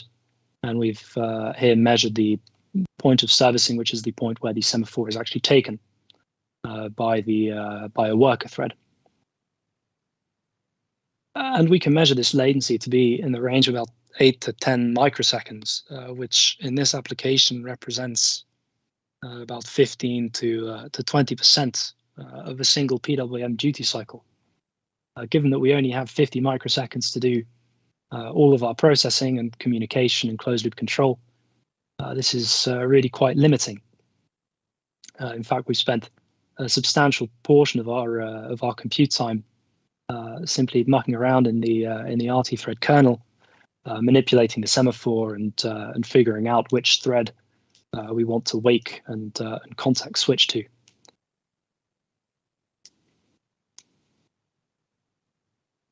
What this really shows us is that in general, semaphores probably should not be used in power electronics software, as again, interrupts are disabled throughout this operation. And if we happen to be manipulating some semaphore when our ADC interrupt comes in at this point, we will not be servicing that until a later point. And that is not really acceptable in field-oriented control.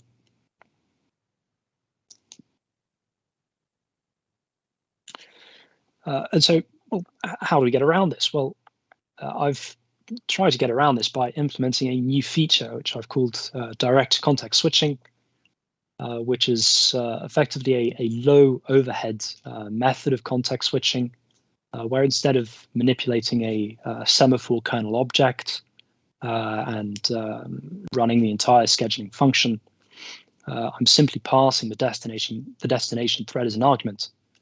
In this case, the developer is explicitly telling the scheduler where they want to go. And this cuts through a lot of the overhead associated with manipulating concurrency primitives, like the semaphore kernel object, as well as a lot of the scheduler overhead that is required to figure out which thread we want to run.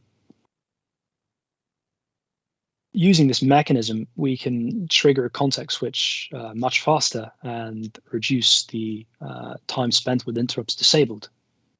Note here the difference in time base for this measurement. We've reduced the servicing latency by about 50-55%. And in practical terms, this allows us to accomplish quite a lot. And I'd like to go into a little bit more detail here on the concept of interrupt servicing bottom half. What is an ISR bottom half? Well, it is effectively a mechanism to split the interrupt servicing routine into two separate components. The ISR top half will run immediately in the interrupt handler, and this should include all of the very latency sensitive operations, such as torque control. However, using this fast context switch mechanism, we are actually able to delegate quite a lot of the other processes that are synchronized to the ADC interrupt, such as maybe lower bandwidth control systems, speed or position control, high frequency communication, plant condition monitoring, things like this. And so we've effectively managed to delegate a lot of the processing to a thread mode task. And this is useful because, of course, we'll have access in the thread mode to all of the memory safety, stack overflow checking capabilities of the real-time operating system. Implementing this in RT threads is perhaps a little counterintuitive, as RT thread is supposed to be a hard real-time operating system. And by bypassing the scheduler in this way, we've effectively created a soft real-time kernel, as this bottom half ISR thread cannot be preempted by another regular thread. So this is what we'll call soft real-time operating. That said, we still benefit from memory management and fault handling. So it's perhaps a trade-off that we're willing to live with in power electronic software, at least.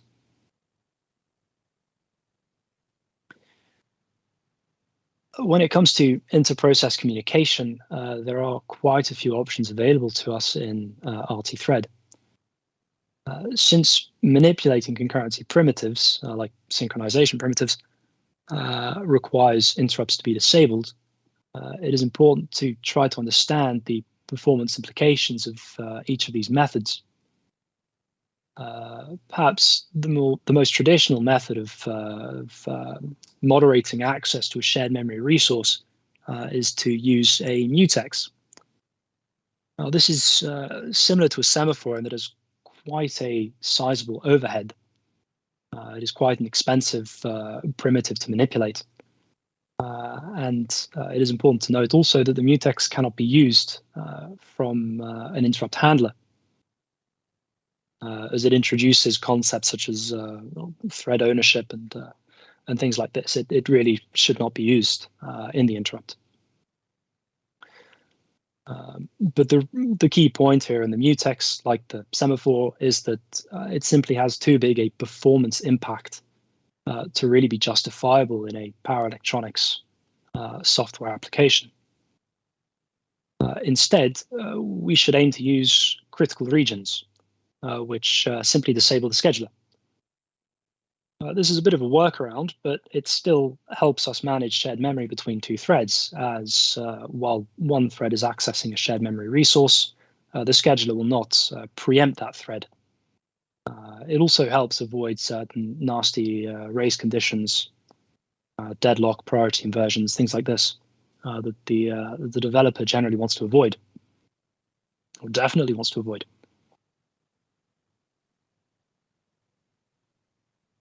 It's also quite a bit more lightweight than the mutex and requires only a few lines of code to execute. The disadvantage of the critical region is that it cannot be used, like the mutex, it cannot be used to moderate shared access to a shared memory resource between a handler, an interrupt handler, and a thread. For this, we should simply manually disable interrupts. This has the effect of disabling the scheduler, but also disabling other interrupts, so it cannot be preemptive, and this will Of course, avoid any spooky behavior when it comes to a shared memory resource. Now, of course, disabling interrupts will have a negative impact on interrupt servicing latency, but as long as we keep those data transfers, those inter-process communications fairly short, that impact will be equally short. If we do want to transfer larger amounts of data, we should probably use the mailbox, which has a significantly lower overhead to the mutex, as it is structured more like a message passing interface. But again, it is still not great and requires about 6 to 8 microseconds of latency with interrupts disabled. So in practice, we should really try and avoid big data transfers between processes, but when necessary, we can use critical regions or areas with disabled interrupts. To summarize, the key points that I want to communicate in this presentation are that the real-time operating systems could serve to greatly benefit power electronics software, specifically with regards to software portability and software safety. I hope I've shown how RT-Thread in particular can be optimized for power electronics to provide low latency interrupt servicing, context switching, and lightweight inter-process communication. And of course, in particular, how the soft real-time kernel is perhaps better suited to power electronics than a hard real-time kernel. To finish up, I'd just like to show some waveforms that I've taken from my implementation to demonstrate functionality. Unfortunately, I'm not able to give a full demo at this point as I'm not in the labs, but at least these waveforms will show some of what you would expect to see. This top waveform shown here is the output of the PWM, or is the time averaged PWM voltage from the PWM outputs. And you might think that this doesn't look sinusoidal in shape at all, and you'd be right, because we've actually performed some additional modulation here to achieve greater DC bus voltage utilization. But we can simply add the, I should probably say that to generate these systems, we've effectively removed the common mode between the sinusoids.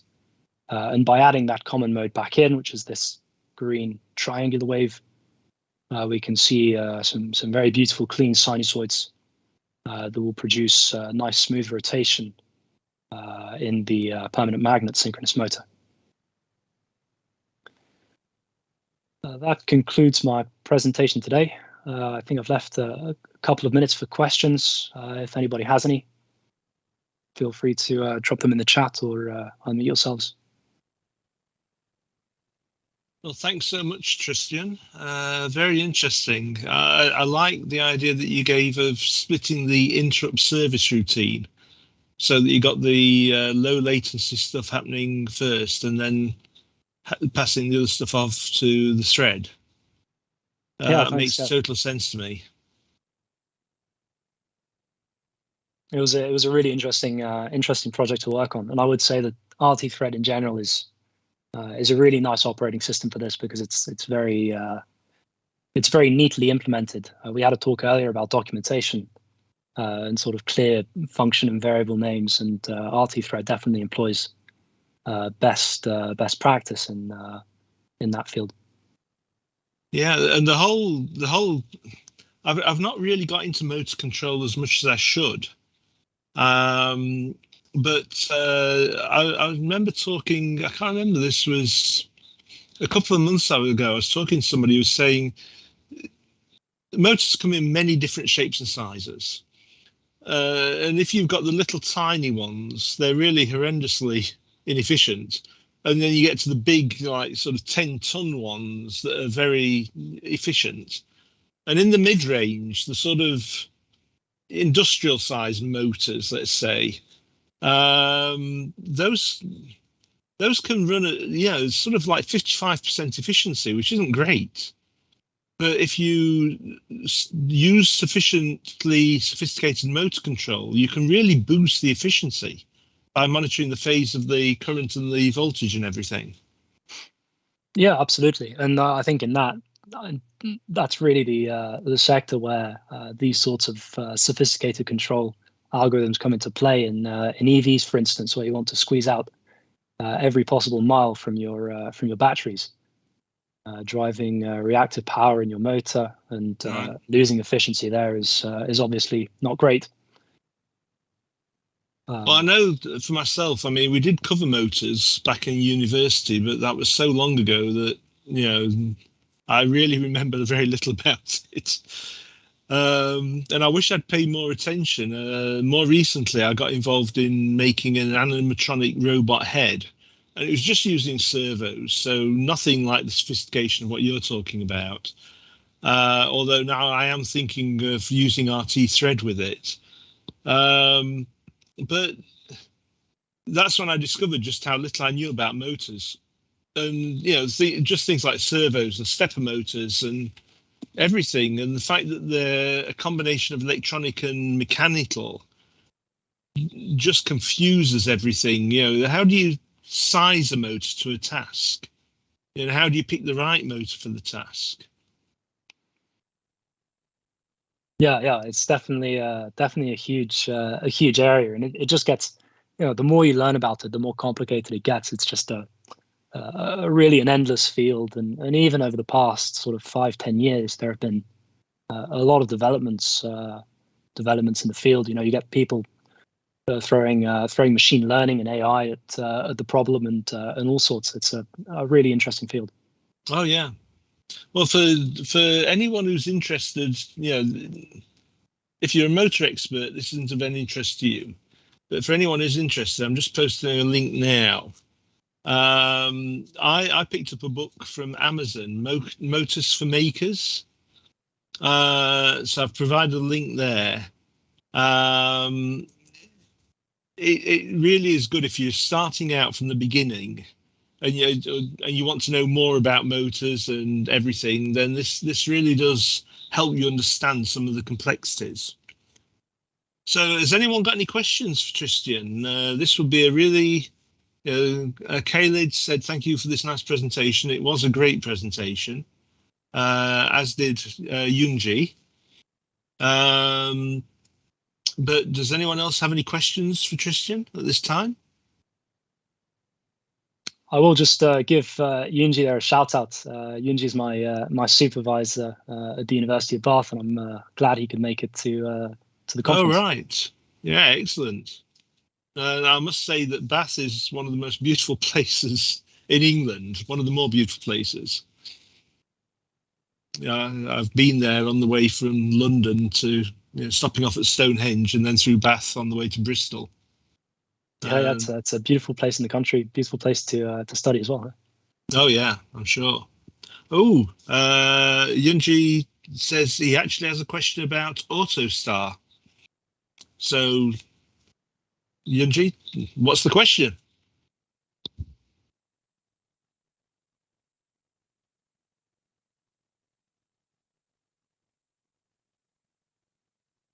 Is there a plan for RT Thread to adapt to AutoStar?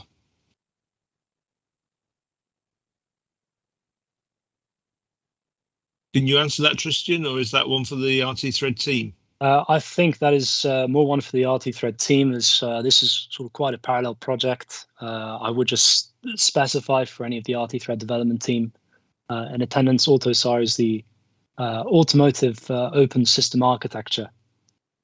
That is sort of a development partnership for automotive automotive interested parties, basically. Right.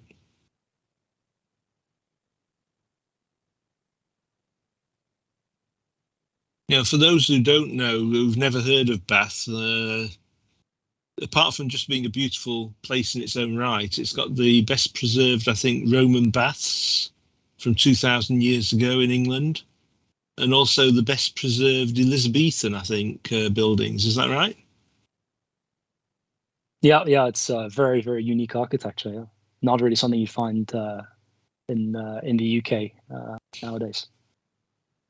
Yeah, and considering that almost everything in the UK is more than 1,000 years old, that's saying something.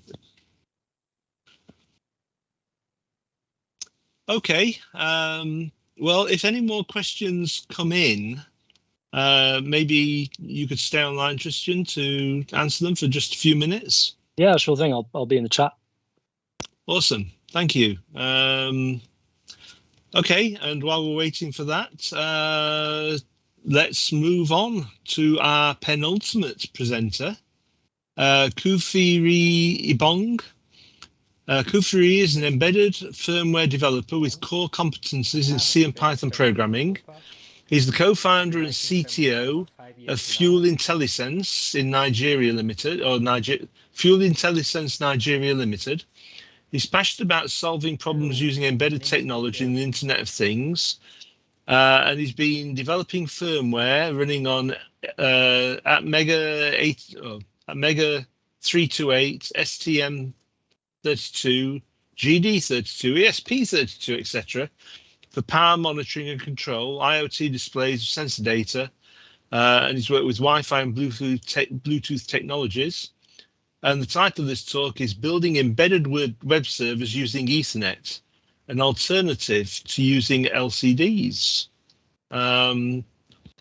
Intriguing. So let's take this away. Hello, my name is Kufiri Ibong, and I'm an embedded firmware developer. I've been writing firmware for over 5 years now, and I founded a startup in Nigeria, Fuel Intellisense. So that's a fuel management system that uses IoT to track sales and log fuel inventory to cloud servers so that filling station owners can have an overview of what's happening in their filling stations across the country or across the world. I now work for the best pizza company in the world, Uni UK Limited, based in Scotland. So I'm here to give a short talk and demonstration on embedded web servers and what you need to know to build a simple embedded web server. I'll be breaking down this presentation into 3 parts. The first part will be a short presentation about the theory, the concepts, network protocols, and all that. The second part is going to be how to set up a basic project using an STM32 F4 series board, which has an onboard Ethernet. And then I'll do a demo of the working project.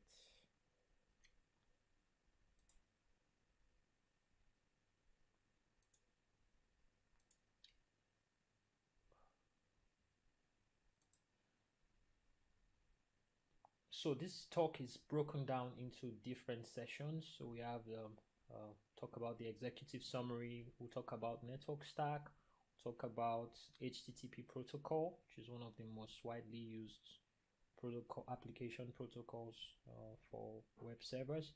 We'll talk about the project and then next steps, and then the materials that I use to be able to understand the concept of embedded web servers.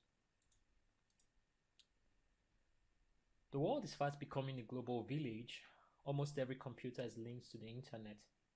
It's quite interesting to know that even computers across different continents are physically linked via submarine cables. Some of them use optic fiber technology. So that's interesting. Embedded computers have gradually made their way into that space due to the need for monitoring and data logging. Small embedded devices are playing a major role in the internet these days. So different protocols and architectures are required to have a computer run on the internet, on a network, and we're going to discuss some of those protocols in our talk. So the protocols are arranged in stacks, and these stacks are basically software layers that abstract each level from the upper layer, from the lower layer, so that the consumer of the upper layer doesn't have to pay attention to the lower level details.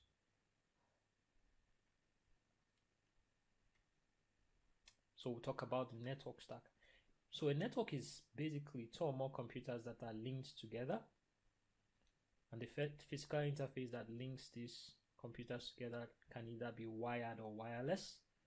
A router is a device that is used to route or transmit link traffic between computers in the network via a set of rules we know as network protocols, which we will discuss in this talk. Excuse me. So basically we have network models, and the most commonly known, the very full complete stack, is called the OSI module. OSI stands for Open System Integration Model, and this defines how data is transferred in a network from one computer to another. So basically in this model, like I explained earlier, there are different layers that play specific roles in the whole system. So we have the topmost layer, which is the application layer, and the application layer is used by network applications such as browsers, file transfer apps, emailing apps, and all that. So basically this is the layer that a user, like a person, interfaces with directly. It's very high level. So the next layer after the application layer is called the presentation layer. So the presentation layer receives data from the application layer and converts it to machine understandable formats.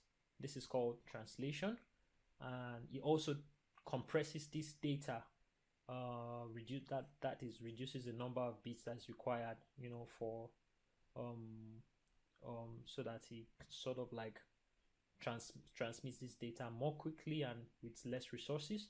And it's also responsible for data encryption and decryption. So the next layer is the session layer, which manages sessions here. So it's responsible for authenticating any computer in the network and also seeing if that computer is authorized to access a certain resource which it's requesting for. So a web browser actually provides these top three functions. That's the application layer, the presentation layer, and the session layer. This is well handled by the web browser. So the next layer is called the transport layer, and this controls the reliability of communication. And it does this through what's called segmentation. So in segmentation, the data is divided into small data units called segments. And each segment has a port and a segment number for the source and the destination, right? So the port number helps either the source or the destination when it's, it helps know, the correct application to send a particular data segment to, while the sequence number helps either the source or the destination to reassemble the data segment when it gets to that point. The transport layer is also responsible for flow control, and this means it controls the bit rate, the transfer rate of the data. And for instance, if the sender is sending at a higher rate, it tells the receiver. If the sender is sending at a higher rate, this layer would let it know the appropriate transmission rates, for instance, maybe 50 megabits per second or something. And also if it's sending at a lower bit than that, it tries to regulate this by flow control mechanisms. It also does error control, so it adds a checksum to every data that is being sent. And so with this checksum, it's able to determine if the data sent has been corrupted and thus contains an error. So this is done using automatic repeat requests, and this is how, if a data has error, it uses this to retransmit that data. And the particular model that does this is called the TCP, Transmission Control Protocol. So how the TCP provides feedback about data that is being transferred, and so it lets, for instance, the sender know that this data which it sent has been received. It ensures, it guarantees the transmission of data. Now this makes it a bit slower than the other protocol, which is called UDP, User Datagram Protocol. And this doesn't really give feedback on if the data transferred was successful or not, delivered or not. Hence, it's relatively faster, but prone to lots of errors.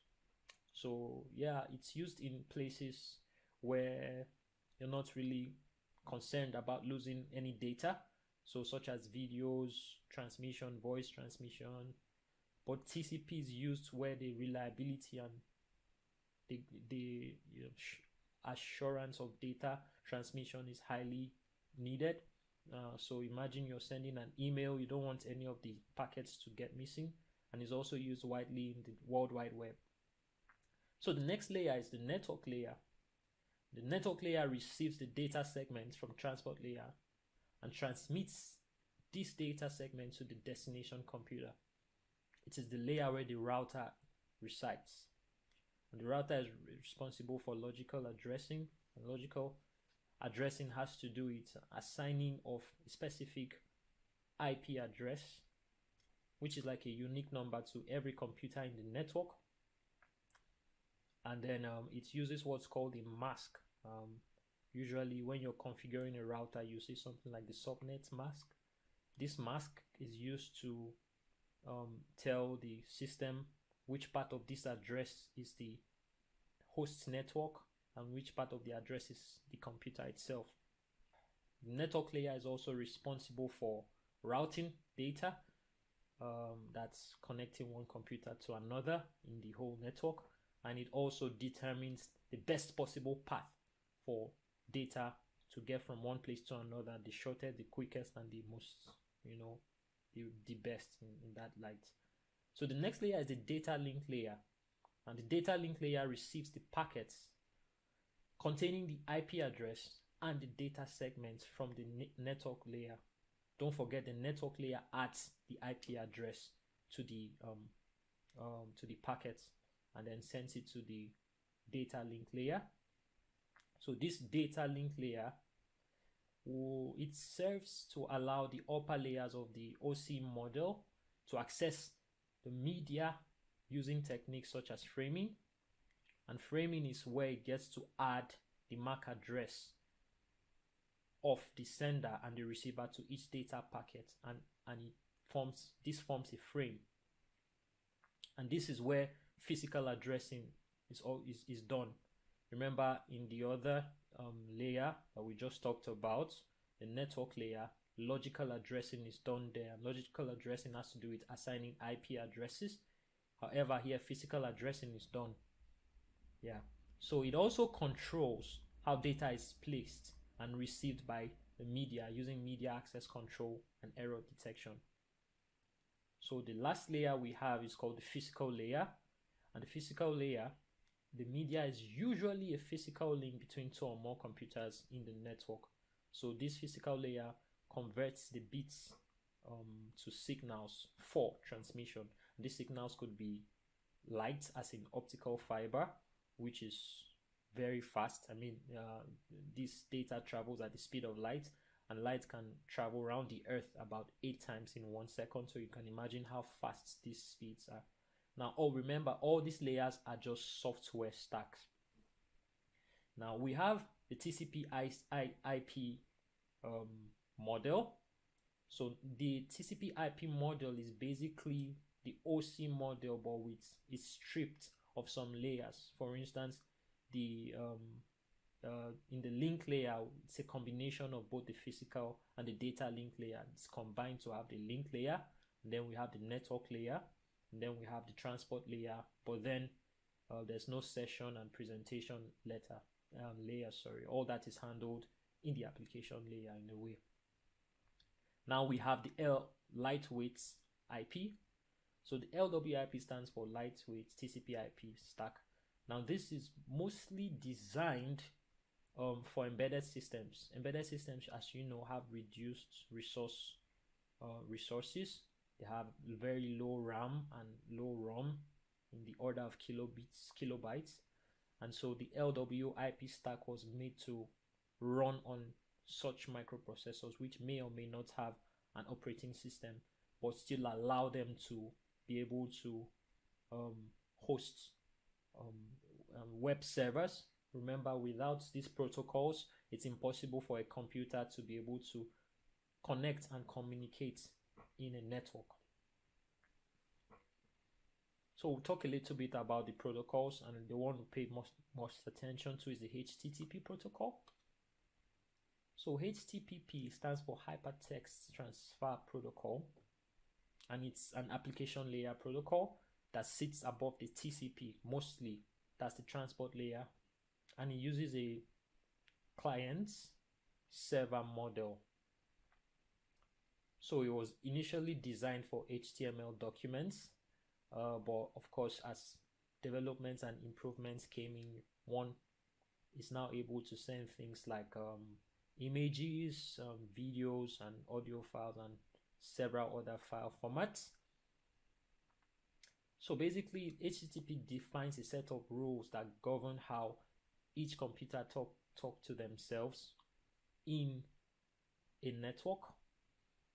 So how it works is we have web clients and we have web servers.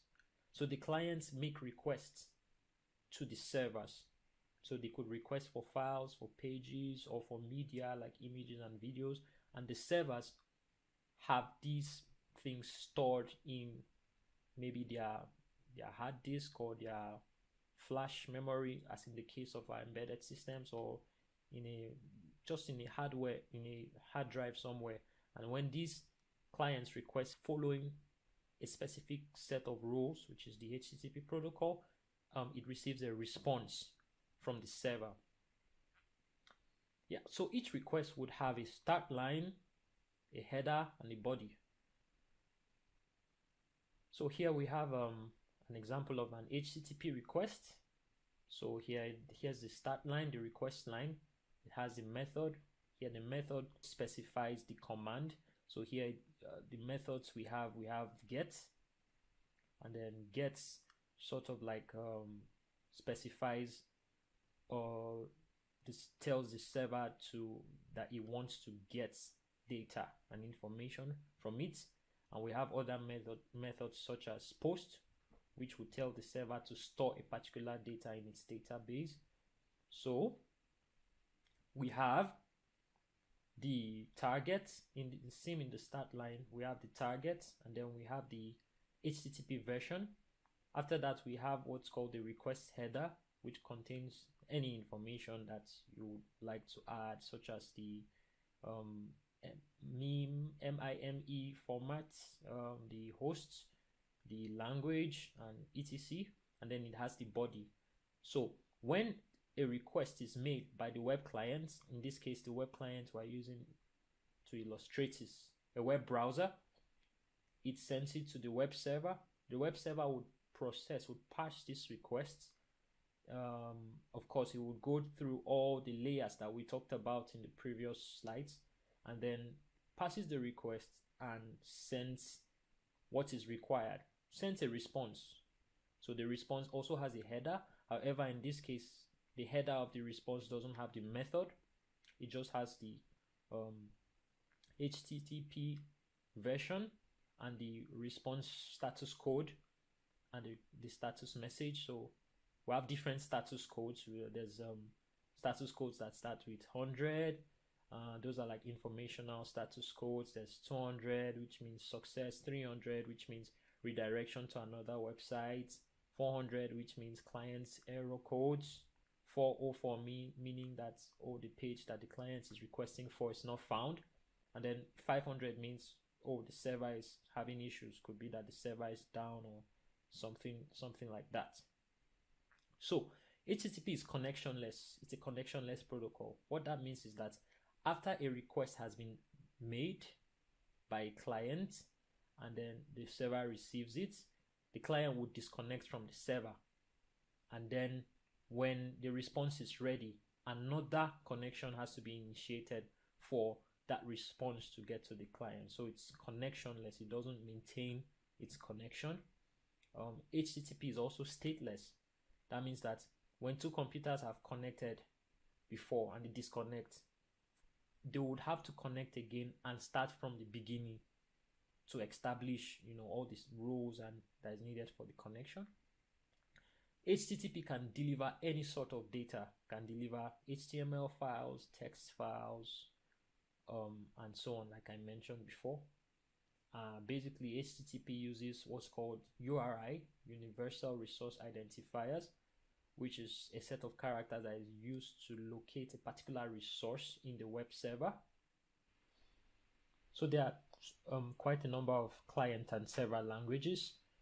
We have HTML, which is not exactly a programming language, but it's used to present content on a website. And we have CSS, cascaded style sheets, which is used to add style and design, to the contents provided by the HTML, like where to place these contents, the colors of the text, the font style, and different things like that.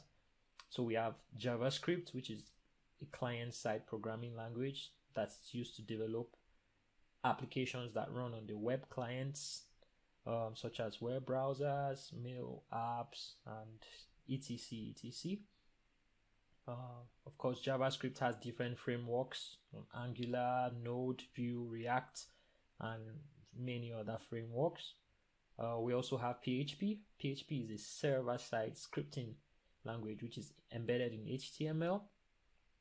So it's basically used in back-end web development. It interacts directly with the databases, unlike JavaScript, which is mostly used for front-end web development. So in our project, we're going to basically focus on HTML and just a little bit of CSS to design the interface. So talk about our project. So we're going to be using an STM32F439ZI microcontroller, and then we're going to be using the LWIP. The LWIP provides TCP/IP layer for embedded systems to enable the application layer protocols such as HTTP, file transfer protocol, and so on, so they can work on embedded systems.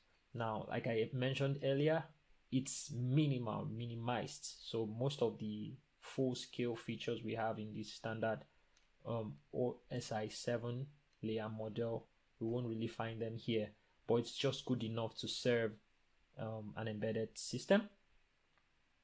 So the MCU would act like the server, would serve things like web pages in our project. It would send data to the web browser, and it's going to do this by using a system called server-side include, SSI.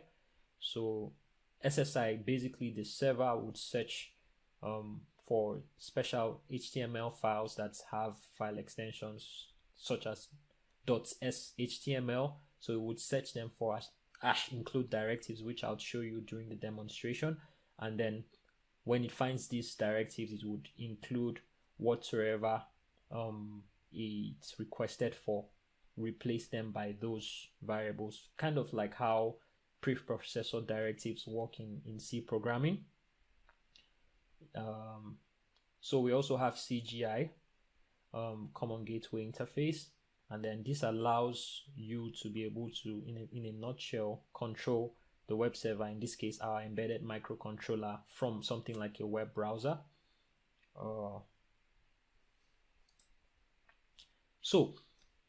This project is very basic. It will just show you how to read data from a potentiometer on a web server, and then also how to use a web server to control the onboard LEDs of the microcontroller.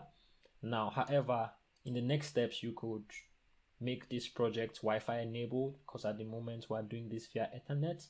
So an ESP32 chip can be added to make this project to work with Wi-Fi, and then web sockets can be added to eliminate the need for refreshing the browser, because with the method we use, SSI, the browser needs to be frequently refreshed in order to get the current values. Also, you could tunnel the data to the internet so that it could be accessed from any part of the world. So I'd like to give kudos to some sites I used in the development of this project, Embedded Expert.io, and someone who was very helpful to me. His name is Rene, based in the Netherlands, solid embedded systems engineer. And then, of course, YouTube, Controllers Tech. Thank you. So if you have any questions, feel free to send them to my email or to reach me on LinkedIn. Kofi Friday Ebong, that's my LinkedIn handle. Do send in your questions, send me connect request, and I'll be sure to accept them.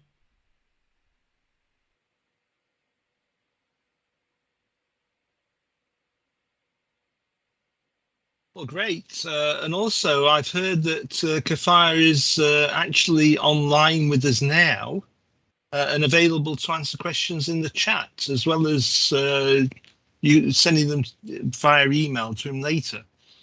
So if you've got any questions, this would be the perfect time to post them here in the questions area. I want to wait for it to. Oh, hopefully we don't. Apparently the talk's not over.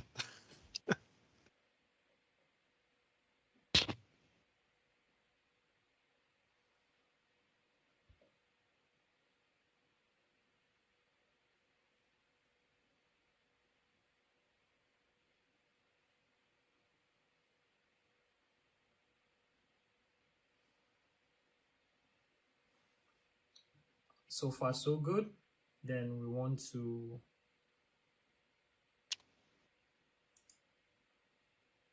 check our debug configurations. So we want to make sure that the debugger is set to software debug interface and not JTAG. And then we use GDB server. Then if you like, you could verify flash download, and everything looks good here. So with that, we are free to upload our code. So we go ahead and click upload, and we watch.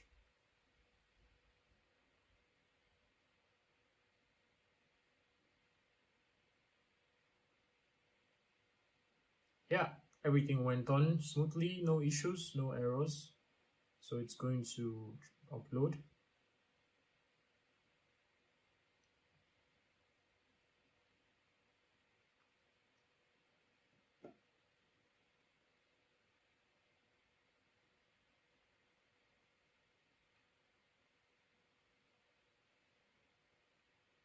Everything went on well. So we want to head straight to our web browser and find out if we did this properly. So yeah, of course, this is the GitHub repo for those who might be interested in trying this out. So if you took note of the IP address that we had, was 192.168.0.139. So enter this IP address and it takes us to the home page, which is the index HTML. And then if we click on the port value, it should take us to the server that has the potentiometer readings. And so if you watch, I'm going to adjust this potentiometer readings, and you'll notice that the values begin to reduce as I turn it this way until I get to 0, and then it keeps going until it gets to 0. If you notice, the server has to keep refreshing to get the latest value.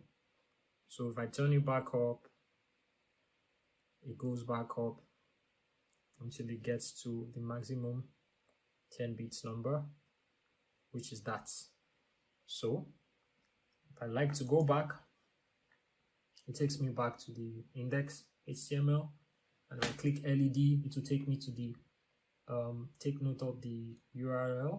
If I click LEDs, it takes me to where we have the LED controls. And if I want to turn on just the LED, I just check the LED and send, and notice red LED on the board comes on. If I want to turn on the blue and the red, I check both of them. Blue and the red come on. I want to check the red and the green. If I want to turn on all the LEDs, I want to turn on just the blue and the green. I want to turn off all. So as you can see, I'm able to control the board from the web browser. Of course, don't pay much attention to the design of our web browser, as you know, I'm not an HTML expert. So this turns on all the boards, and then go back to my home page, and we're good to go. So if I try to type in a resource that is not available, let's say something that is not available, it should take us to the error page, and that's all that we provided. If I want to go back to my home page, I just type the IP address, and it should take us to our home page, all things being equal. Oh, I didn't type the correct thing. Yeah, there we are. So back to our LEDs, and we turn it off. So in the next steps, we can add WebSockets to make so that the website doesn't have to always refresh to get the latest readings from the microcontroller. So if you notice, this is always refreshing. You pay attention to this, you'll see that it's refreshing every 2 seconds. So, but with WebSockets, it doesn't have to refresh. It opens a connection and keeps it open. So that way, it's getting real-time data from the board and from the browser, and everything goes on smoothly. So if you have any questions, feel free to contact me in my email or via LinkedIn. Thank you very much. I hope you found this session interesting. Have a lovely one. Bye.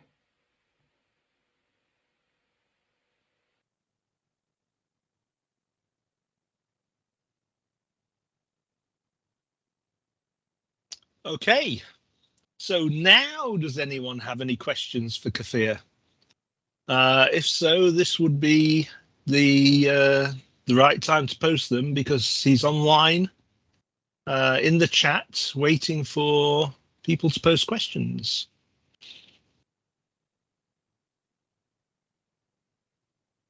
While waiting for that, I have one little story relating to networks, because amazingly, one of the many things I predate is Ethernet. And when I was working, this would be like 1980-ish, I was working for International Computers Limited in England.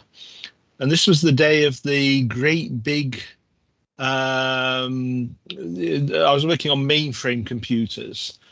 And so this was before PCs as we know it, but we did have, so I think the first IBM PC came out in 1981. So this was before that had happened, but we did have little small computers. And ICL created their own networking protocol. And they connected a mainframe computer to one of these little computers. And you got to remember, this was in the days that even big computers from the same manufacturer didn't talk to each other easily. So if you bought one generation of IBM computer and you bought another generation of IBM computer, it was they had different character sets. They didn't use the ASCII, they used EBCDIC, and which was the IBM internal format. And each computer had a different form of EBCDIC. I think there were 57 different types of EBCDICs around. So you couldn't even get two computers from the same manufacturer to talk to each other if they're different generations.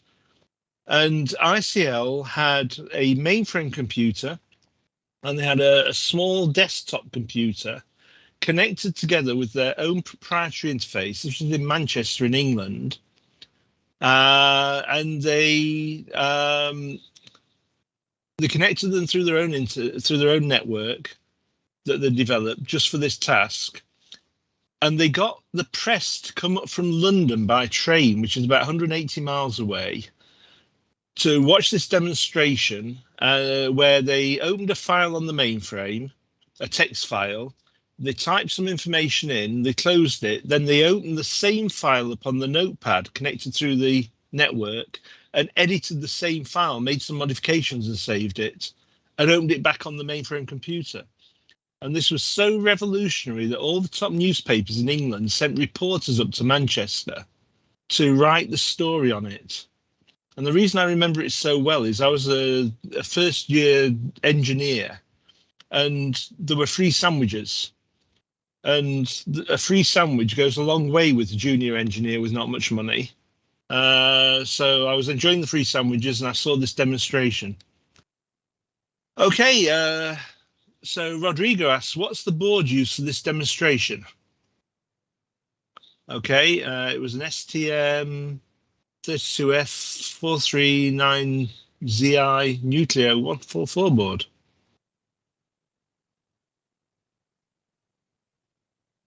Okay, is there a GitHub for the demonstration?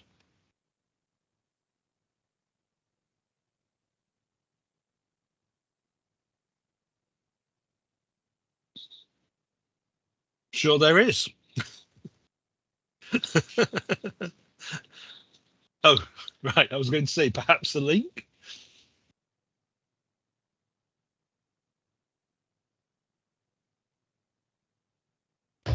Sorry. I'm going to share the link shortly. So I've connected via 2 accounts because for some reason my computer won't let me see the chats. So I'm attending to the chat with my mobile phone. So just give me a few seconds to fetch the link and then share. Oh, no worries. It's wonderful to have you connected live and talk to you live. Thank you very much. Thank you so much. Well, thank you for that presentation. Yeah. Well, while we're waiting for the link, I have another story about free sandwiches. I don't know if you're familiar with the 8051 microcontroller. It's one of the more famous ones around. It wasn't the first microcontroller, but it sold, I think back by 2012, it had sold something like 8 billion or 12 billion. So goodness knows how many it's sold now. You can't get the numbers on it though. And a friend of mine, John Wharton, he was the one who designed it. He was a junior engineer, and he heard that there were free sandwiches available, so he went to the meeting and listened to this talk. And this was the ground zero talk about while they were trying to decide what they were going to do. And he went away, went back to his desk, and created the whole architecture for it in one sitting. So again, that's the power of free sandwiches. Okay, so we're going to let Kafaya post the link. Oh, there it is. The GitHub link. If anyone's got any more questions for Kafaya, please post them here. But meanwhile, we're going to go on to our final presentation, the last presentation of the whole conference. And this will be given by Rican, who is an ESP8266 expert with IoT and RTOS expertise. And in this presentation, Rican will offer an in-depth overview of the power of IoT running RT Thread and ESP8266. So over to Rican. At 2022. I'm very happy to be able to learn and communicate with. Hello, everyone.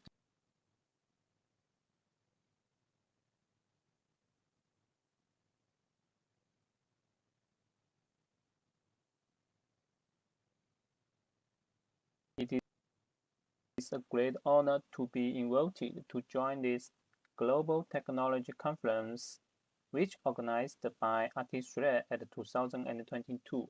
I'm very happy to be able to learn and communicate with developers from all over the world at this time. It is a really meaningful event for me. Okay, now let's begin my sharing speech. The topic I share this time is the power of IoT running RT3 on ESP8266. Please allow me to explain why I chose this topic. ESP8266 is a system of chip that is very popular in the global IoT development market. Expensive technology is officially supported by the Real-Time Operation System kernel of FreeRTOS. In the recent years, Artist-Rare have developed rapidly in the field of RTOS. We can also see more and more SoCs supporting Artist-Rare development. However, the ESP chip, taking ESP8266 as an example, has not been adapted to Artist-Rare.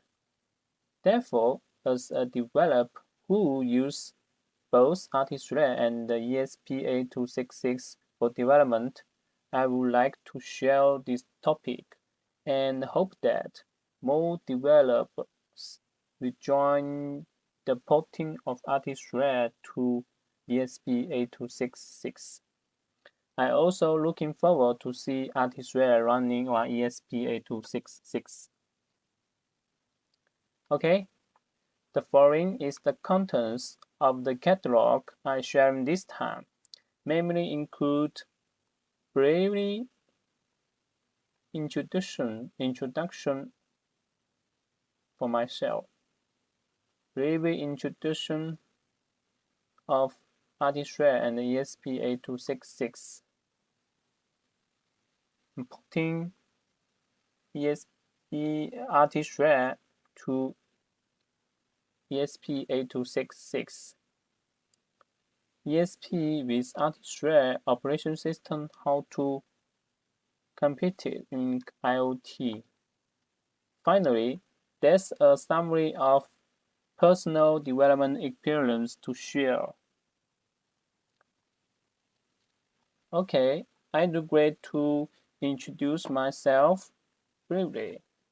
I graduated from Shenzhen University in 2030 and have been working for about 9 years. I have been engaged in embedded related software development, mainly include research and development of smart grid related monitoring equipment, commission point of sale development, the application of eSIM technology in the IoT, and smart home appliances IoT products. At present, I'm working in a middle-sized Internet of Things solution company, mainly responsible for the architecture design of embedded terminal system software. The main research directory of technology stack include system software, architecture design, and the implementation of embedded terminal site, SDK analyzing, and application docking of mainstream IoT cloud platform at home and abroad, transportation of mainstream RTOS system and at home and abroad, and solving difficult problems.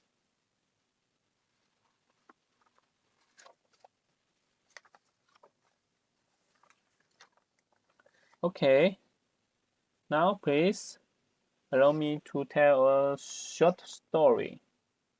Which story is about how I get to know with Artist-Rare. The story of Artist-Rare and I start with this picture, which was taken in an office offline communication server about embedded technology development organized by Artist-Rare last year. All the elements in the picture was so friendly to me, so I was immediately attracted by it. Since then, I have been paying attention to Artist-Rare and participating in varied activities in the technology community. Today, I am honored to participate in the Global Technology Conference. And I hope that the sum I share will make a little difference to everyone. Okay, now I want to give you a brief introduction to ArtistRed. Open source, community based, and naturally, they are the three important labels for ArtistRed. Each label is so important, and it is with the support of these three labels that ArtistRed step by step to today's glory. Well, I want to share you some important data about ArtistRed. ArtistRed founded in 2006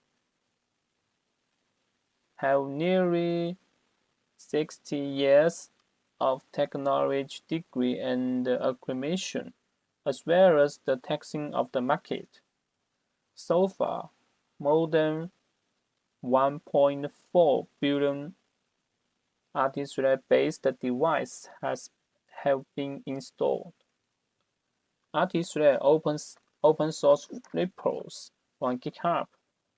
The number of stars more than 7,000. Fork more than 3.9 thousand. And the number of following is 523. Taking the main branch of ArtistRed report as an example, the number of valued files reached to 24,000. And the number of valued C code line exceed 10 million. ArtistRed supports 49 CPU architectures, 236 BSPs, and 421 software packages. There are more than 10,000 registered users in ArtistRed technology community, according to Imperated statistics. There are more than 120,000 actual developers have been based on ArtistRed. ArtistRed have done a good job, as well as those data shows, but I believe it can be ever better in the future. Now, let me introduce ESP8266 to you. ESP8266 is a cost-effective Wi-Fi MCU from Espressif Technology that is special designed for IoT application development. Since its birth, it has continued to be very popular. And if anyone wants to ask me why it is so popular, I think the answer I can give include the following parts: low cost, high performance, rich on-board resource, convenient and friendly development environment, rich technical resource support, and active technology community. As the price of ESP8266, what's the price? In Chinese language, price, still price. When it came out, it jumped on the price of Wi-Fi modules from 30 plus RMB to 10 plus RMB. directly jumped down the price of Wi-Fi single chip from 20 plus RMB to below 10 RMB. We can see that the price of ESP8266 single chip is only 8 RMB in the official Taobao store of Expressing Technology. The ESP8266 single-handedly cut its way through the competitive Wi-Fi chip market.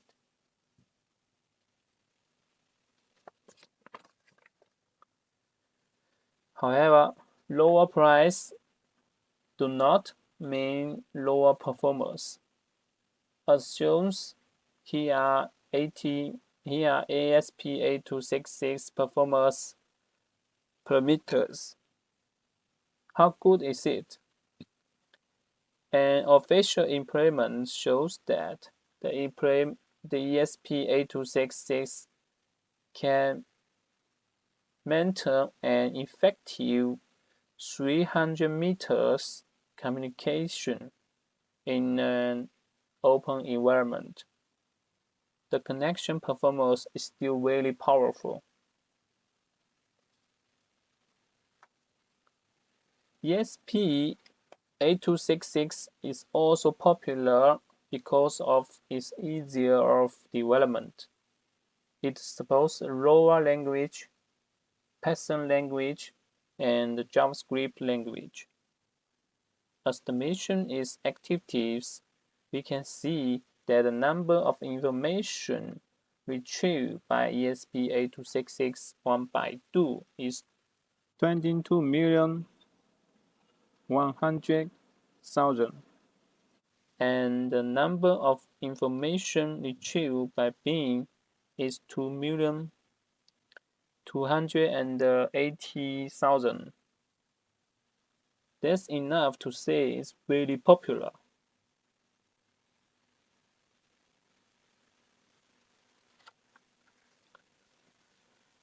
On the other hand, ESP8266 also has its own mental community, which still remains some degrees of activities, as divided by the number of activity topics. Okay, now let's start with porting RT-Thread on ESP8266.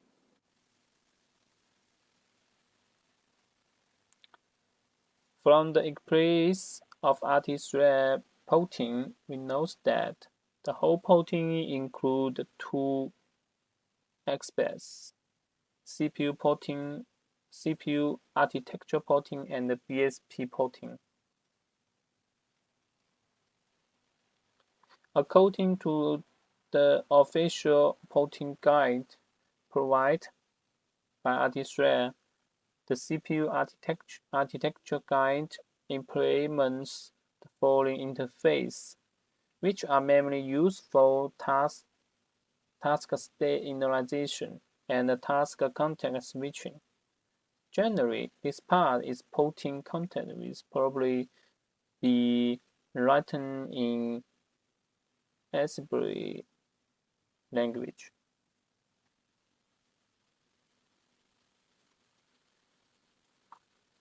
BSP porting memory include some borderline initialization, such as initialization of internal regist, clock configuration, initialization of base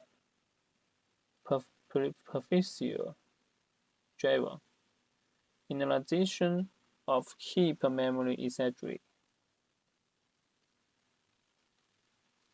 Next, we will start to get the SDK of ESP8266. Here, I choose to pull it from the GitHub repository. GitHub repo. on the official website of ESPClassive. Note that it have two versions of SDK. Obviously, we will choose the version based on RTOS.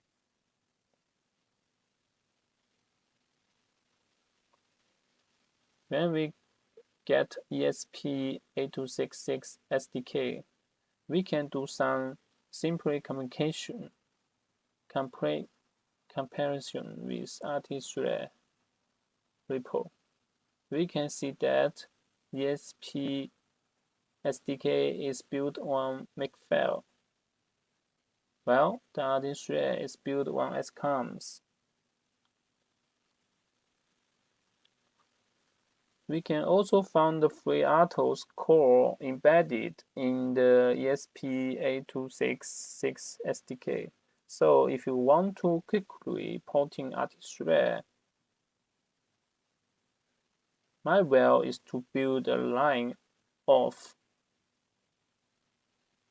operation system abstraction line in the ESP8266 SDK. All kernel interface based on FreeRTOS are converted into RT-Thread implementation interfaces.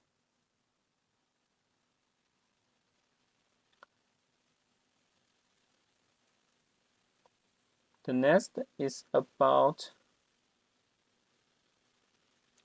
in the ESP8266 SDK, we can find an adaptation for its CPU architecture, namely the X-Tensor processor adaptation. In RT-Thread, there is a lib CPU abstraction line. We only need to implement CPU adaptation in this line. Next is about the BSP part. We need to ESP8266 itself depends on the necessary components and some superficial drivers unified into the close-spatial directory of BSP. In order to complete the adaptation of BSP line.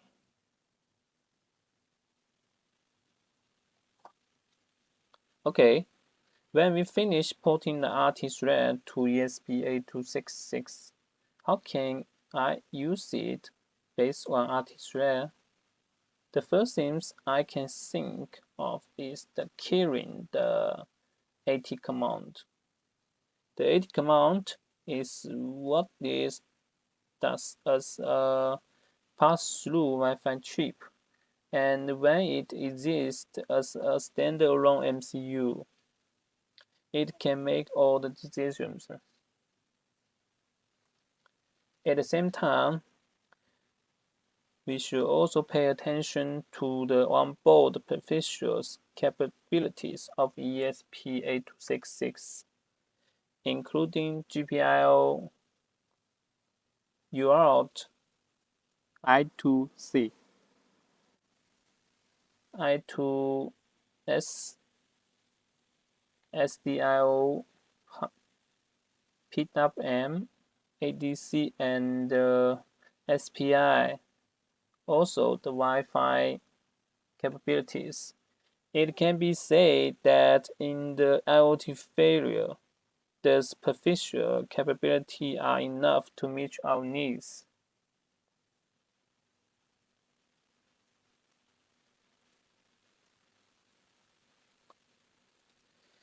In the framework of RT-Thread, it has an I/O development model framework for I/O device. From top to bottom, it is divided into application line, I/O device management line, device driver framework line, device driver line, and hardware line. Obviously, the base features of ESP8266 will be placed into the hardware line.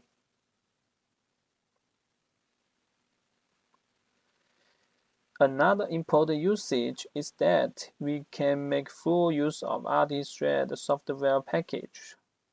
For example, when we can search for IoT-related packages, so we can find many related packages that can be used to quickly complete the required functions, which is very convenient for developers. Okay, for the next, here's some keywords to share with you based on my own experience. The first one is about thought. My personal opinion is that we must attach great importance to our core basic knowledge. Only when the foundation is firmly laid can we effectively solve more problems. Asking yourself one more why can help you open up more ideas. Stay hungry, stay foolish. Make friends with time, keep learning, and keep improving. The second keyword is about design. About design, the first I want to say is simple is beautiful. That's to say, less is more. Fancy design, even if the function is powerful, it's hard to avoid people dislike.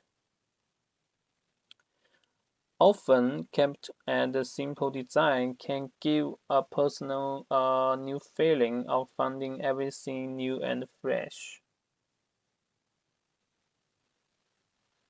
Abstract, abstract, and abstract. When you are struggling to debug a piece of code, often the code is not abstract enough. Solve the problem of have or no have first. If Gaussian's code design cannot be implemented fundamentally, it is like a coaster in the air. So, solve the problem of have or no have is very important. The third keyword is about sharing. Sharing, you should be a teacher of your own. Try to tell yourself what you know. If you can take yourself into it, you will believe enough to share it with others. To be a teacher of courage. Try to share you in depth knowledge with your courage. When you can explain the content to others, the knowledge really belongs to you. To be a teacher of counterparts. Taking every opportunities to make friends with your counterparts. Try to position yourself as an expert teacher.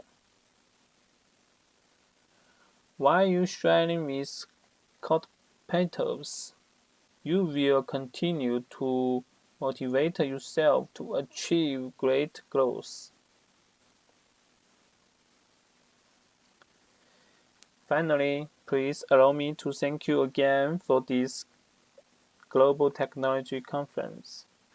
Thank you for your listening and welcome your valuable suggestions.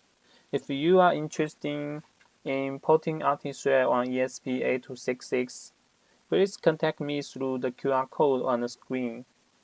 We can discuss and learn from each other together. The last of the last, I will speak a little more. This is my report of porting RT-Thread to ESP8266. I just want to say RT-Thread has not been completely running well on ESP8266 now. I'm working with some bugs and difficulties. I hope everyone here, if interested, can to join our open source project. I believe in the near future, it will be exciting to see RT-Thread actually running on ESP8266. Thank you again for listening. Goodbye. See you next time.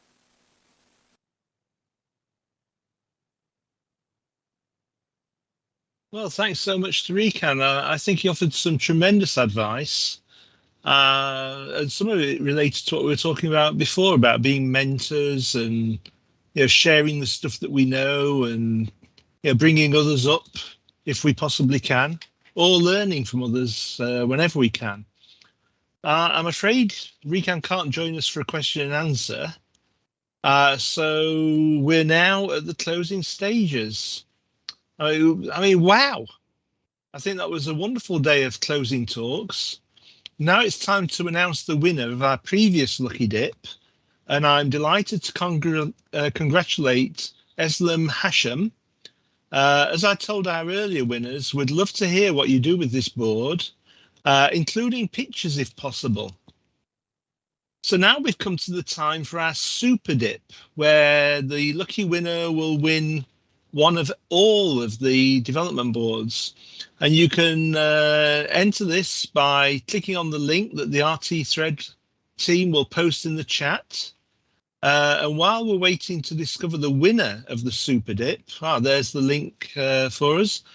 I'd like to ask all of our attendees to fill out the after conference survey. We're going to put a link to the survey in the chat as well. And it really is useful to us. If you can, there's the survey link. If you can take a little time to answer that, it really does help to tell us what you liked about this conference, what we could have done better, how you'd change it if you had a chance. And all of this feedback will be useful to us for the next conference. So while we're waiting for the RT-Thread team to determine who's the winner of the Super Dip, there were a couple of things I was going to talk about. One is that I love science fiction, which may or may not be of interest to you. And one of the things I really like, well, I like all sorts of science fiction, but I do like the Generation Starship type novels, like Captive Universe by Harry Harrison and Orphans of the Sky by Robert Heinlein. And the idea here is that we create starships where people live on them for generations. So the children are born, grow old, have their own children, pass away. And so, possibly hundreds of years in the future, how would the control systems still work? Because all the controls that we've got now, like toggle switches and things, they aren't going to last too well. And something I saw recently is a tiny ultrasonic sensor. I'm posting a link to an article. It's about the size, it's smaller than a grain of rice. And it's not just an ultrasonic sensor, it combines 4 piezo strain sensors as well. And it can be mounted inside the casing of something, or even underneath it. The ultrasonics will go through 5 millimeters of hard plastic or 2 millimeters of steel. So you can imagine control systems of the future will be solid surfaces with LED lighting underneath, but you can just run your fingers over. And this sensor has also got machine learning involved. So it can determine whether it's a real contact or it's an accidental contact. I was reading an article about Tesla. The latest steering yoke is sort of like a rectangular yoke. And they've got capacitive sensors. And the problem is they detect a lot of false positives. And if you read reviews about people who've driven the car, they'll say that they're trying to turn a corner and they accidentally flashed the lights and turned on the windscreen washers by mistake. So these ultrasonic sensors could be quite interesting. And then one more thing that I ran across recently, a very interesting story about a guy who's got a degree in audio, and he's a musician, but he invented the world's best electronic violin, and he's trying to develop some sensors, and he ended up developing a sensor. It's like a cloth, and you can literally cut it with scissors and mold it round things. And one of the things he's molded it round is robot fingers. So it's like a robot skin, and it can provide humanoid robots with a tactile awareness, I wrote this down, that exceeds the capabilities of human beings with respect to spatial resolution and sensitivity. So I'm posting a link to that article here as well. And the amazing thing is when you see a robot finger reading Braille, the bumps on paper, that's just amazing to me, because I don't know if you've tried. Braille is the writing for the sight impaired, where you just run your finger over the bumps and you can read the letters in bumps. And I've tried doing that. I just can't do it at all. So actually having a robot finger that can feel to that level of sensitivity is pretty amazing. And apparently this skin, the robot skin, can be used to detect textures and shear force, rubbing, and all sorts of things.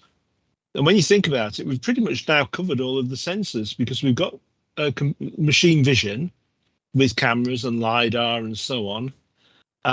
We've got the audio sense covered with human natural speech recognition.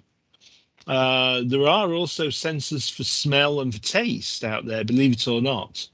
I saw a sensor for wine tasting, where it can taste all whether it's a good wine or a bad wine. So touch was it's pretty much the last one on the board. So we got the 5 sensors covered. So we're still waiting for the winner of the Super Dip. I hope you've all entered it by now. And please post any comments back here about anything that you're interested in saying.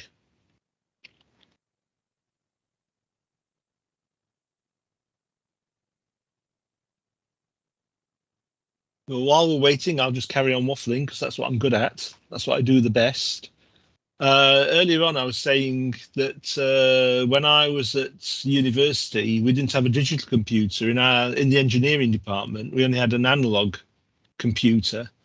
And this is a link to a picture of an analog computer that's this is the sort of machine that I trained on at university, believe it or not. Here is a link to a modern one that's pretty cool, actually. It's just a little thing for hobbyists, but you can link a lot of them together. It's called the Analog Thing.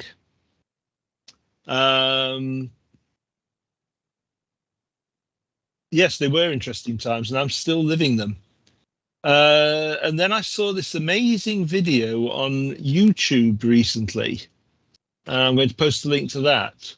And it shows using mechanical analog techniques to do things like adding 10 sine waves together using pulleys and ropes and things. And also the video shows a mechanical integration, which just blows me away how the guys back in the in the last 100 years came up with things like that. Okay, we have a winner. The winner of the Super Dip is Sarah Dominiques. I've just posted a name there. Congratulations, Sarah. Once again, we would love to hear what you do with all these boards. Again, pictures always go down a lot. We all love pictures. And maybe we could feature some of the projects from this year in next year's conference. Maybe we could have one session. This is to the RT Thread team. Maybe we could have one session where we just talk about all the projects that people created with the boards they've won this year. Okay, that's about it, actually. So to wrap up, I'd like to say that this 3-day conference has gone by very quickly indeed. I can't believe it's over. So thanks so much to the RT Thread team and all the sponsors and media partners for their enthusiastic and dedicated work. It's easy to see that they put their hearts and souls into making this conference happen. Once again, we've got the link there to do the survey and everything. Big thank you to all of our attendees for joining us. I know that some people are staying up into the early hours of the day. We really appreciate having you stay with us. It's never easy for open source projects to grow. So thanks to all of you for bringing energy to the open source RT Thread project. And please continue to contribute, submit projects, and anything else you can do to help this open source project grow. All right, that's all for the 2022 RT Thread Global Tech Conference. We look forward to seeing you all next year in 2023. And until then, we wish that all of us, you and us at RT Thread, have a lot of energy, enthusiasm, shared trust, and resolve on our way to achieving a better future for open source. So thanks very much indeed. It was a great time. I really appreciate being here.